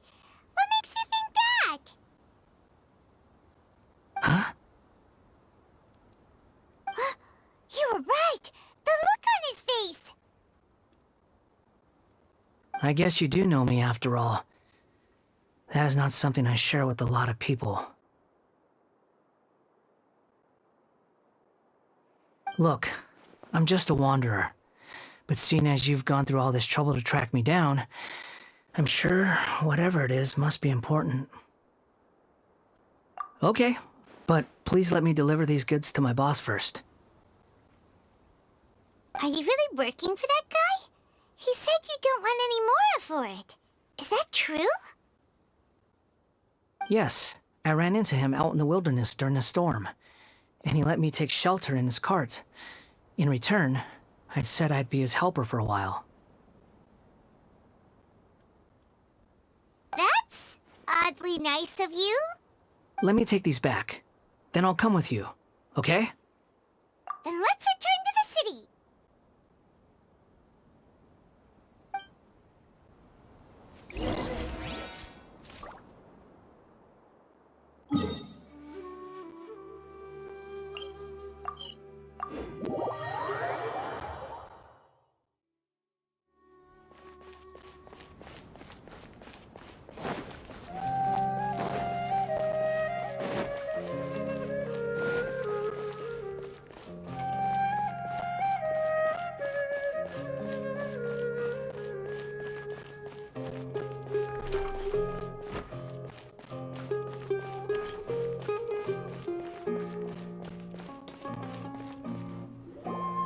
Here you go, boss.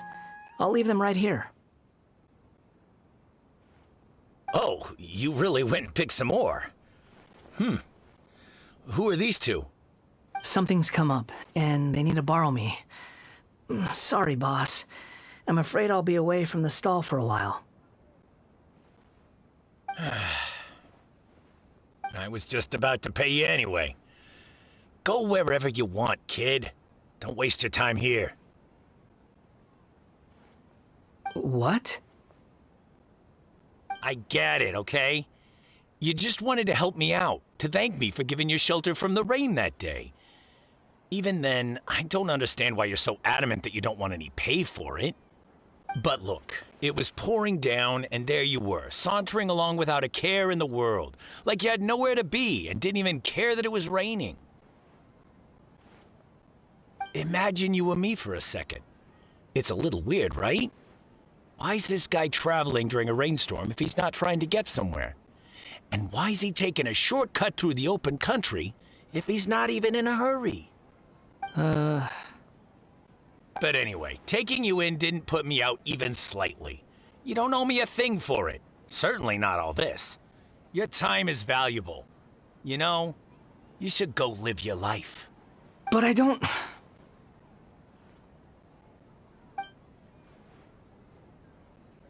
No, you're right.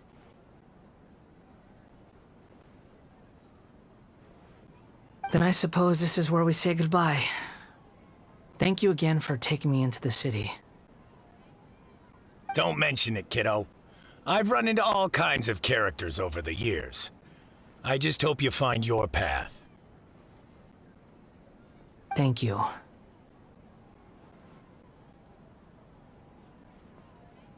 All right, done. Thanks for waiting for me. We can go now.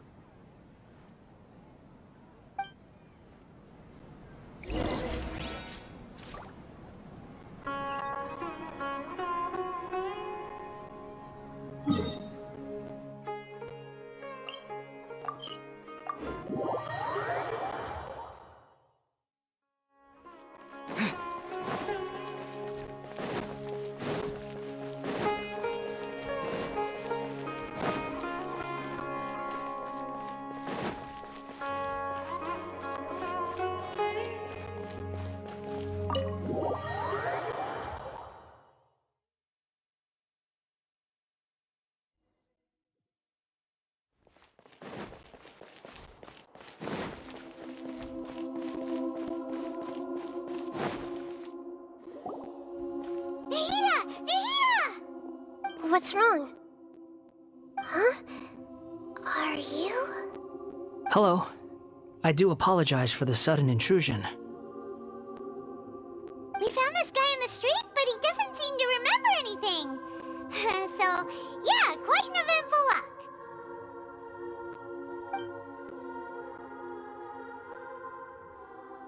You say that you are trekking across Teyvat to train yourself. Many other Inazumans who describe themselves in this way call themselves Shugenja. Why do you refer to yourself as a wanderer?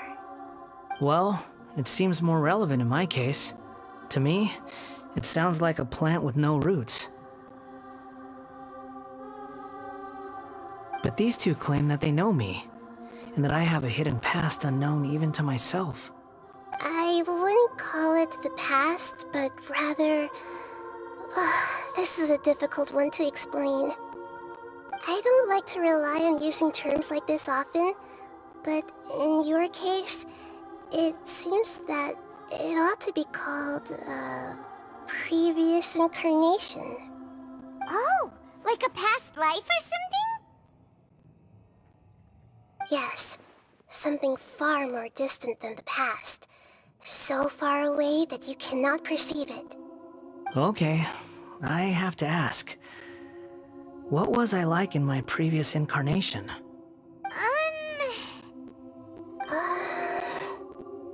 Oh, okay. I see. You want to tell me, but you can't bring yourselves to say it. Looks like I didn't have the most wonderful existence in my previous incarnation. If it's that difficult to talk about, I have no doubt it will be just as difficult to hear. But I'll be able to handle it. Please, tell me the truth. Is truth something you care a lot about? Yes. Then I'll be straight with you. In your previous incarnation, you did many things that would be considered evil. You nearly died because of what other people did, and many died because of you. As a non-human being, you hated gods and humans alike. You drifted from place to place, never able to settle, even where you found status and identity. You adamantly believed that you were missing a heart. Actions rooted in persistence sometimes bear bitter fruit. Sometimes, you have to let parts of yourself go, or you'll never be happy.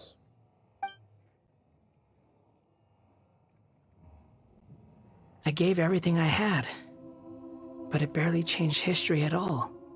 In terms of the outcome alone, that's true.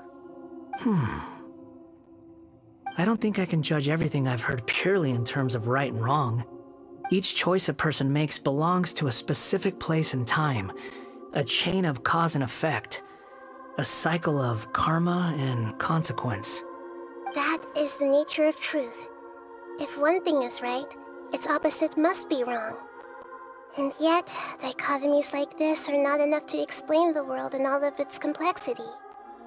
It seems like my previous incarnation wasn't the most likable individual. We're not trying to hurt your feelings or anything, but yeah, we weren't your biggest fans.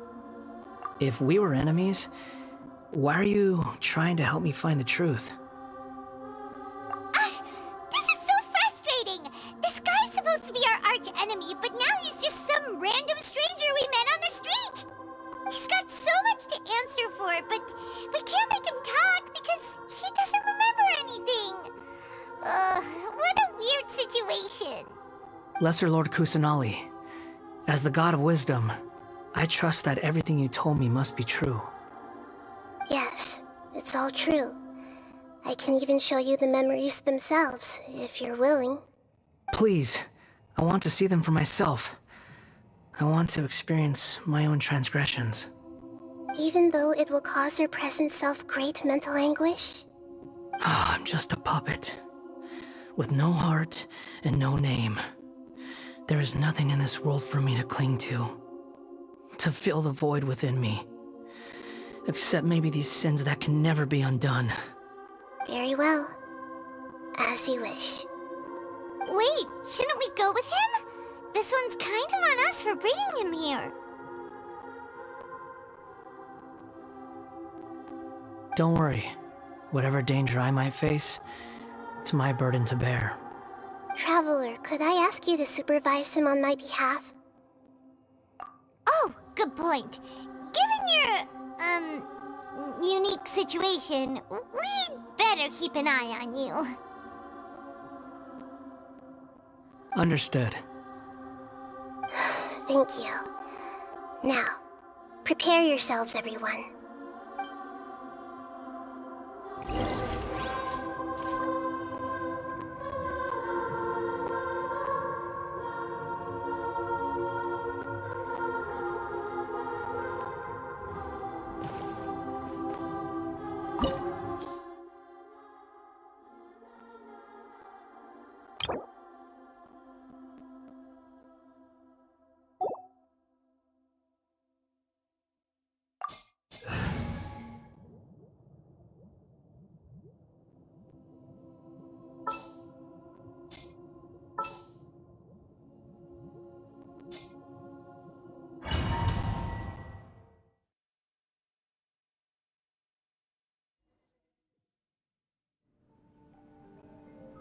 This looks like Inazuma. Right now, you're in a dream I created using information extracted from your memories. These memories will show you the raw truth, but be aware that enemies may react just like in the real world. Please be careful. Sounds like an immersive experience. It's a good thing we came along.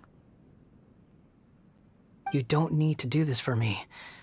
I don't deserve your protection. We never give up halfway. Well, we had to once, but that was your doing.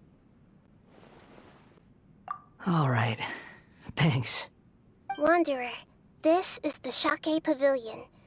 In your Balladeer incarnation, this is where the Electro Archon placed you after your creation. You had a great many memories here. Is that because this is kind of like his birthplace?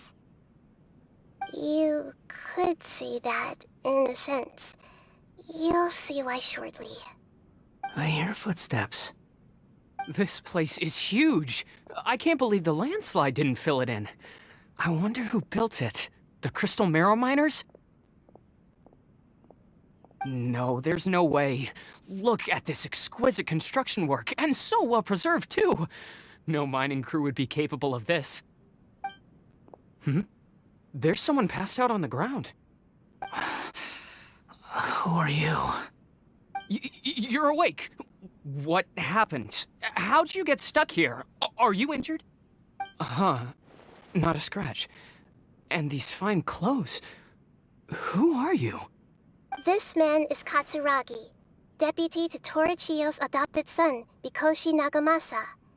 He found the Balladeer in Shake Pavilion and took him back to Tatarasuna. And the rest is history. Well, it used to be.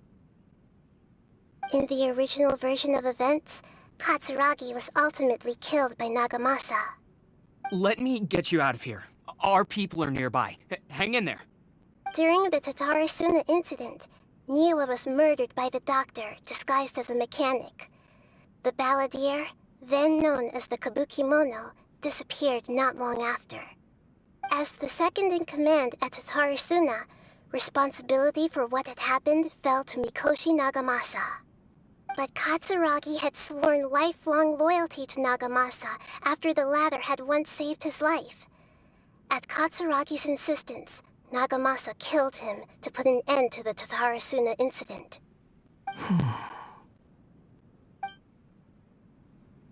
Katsuragi seems like he was a good guy. He looks like a warrior, but he has a kind face. Why couldn't he live a long and happy life?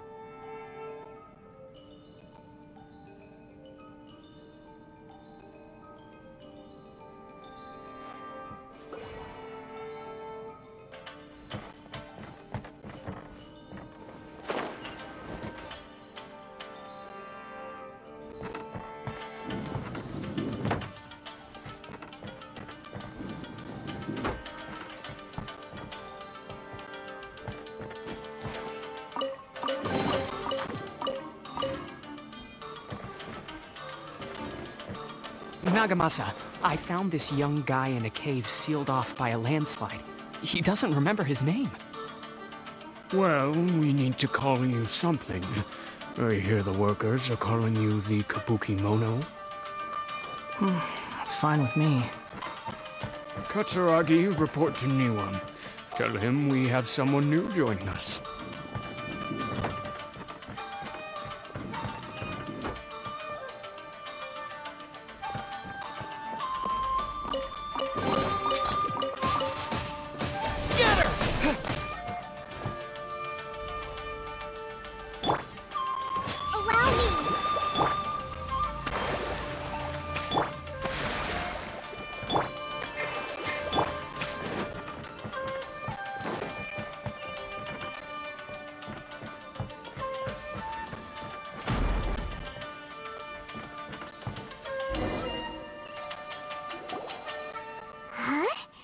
What are we doing back here?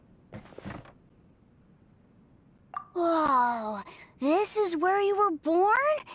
It's pretty, but there's nobody here. I was abandoned, like you. I lived here for a while at first, but there's nothing for us here. We can't stay. Okay. I heard my mom and dad used to make swords, but the factory manager died, and then my dad got sick.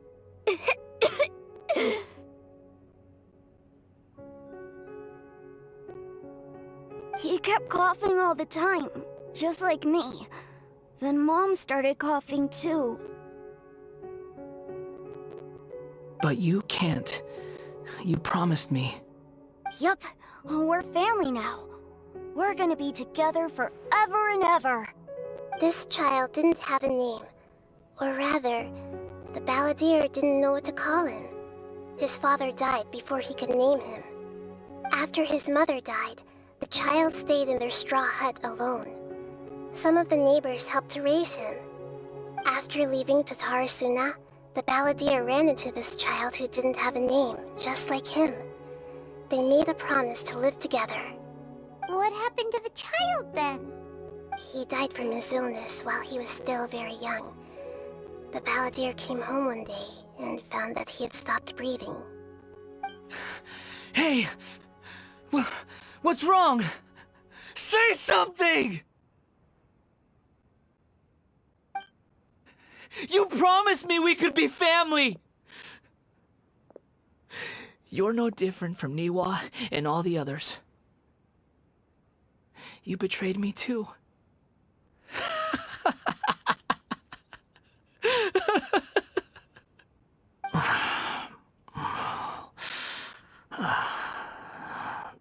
The voices have gone.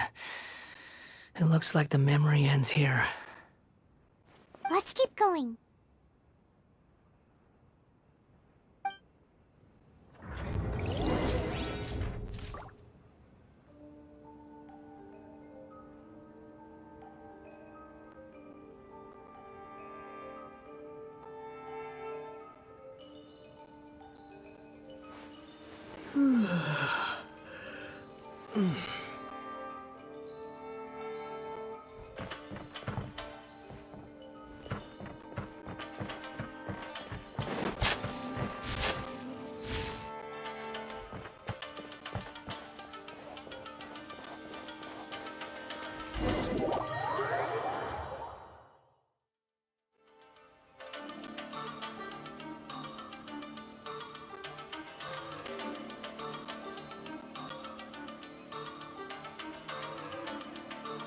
You do realize you're blocking my path. I come not to obstruct you. I've been waiting. What you are truly is a weapon. One that could be wielded with an iron will. Or you could continue to drift aimlessly. Are you trying to win me over? Long-fated rebellion has begun. Why not take your place at the banquet and join those who shall feast? Surrender!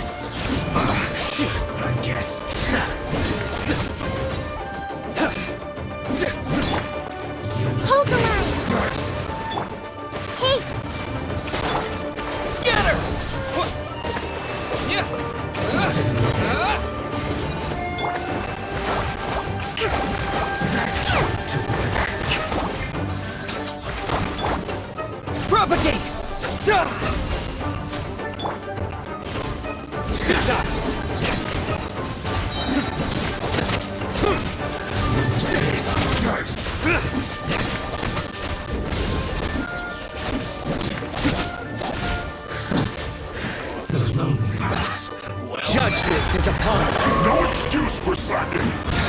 You can't run. Well, penance is due. Time to fulfill my duty. Well, you think to death be a killjoy. We've only just begun. Guilty. Miscalculated. Rest, rebuild.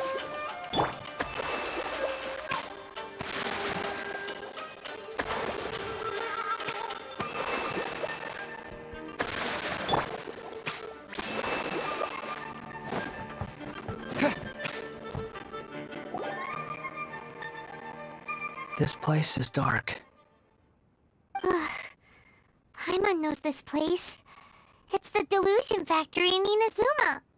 In the original version of events, the Traveler once encountered the Balladeer here. Such a creepy atmosphere. And so familiar.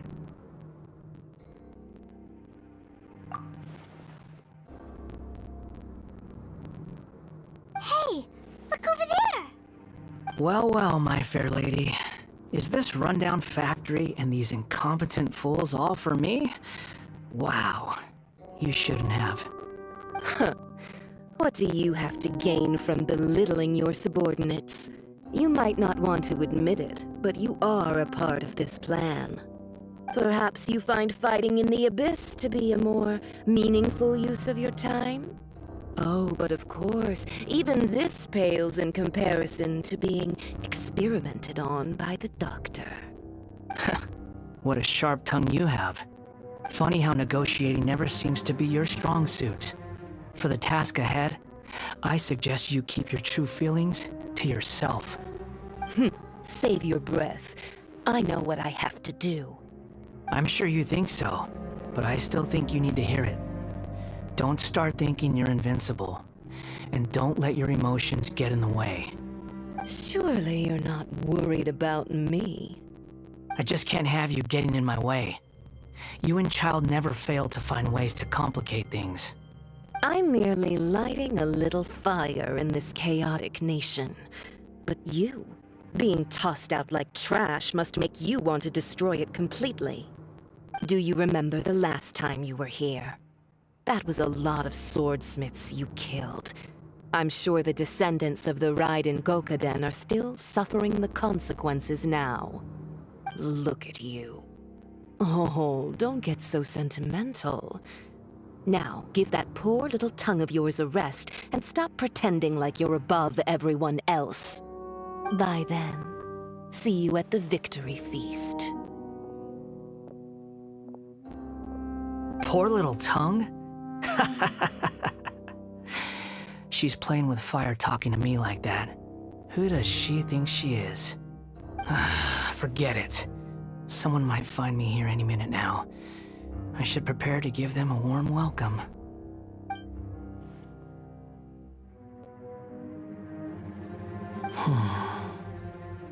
The plot does not end here. There is more of this story to come. Wanderer, are you able to continue? Yes. Please don't worry about me. Why are you staring at me in silence? Can't you think of a nicer way to express yourself? I'm under no obligation to be nice to you. Besides, I thought nothing mattered to you except results in your own interests. Isn't that right, witch? Muddle-headed puppet. You're only number 6 because you can take more abuse than other humans. Do you really count that as an asset? You're about as much fun to be around as a raging inferno. But before we murder each other, it'd be best if we finish our duties.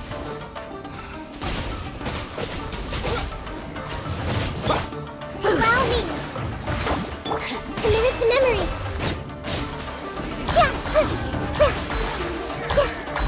Yeah, this way turn a little. Yeah! Propagate! myself a little. I see everything. The more, the merrier. Spring forth! Let me amuse myself a little. Propagate! Oh, and now systems shine no longer.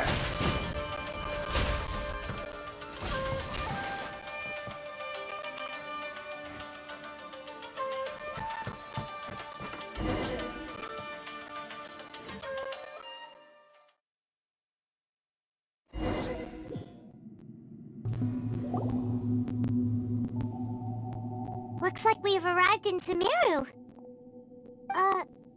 Is that? Considering that Amorta's sage, Nafis, refused to join this project, I'll take part in the experiment in his place. Welcome. I look forward to a fruitful collaboration.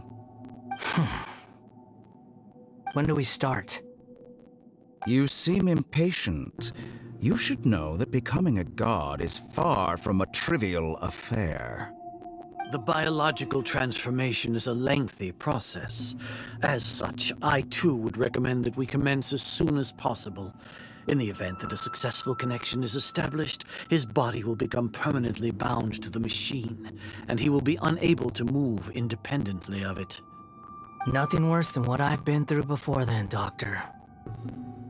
You were the most resilient test subject I ever came across. Thanks to you, I was able to garner a great deal of information. Alas, after that, you were under orders to remain in the abyss. We barely saw each other, and it became difficult to further refine the knowledge I had gained. That was gracefully worded.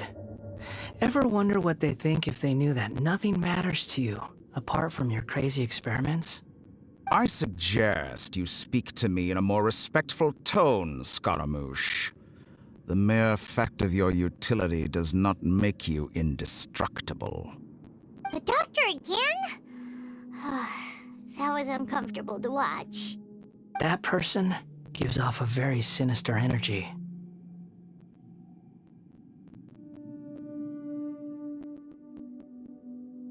It's normal for him to give you the creeps. He scares the bejeebers out of Paimon. Let's move on.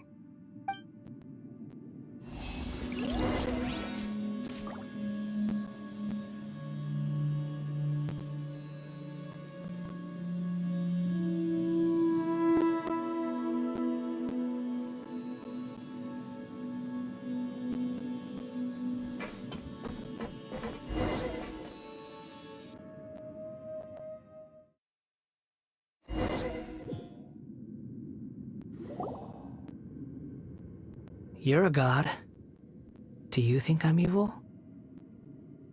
If you accept that he is you, just as you are you, then yes, you are evil. In your eyes, are there any differences between humans and puppets? Do you think there are any differences between your present self and your previous and future incarnations? If not, then what are the differences between humans and puppets? Whoever has tasted the joys and sorrows of life in the human realm is human. Whoever has loved and lost, cried with grief, howled with rage at the tragedy of death that eclipses the miracle of life, they are human too. I've seen enough of my past. If possible, I'd like to reclaim the sins that are mine to bear. No matter the consequences, I won't run from blame or punishment. Whatever I am due, let it come to pass. Can you return my memories to me? Huh? But won't that mean you'll lose your current identity? I've always believed that human lives follow a set of rules, with each person being a collection of past experiences. As a puppet living in a human world, my life is subject to the same rules. Regaining your memories means reverting completely to your previous incarnation. All the emotions that you discarded will return to you. Are you sure you want to do this? I've lived with a void in my chest my whole life. My creator didn't need me. And ever since I awoke, I've just drifted from one place to the next. But then I met you. And I finally realized that reclaiming my missing sins might be my one opportunity to become my true self.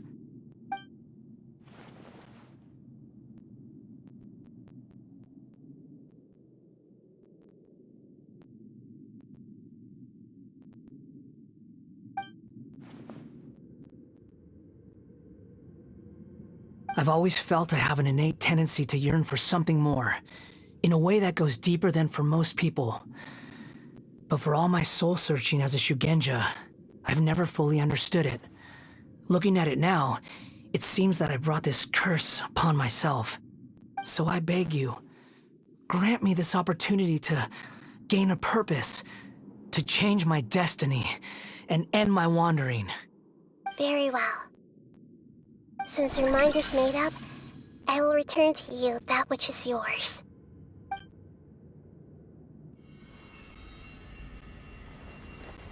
You have made your decision.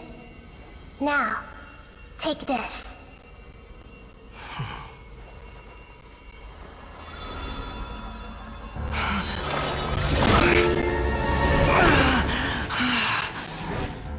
Set him free. A puppet? What's he doing here? You're a human as far as I'm concerned. Everyone's here. Wonderful. What a fine blade. Nagamasa will be thrilled. This is my...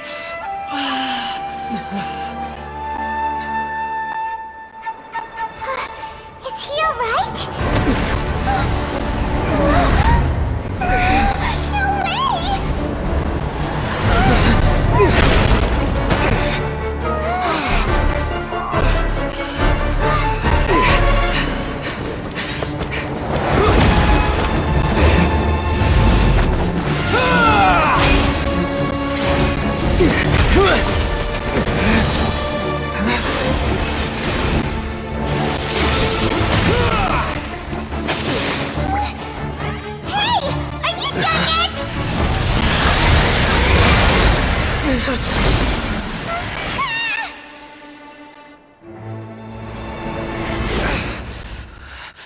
All worthless dross will be purged. That's why this won't be the end.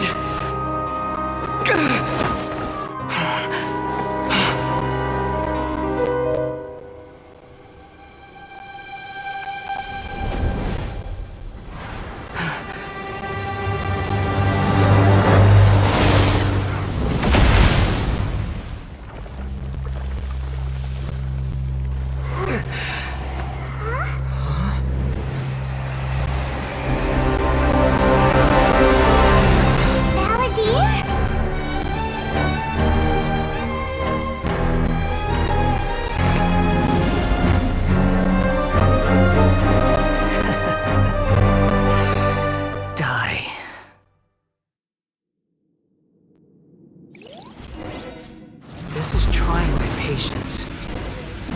Have you got all your memories back now? Have you got any more stupid questions? People human! The wind rises.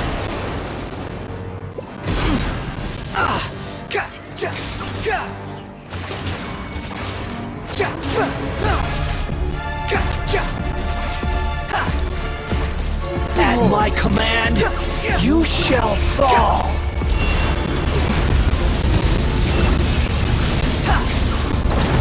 How amusing. Too slow. Insignificant past!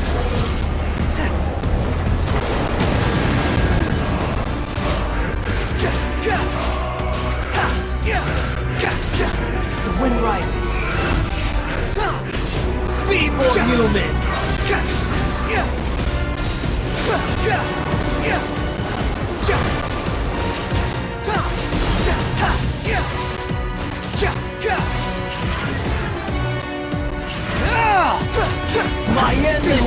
cycle begins!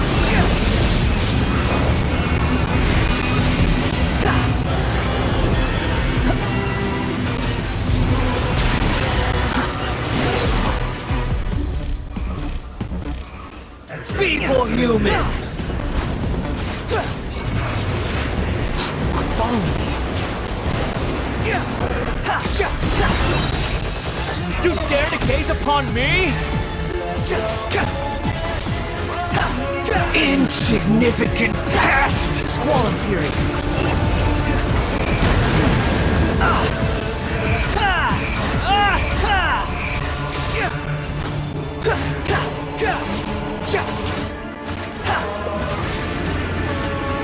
The wind rises.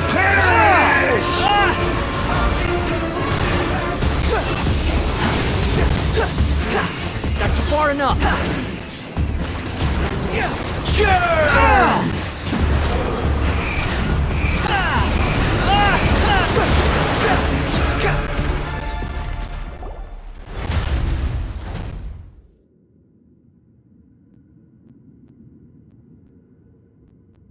Imbecile! Get out of my sight. It disappeared. Did we win? What did you expect? I'd never lose to that. There's the tone of voice again. You're definitely back to your old self. Wait, but it was you inside that thing too! What have you got to be smug about? Sorry. I'm harsh on myself and everyone else. Just the way I am. You sound like you're concerned about me. But don't worry. Thanks to you, even if I didn't change a thing, at least I now know the truth. The memory recovery seems to have been a success. This dream has served its purpose. Come on. Let's continue this outside.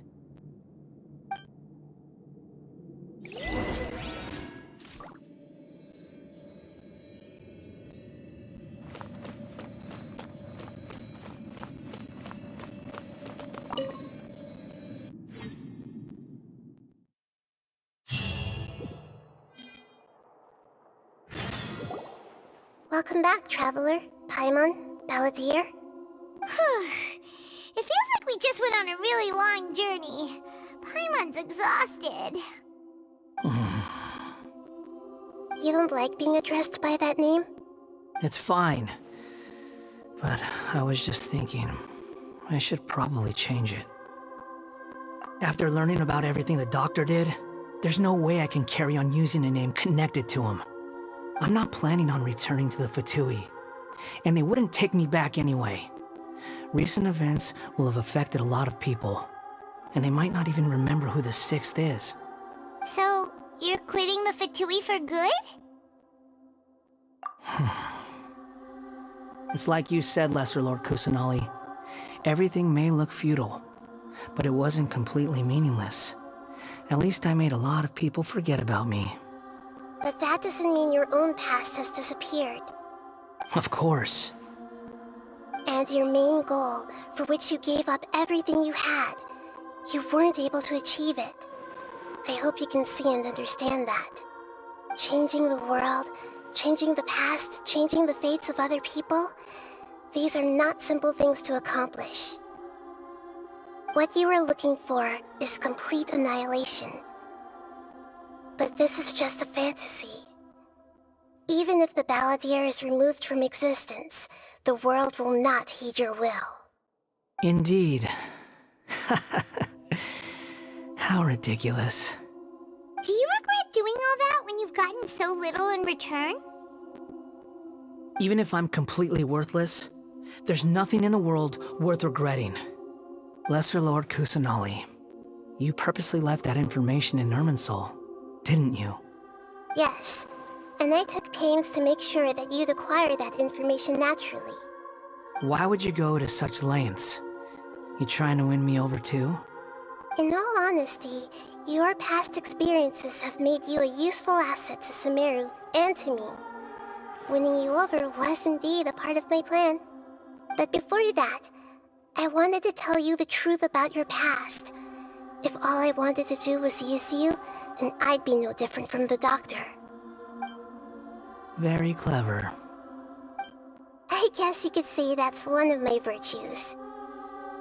Utility to others is what gives me worth. So if embracing my sins is what it takes to make me useful again, so be it. Oh right, I almost forgot. You're the good guys. You're into justice and all that. Sorry if I have a slightly different perspective on things, but I don't feel like I've been duped. The wisest leaders are fated to end up with the best helpers. I can live with that. I'm glad you're able to think of it in that way. Traveler, in the future, I'll continue to search Irminsul more deeply and see what secrets can be uncovered, including the beginning of your twins' journey recorded in Irminsul. What exactly happened before and after that point? I want to know as well. I will try. Traveler. After I dove into the information torrent in Irminsul, why did you go to Inazuma? So that's how you found out whose fate had changed. And how? Well, whatever your reasons, you did me a favor. And I'll do everything I can to pay it back. Borrowing and returning are the only real relationships between individuals. I'll balance the books one day. Don't you worry. That's not true. A relationship between two people is not simply a ledger that can be reset to zero. I think deep down you realize this. People who show up in your life don't just evaporate like water drops and leave nothing behind. There is no such thing as balancing the books. Some things in this world can never be brought back, and they can never be changed, which is why there is emotion in the human world. Everything that you feel is real and lasting, and whatever is missing in you will not be made whole. To be human is to live with imperfections. You can choose whether or not you want to be human. But humans can't live without a heart, can they? Anyway, I gave up trying to become a human a long time ago. You understand what pain is perfectly well, even without a heart. You're just bearing your feelings. The past is set in stone, but you can keep moving on. And the longer your future lasts, the shorter your past will become, until one day, it is but a tiny fraction of your life. Sounds like you've got a future planned out for me.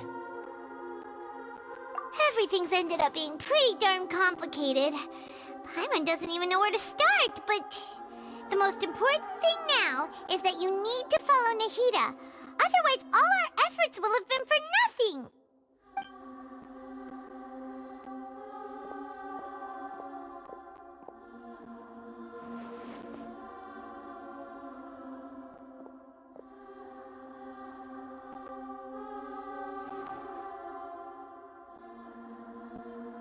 Then I guess I'll be helping you from behind the scenes from now on. I'm glad that you've accepted our proposal. Why don't you choose a new name to celebrate? Ooh, ooh, ooh! Paimon wants to pick an ugly nickname for you, too! Why? Because Paimon still doesn't like you that much. Then I hope we don't see much of each other in the future. A name is life's first gift. You didn't say it out loud, but I know that's what you're thinking. The Traveler and Paimon have helped you a lot. If you can't decide on a new name, maybe you can ask them for ideas. No! Paimon only does nicknames! If it's a serious name you're after, it's all yours.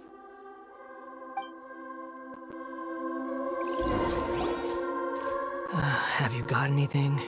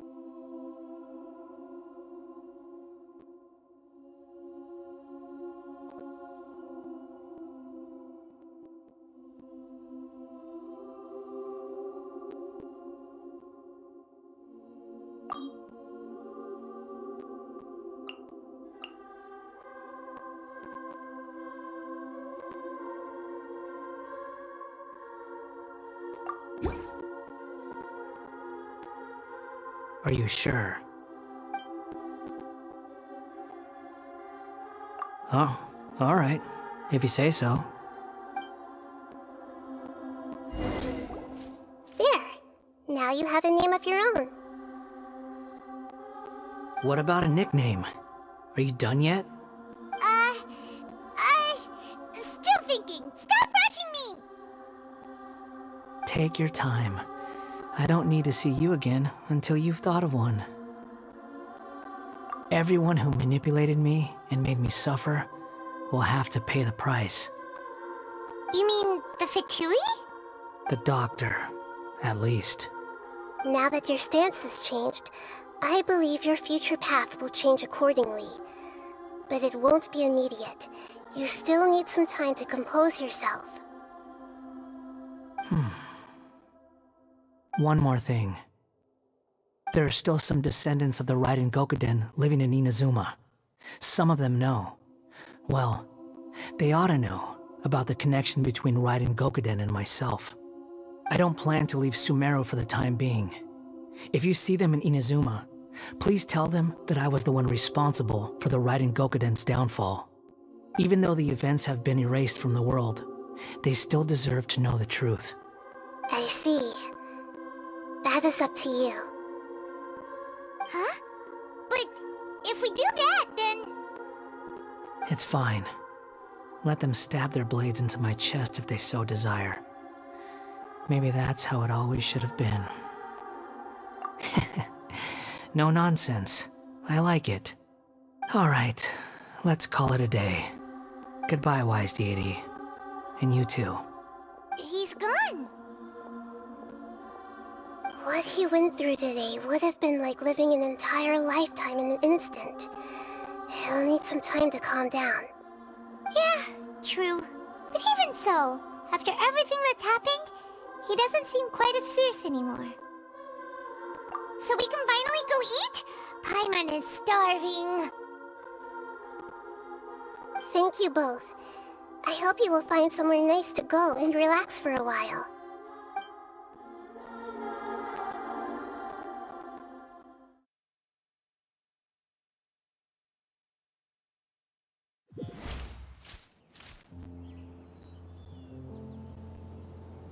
I've got it! I can end my novel with some words from Mikoshi Nagamasa. You mean because everyone else in the story is dead? Yeah, I heard that Mikoshi Nagamasa died at a ripe old age. He's the perfect fit to be the narrator of the epilogue.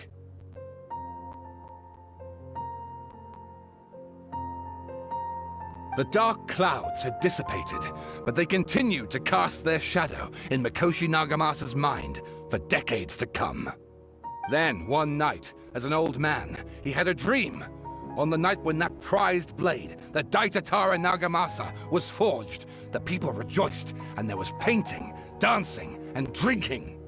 All these expressions of joy melted down in the furnace fire and turned into red clouds that rallied around the final sunrise that Mikoshi Nagamasa saw in his lifetime. Life is a story too long to be told, a journey that you must walk to behold.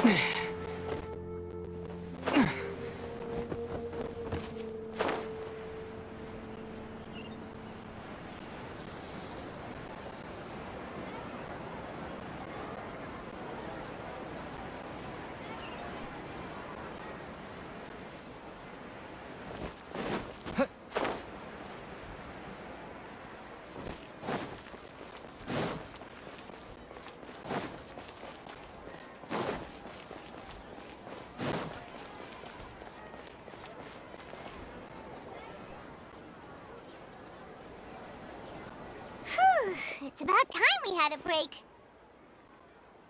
As soon as you stop, all the tiredness and hunger comes rushing back. Wow, great! Huh? Look at the vase. Did someone break it while they were cleaning the room or something? But Paimon doesn't remember there being a cleaner.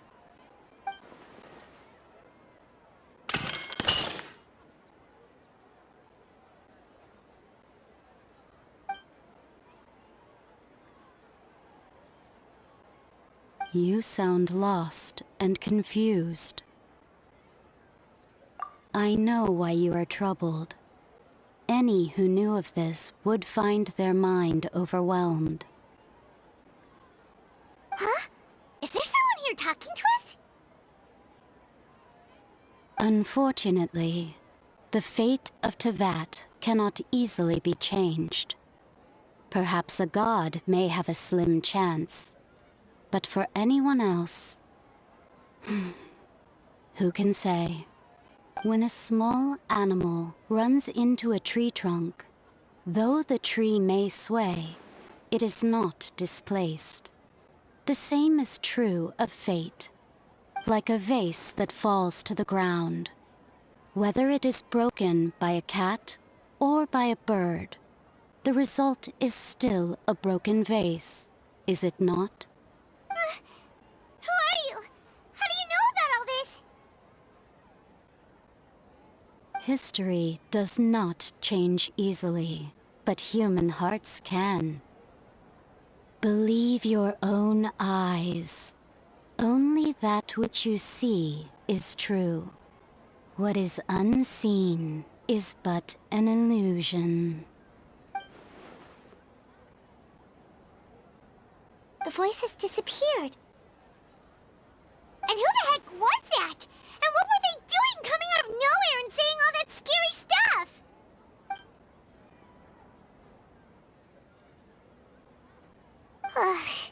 Anyway, that vase is still lying there broken on the ground. Should Paimon go get someone to clean it up? It feels wrong just leaving it there. Just a moment. Paimon will be right back.